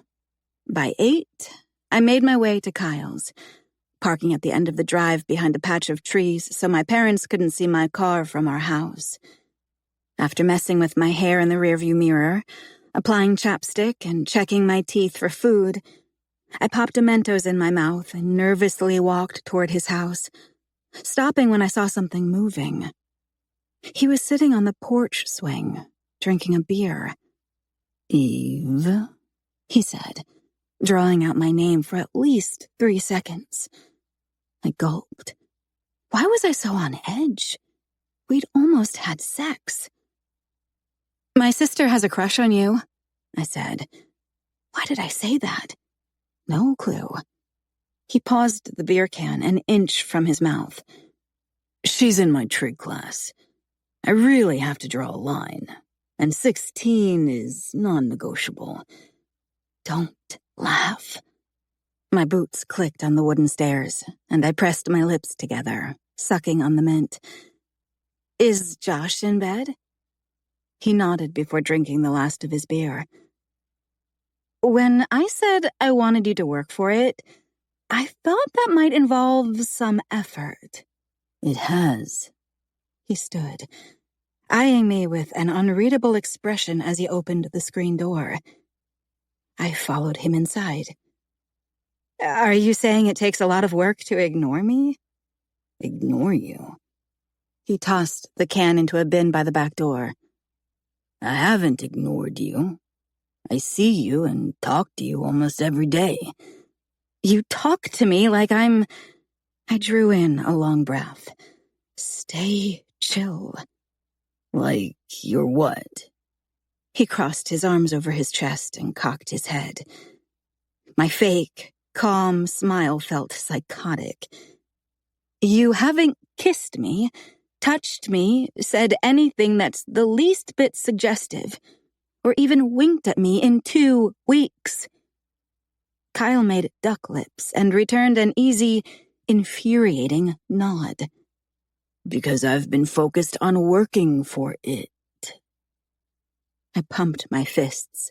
He was too chill, too dismissive, to everything except making any sense. I rubbed my hands over my face and then ran my fingers through my hair, and he had the audacity to let his lips twitch into a tiny grin. Ah, you're such a jerk! I turned and stomped my feet toward the door. What are you doing here? Josh asked in his blue jammies from the top of the stairs, rubbing his tired eyes. Hey, sorry. Did I wake you? Go back to bed, buddy, Kyle said, climbing the stairs. He framed Josh's face in his big hands and kissed his forehead. Bad dream? Josh nodded. No, I couldn't let him make me weak in the knees again, not just from being a good dad. Did you show Eve the hut without me? Josh asked in a soft voice. That was a secret, Kyle whispered, but I heard him. What hut? I said. Kyle deflated, hanging his head. Me and Daddy built you a new hut. Go to bed, buddy. Show me, I said. Kyle looked at me. Not now. It's getting dark. Bring a flashlight. I can't leave Josh. I'll come too. Josh perked up. You should be asleep. Josh clasped his hands together in a prayer pose at his face. Let's show her, please. Kyle frowned. I'll get my boots on. Josh slid past him and hopped down the stairs, sticking his jammy-covered feet into his little cowboy boots. Kyle rolled his eyes, taking his time descending the stairs. He disappeared into the kitchen and returned with a flashlight. We didn't head in the direction of my old hut. Instead, Kyle guided us further north, away from my family's land, to where the creek snaked between a long grove of trees at the bottom of a hill. Kyle pointed the light to the right, and there was a hut. But it was more like a tree house on the ground, made from wood and much larger than my hut. Come inside, Josh said excitedly, waving me toward the door. I stepped inside as Kyle shined the light behind me. There was a log bench along one side and a window on the opposite side, which had hinges for opening and closing. Do you like it? Josh asked. I was speechless, my heart free-falling, taking every ounce of air from my lungs, so I nodded. I sat on the log bench and gazed up at Kyle. He offered a shy grin. Okay, we showed her. Now you need to get to bed. Kyle stepped out of the hut, and Josh followed. Coming, Eve? Josh asked. I smiled. In a minute. I'll catch up. I wiped my eyes before either one of them saw me getting emotional over a hut. Then I brought up the rear as Kyle gave Josh a piggyback ride back to the house. Bed. Do not pass go. Do not collect $200, Kyle said. What? Josh giggled as he rode Kyle's back up the stairs. I followed them and stood in the hallway while Kyle tucked him back into bed. Love you, buddy, he said, closing the door most of the way. Then he lifted his gaze to mine, as if surprised to see me waiting for him. I grinned, stepping past him, teasing the palm of his hand, and threading our fingers together while wordlessly leading him to his bedroom. Releasing his hand, I quietly closed and locked the door behind me. You built me a hut, I whispered, closing my eyes briefly before turning to face him. He didn't speak. I stepped closer, resting my hands on his chest. We gazed at each other in the dim moonlight that snuck past the partially closed curtains. I clutched his shirt, working it up his body and over his head. Then I did the same to mine. Kyle's hands rested at his sides. His patience only fueled my desire. I was wind and fire, destructive and out of control.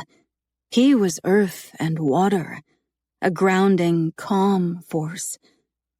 But when we kissed, it felt like waves crashing, flames spreading, and the earth quaking beneath us. It felt like his arms were made to hold me. He dragged his lips down my neck while unhooking my bra. I couldn't breathe, and my lungs didn't care. Kyle became the only thing that mattered to my body. If he filled me, I could live in that moment forever. I undid his jeans and pushed them past his butt. sliding my hands into the back of his underwear, curling my fingers into his firm muscles. Warmth flowed across my skin. It felt like a dream, like Gabby sitting in the front row of her math class, imagining Mr. Collins finding her irresistible. He groaned, grabbing my face and kissing me. One hand dropped to my breast, squeezing it before his finger and thumb playfully tugged at my nipple. I turned my head to break the kiss and bit my lower lip to avoid making noise, unsure how quickly Josh would fall back asleep or how well sound traveled in the old farmhouse. "If you don't have condoms, I'm going to cry," I whispered past the dizzying marriage of euphoria and desperation, while he kissed down my chest and slowly removed my jeans. "Me too," he murmured over my skin, teasing it with butterfly kisses. I tugged at his hair, and he grinned. "I have condoms." He guided me to the bed and gazed at me with a sparkle of appreciation in his eyes as I lay back, hands over my breasts. A pang of vulnerability arrested my confidence because Kyle was only the second guy I'd had sex with. At least, I assumed, hoped, we were going all the way. "Eve, you're so fucking beautiful, I can't think straight." I trapped my lower lip between my teeth. He kissed the inside of my knee while dragging my underwear down my legs. My heart raced from every nerve firing at the same time. Kyle rested both hands on my inner thighs and spread my legs. I swallowed hard, closing my eyes while my heart thrashed in my chest. I couldn't look at him with his gaze affixed down there. My skin burned under his touch. Another man had taken my virginity, but Kyle made it feel like the first time. "Oh, God," I said in a harsh whisper. My hips jerked when he kissed me right between my legs. "Kyle," I stuttered through my labored breaths as my knees tried to snap together because the tip of his tongue touched my clit before sinking deeper between my legs. It was a first, a good first. "Eve, do you want me to make you come like this?" he asked with a thick voice. Just because I wasn't a virgin didn't mean I knew what I wanted. No one, and by no one, I meant the one person who took my virginity, didn't give me options. I fumbled my answer. His tongue made another slow swipe between my spread legs, his stubbly jaw brushing my inner thighs. My back arched, one hand clenching his hair, my other squeezing my breast, pinching my nipple like I did when I touched myself alone in my bedroom, when I only dreamed of Kyle doing that to me. He chuckled, kissing my inner thigh. "I take that as a yes." Pressing my lips together to avoid making noise, I quickly nodded several times. It was unlike anything I had ever experienced, as if his tongue was made to do that to me. Every muscle slowly tightened like one big knot, an overload of need, like my mind disconnected from the rest of my body. My breath caught in my chest, and a blinding sensation spread along my skin, hot and tingly, as I released in tiny waves. Heart pounding, tiny pants falling past my parted lips. Incoherent thoughts collided until I barely knew where I was. He continued his journey up my body, sliding his fingers between my legs when he kissed my breasts, flicking his tongue over my nipple and teasing it with his teeth. And then he was gone. No fingers, no tongue, no teeth. He'd climbed off the bed and pulled a condom from the nightstand drawer, rolling it on with steady hands. Those same hands rested on my inner thighs again to spread my legs. Our gazes locked when he pushed 2 fingers into me. On a heavy blink, I released a soft moan, feeling the tight fit of his fingers. He seemed mesmerized by my reaction, pulsing into me several times before pulling out and settling his hips between my legs. His face hovered over mine while he watched my reaction to his erection penetrating me as he hooked his hand behind my knee and guided it to his hip. My jaw relaxed in a silent cry, and he paused inside me, kissing me a long moment before he began to move. My young heart exploded into fireworks when our gazes met again, and he grinned, sexy but vulnerable. He gave me everything I imagined that kind of intimacy would be. Happy and playful, all-consuming and explosive. The passion, the unharnessed desire. There was no comparison. Yet I couldn't keep my mind from making casual observations about Kyle's patience. He was steady, like the act mattered just as much as the result. We rolled in the sheets as his mouth and hands explored my body. He made me feel beautiful and perfect, like a woman in every way, every smile, every time he called me beautiful, every kiss that made my toes curl. When he guided me onto my stomach, I rested my cheek against the mattress and whispered, "You built me a hut." Kyle lifted my hips a fraction and entered me from behind. He planted his hands next to mine by my head and kissed my shoulder. "I built you a hut. You make me want to do all kinds of crazy things." I bit my lip as my body tingled and tensed, preparing with each thrust for another wave of pleasure. "Don't stop making me want to do crazy things," he said with his breaths chasing one another, each one a little more ragged. "You make everything so fucking good." His hand snaked under my chest, claiming my breast as the bed swayed with a few creaks every time he pistoned his hips against me, his rhythm becoming more erratic. Then he stilled. "Eva." His hand drifted lower between my legs, and he rubbed me until I orgasmed. He jerked his hips a few more times, like my pleasure became his again. I loved sex with Kyle, but I also loved my parents and Jesus, and I needed those things not to be mutually exclusive. Chapter 16. Tina Turner. What's Love Got to Do with It? Kyle.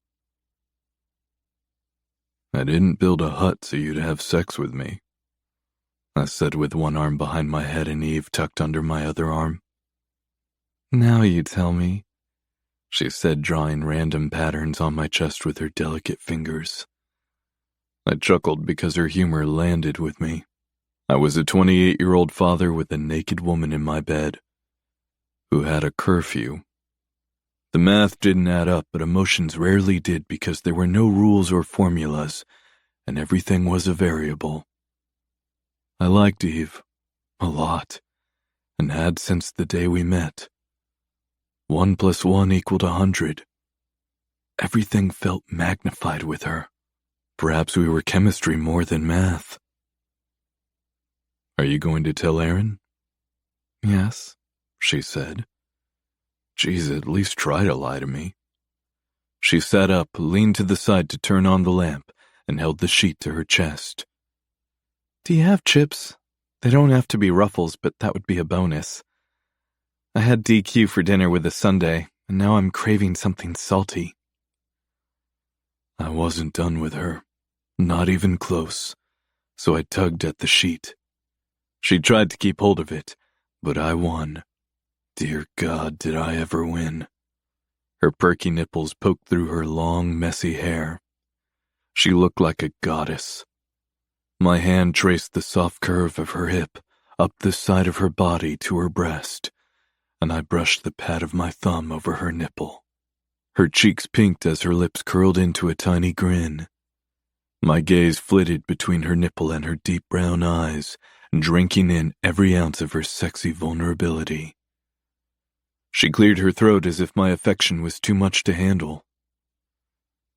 "If you want to look at naked women," she leaned over me and pulled a Playboy magazine out from under my mattress. "There are plenty in these pages." She lay beside me and opened the magazine. "Stop," I laughed, throwing an arm over my face. "Do you prefer blondes or brunettes?" she asked, flipping through the pages. "And there is a correct answer to this question." I groaned. I'm burning all of those magazines first thing tomorrow." "Before church? God will like that. Or you can wait for my dad to invite you to the bonfire he'll have with all those branches and my hut's remains. He often needs a little paper to get it started anyway. Kill two birds with one stone." "Are you done?" I peeked at her. She continued her page flipping, stopping for an extended inspection of the centerfold. "I'm thinking about shaving my pubic hair. What do you think?" I thought I wanted to die. "Erin shaves hers down to about nothing. I trim mine during the summer. A buzz cut, not like a bald eagle." "Eve." I shook with laughter, trying to control myself so Josh didn't wake up. "Speaking of hair, now that I'm 18, I'm thinking of cutting mine. Getting bangs and maybe a perm. My boring hair makes me look like a 70s flower child. Surely my parents won't evict me if I no longer look wholesome. I want to look 18, modern, chic, and I want to pierce my ears, maybe get a tattoo. What do you think?" I thought she was perfect. She didn't need big hair or any sort of embellishments. "I think you're stunning." She sat up, no longer caring about covering herself with the sheet. "But you would be more attracted to me if I look like one of these girls with modern hair, right?" I rubbed my hands over my face.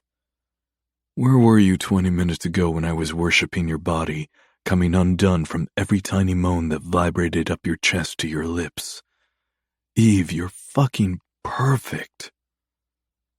Her lips twisted, and she gazed at the magazine in her hands. "What about bigger boobs? Would you like that?" She held up the centerfold over her torso so I could see it. I snatched the magazine and tossed it aside. "I'm going to buy you a dictionary so you can look up the words stunning and perfect. Let's go. I have Ruffles downstairs." Her eyes widened and she covered her mouth to muffle her squeal. I pulled on my jeans and t-shirt while she pieced herself back together. "You said you were a Lay's guy." "I am, but the babysitter likes Ruffles." She zipped her jeans and glanced up at me, blowing her hair away from her face. "The babysitter? Is that all I am?" "What do you want to be?" I wasn't trying to set her up, and I regretted asking the question the moment it left my mouth. "It's too soon to be your girlfriend," she said, but it sounded more like a question, and maybe a trap. "I told you before that we don't have to label anything," I said. She combed her fingers through her hair while I tucked the magazine under my mattress. "But you just asked me what I want to be." Her lips twisted, and it made my stomach twist as well. What had I gotten myself into? I couldn't imagine it ending well. "I think our only option right now is lovers." Her nose wrinkled. "Not cheesy lovers like that Friends and Lovers song. I totally mean something like Billy Ocean's Loverboy." She bit her lips and gave me the sexiest once-over. I wanted to throw her onto the bed and tear off her clothes all over again. "Do you want to be my lover boy?" She snaked her arms around my neck and smirked. "If you give me a beer with the chips, I'll get on my knees." Fuck me. "And pray?" I asked. To quote you, God would like that. Come on, lover boy. She eased open the door and tiptoed past Josh's room and down the stairs. You have to be home in 90 minutes, I said, looking at my watch while she opened every cabinet in the kitchen, hunting for ruffles. Are you suggesting we have sex again? Or are you trying to remind me that my life sucks because I'm an adult living with my parents and a curfew? I'm implying we need to keep an eye on the time so you don't get grounded again. So you don't get in trouble for screwing the preacher's daughter? Bingo! She pulled the chips out of the cabinet to the right of the fridge. I feel cheap. Is that all I am to you? A quick screw? I said timidly, crossing my arms over my chest so my hands covered my pecs, and I curled my shoulders inward while frowning. She giggled, opening the bag of chips and popping one into her mouth. Why would you feel cheap? She mumbled, sending a few crumbs flying out of her mouth. I'm the one who babysits for nothing more than your attention. I've paid you. Not every time. Well, I shrugged. After tonight, I think we're even. What makes you think you're that good in bed? I rolled my eyes. I was talking about the hut I built for you, pervert. Eve snorted. Sorry. Yeah, we're even then. She brought a chip to my lips. Evil. I grinned, grabbing her wrist and guiding the whole chip into my mouth along with 2 of her fingers. I ate the chip and the tiny gasp she released. She cleared her throat, taking a step backward. Aaron is my Adam. If you tell me you haven't talked to Adam about me, I'll call you a liar.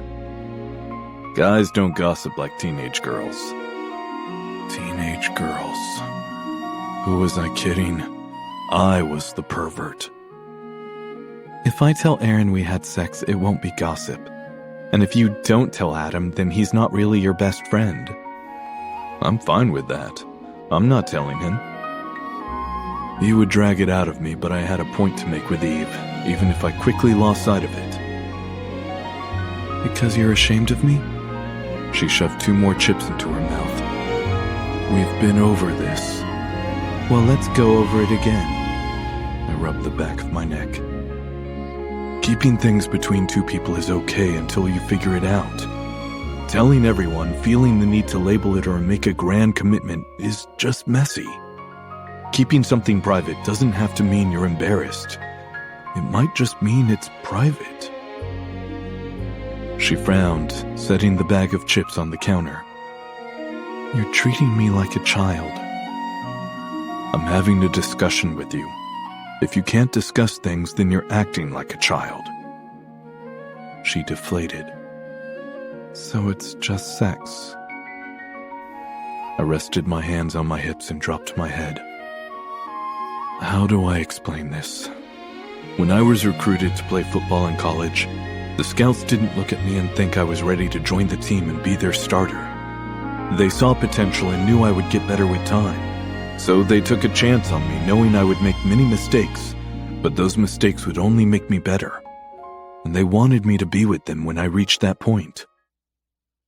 Eve returned a blank stare. It's not just the sex, Eve. I like being with you, and I can envision that as you mature and spread your wings, you'll shine even brighter. So I don't know anything for sure. I can't predict the future, but I can imagine. And that's all we can be right now. A possibility. Most of the time, Eve surprised me with her maturity, especially with Josh. I never would have acted on the physical attraction had she not been mature in other ways first. But I never imagined having sex would make her more insecure and immature. She shook her head.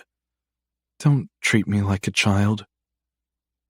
Then don't act like one, I said.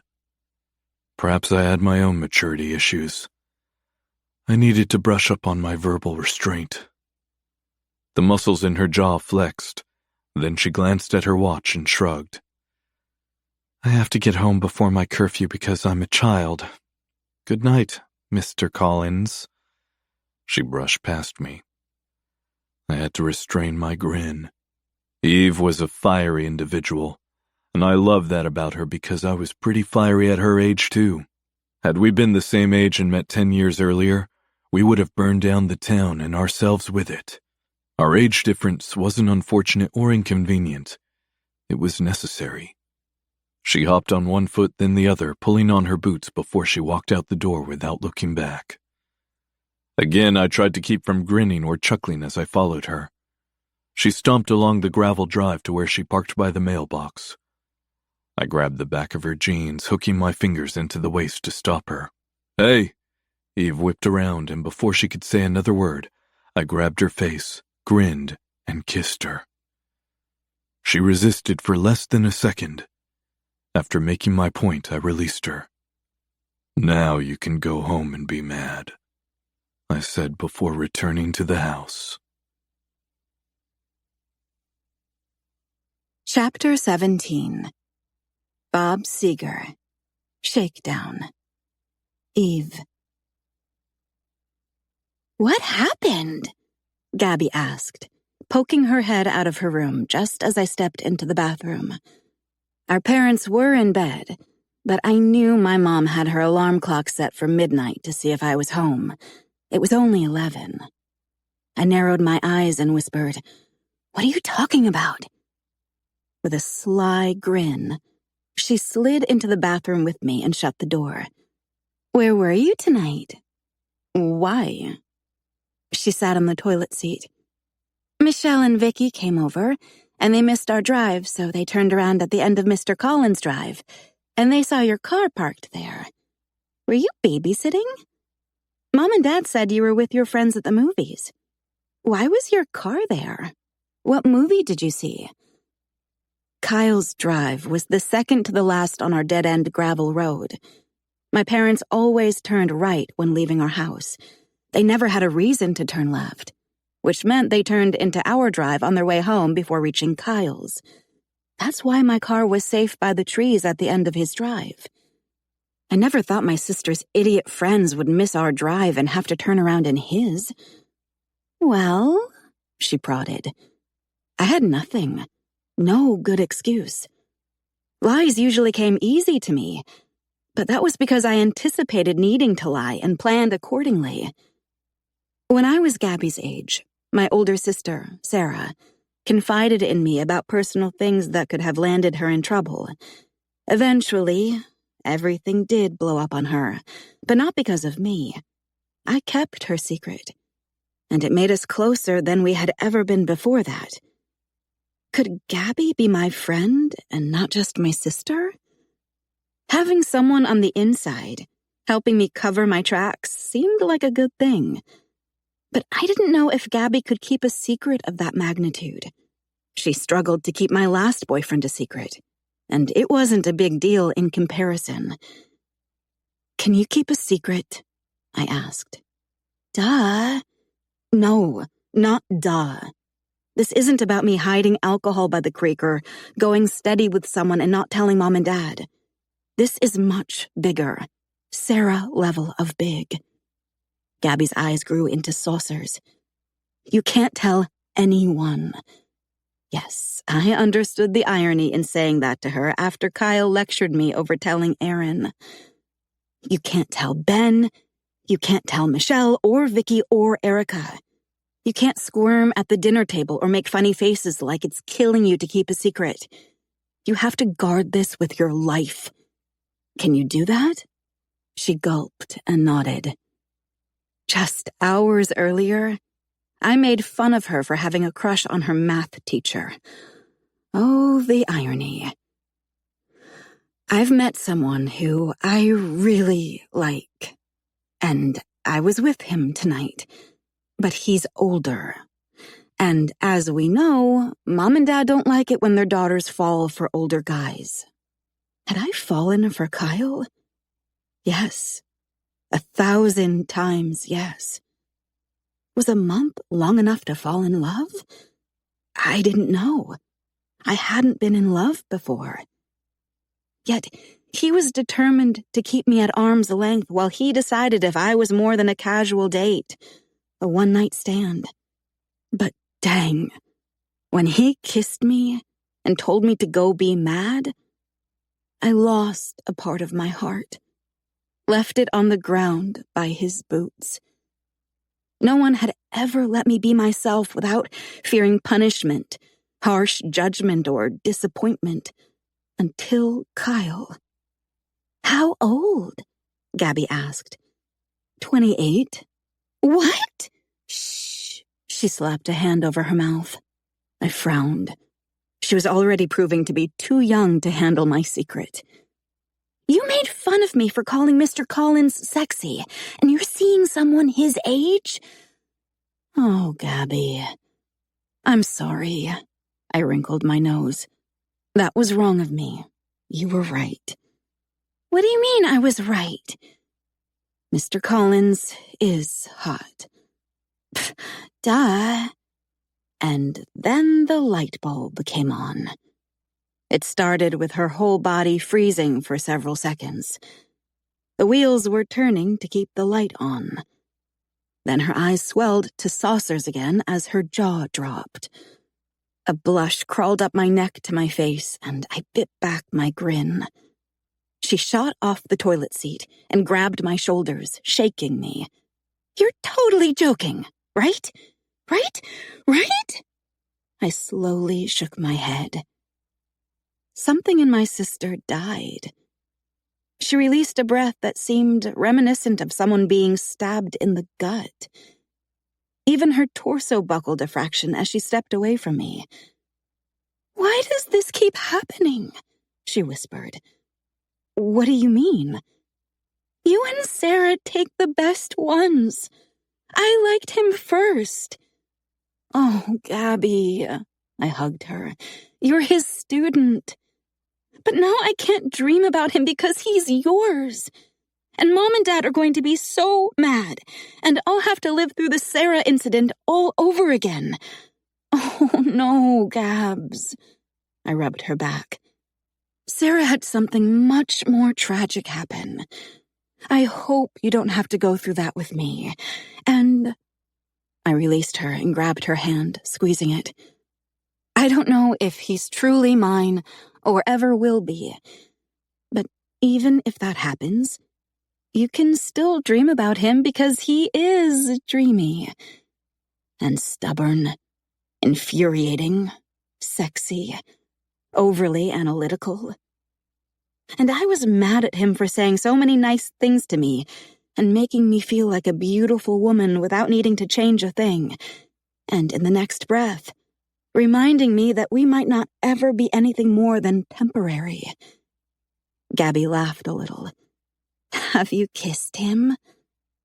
My younger sister was a lover and a dreamer. She wrote poems in her Bible during church and knew the words to every 80s ballad. Gabby would lose her virginity on her wedding night, not just because that's how she was raised. She'd do it because she liked things to follow a specific order.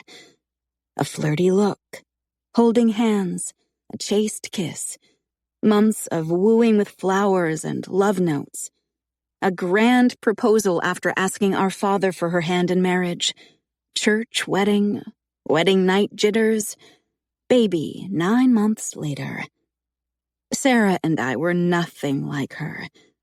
We rode the reckless high of raging hormones and the adrenaline rush of rolling in the sheets with the bad boys who felt so good.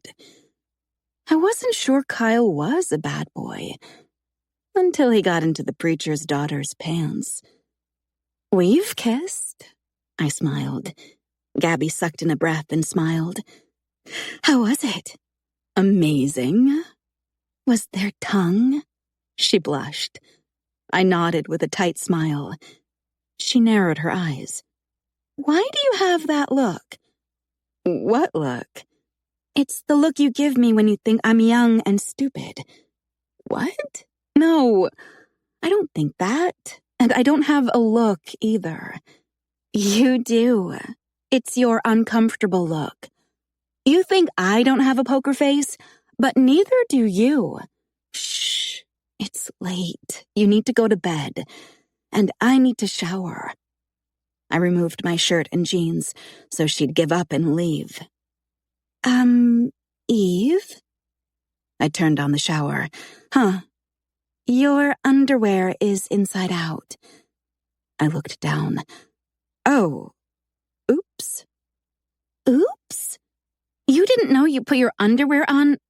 She slapped her hand over her mouth again, and then slid it to her waist. You did it! You did it! You did it! She hissed.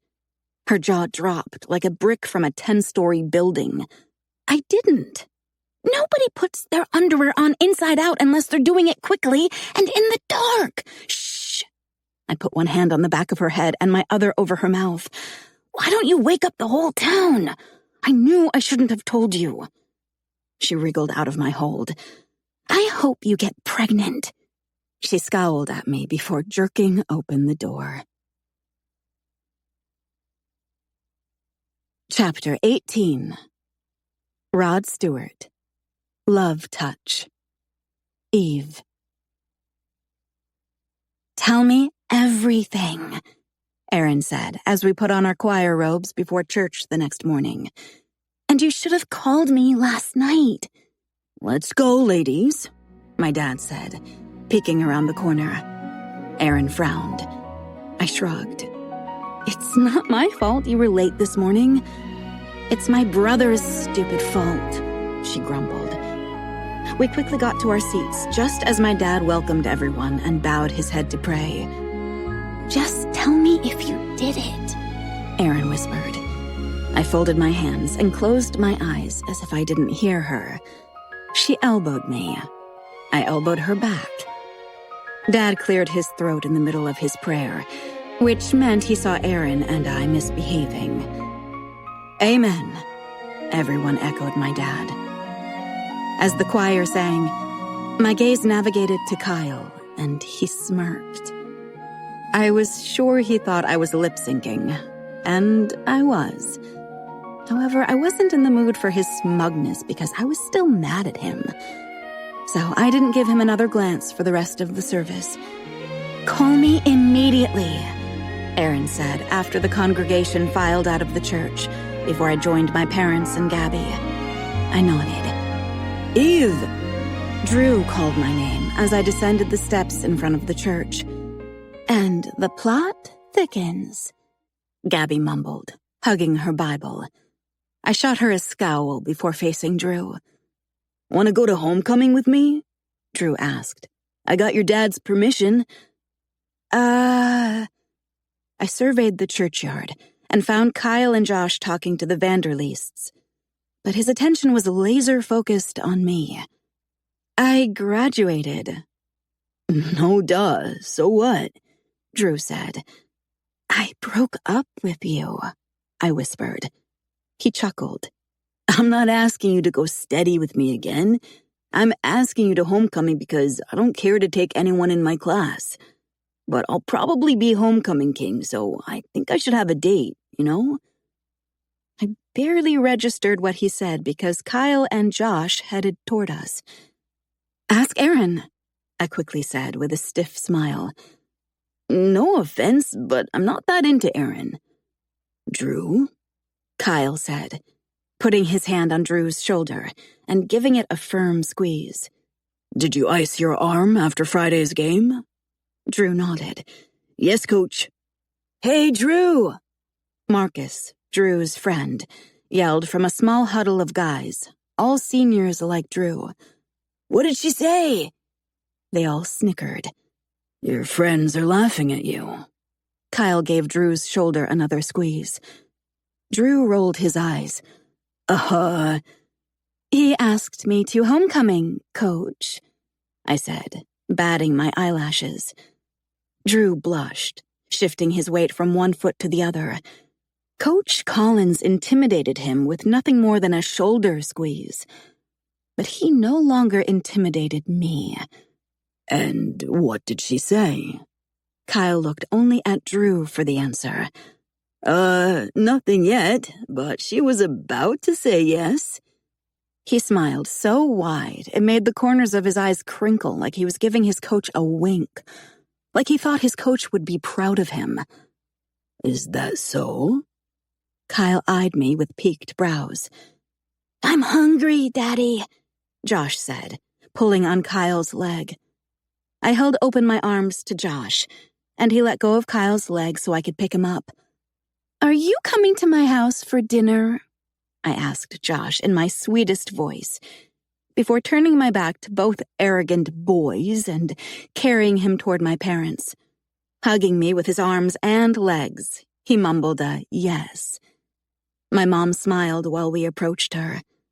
He's like the little brother you never had, she said. I bit my tongue and returned the smile. Buddy, you're going to get Eve's dress dirty from your shoes, Kyle said. I knew he'd be right behind us. Josh's tiny fingers dug into my neck for a quick second. Then his body jerked. I felt something warm and wet pool around my neck, oozing into my dress and sliding down my back. Oh, no, my mom said. Oh, geez, Josh. Kyle quickly took him from me as I stood unmoving like a board. Josh wiped the back of his hand across his mouth, smearing the vomit. Oh! Gabby turned green and cupped her hand over her mouth and nose. Poor thing. Was your tummy hurting? Mom handed Josh a wad of tissues because he had a little vomit on his face. Kyle grimaced at me. Eve, I'm so sorry. It's nobody's fault, my dad reassured Kyle. Eve, let's take you around back. There's a spigot. We can get you rinsed off before you get in the car. Gabby, grab some paper towels from the bathroom and a choir robe your sister can wear home. Everyone was staring at me. I'm sorry, Eve, Josh murmured in a weak voice. I started to shake my head, but it only made more of the vomit slide into my dress. It's fine, I said, trying to sound genuine, but I knew my smile was as stiff as the rest of my body, and the sour stench was making me nauseous. Mom jerked her head, gesturing for me to follow her to the back of the church, where she and Gabby hosed me off like a muddy pig. Cold! I jumped and tried to get out of the direct stream, but Gabby kept the stream on me while grinning. Hold still, Eve, so she can get you cleaned off, Mom said. After the vomit was rinsed from my body, Gabby checked both sides of the church to make sure no one was coming, while Mom unzipped my dress, blotted me with paper towels, and covered me with a choir robe. Erin was going to be bummed her family left so quickly, and she missed the big event. Guess what? Gabby startled me when I opened the bathroom door after my shower. I dried my hair with a towel. What? She followed me into my bedroom. Mom wants you to take dinner to Kyle and Josh so you can let Josh know that you're not mad. Kyle called to apologize while you were in the shower. He said Josh was crying on the way home because he felt so bad. It wasn't his fault, I said, putting on my bra and underwear. Check them well so you don't put them on inside out. I glanced up at Gabby. I need to know right now if you can keep this secret, or if I need to tell Mom and Dad and risk getting kicked out. But I won't let you hold this over my head. And let's be clear. If you can't be more mature about this, then don't ever expect me to be there for you or take your side on anything. She narrowed her eyes and tipped up her chin before spinning the other way and exiting my room while slamming my door shut. I overreacted, and I knew it the second she shut the door. Fear made me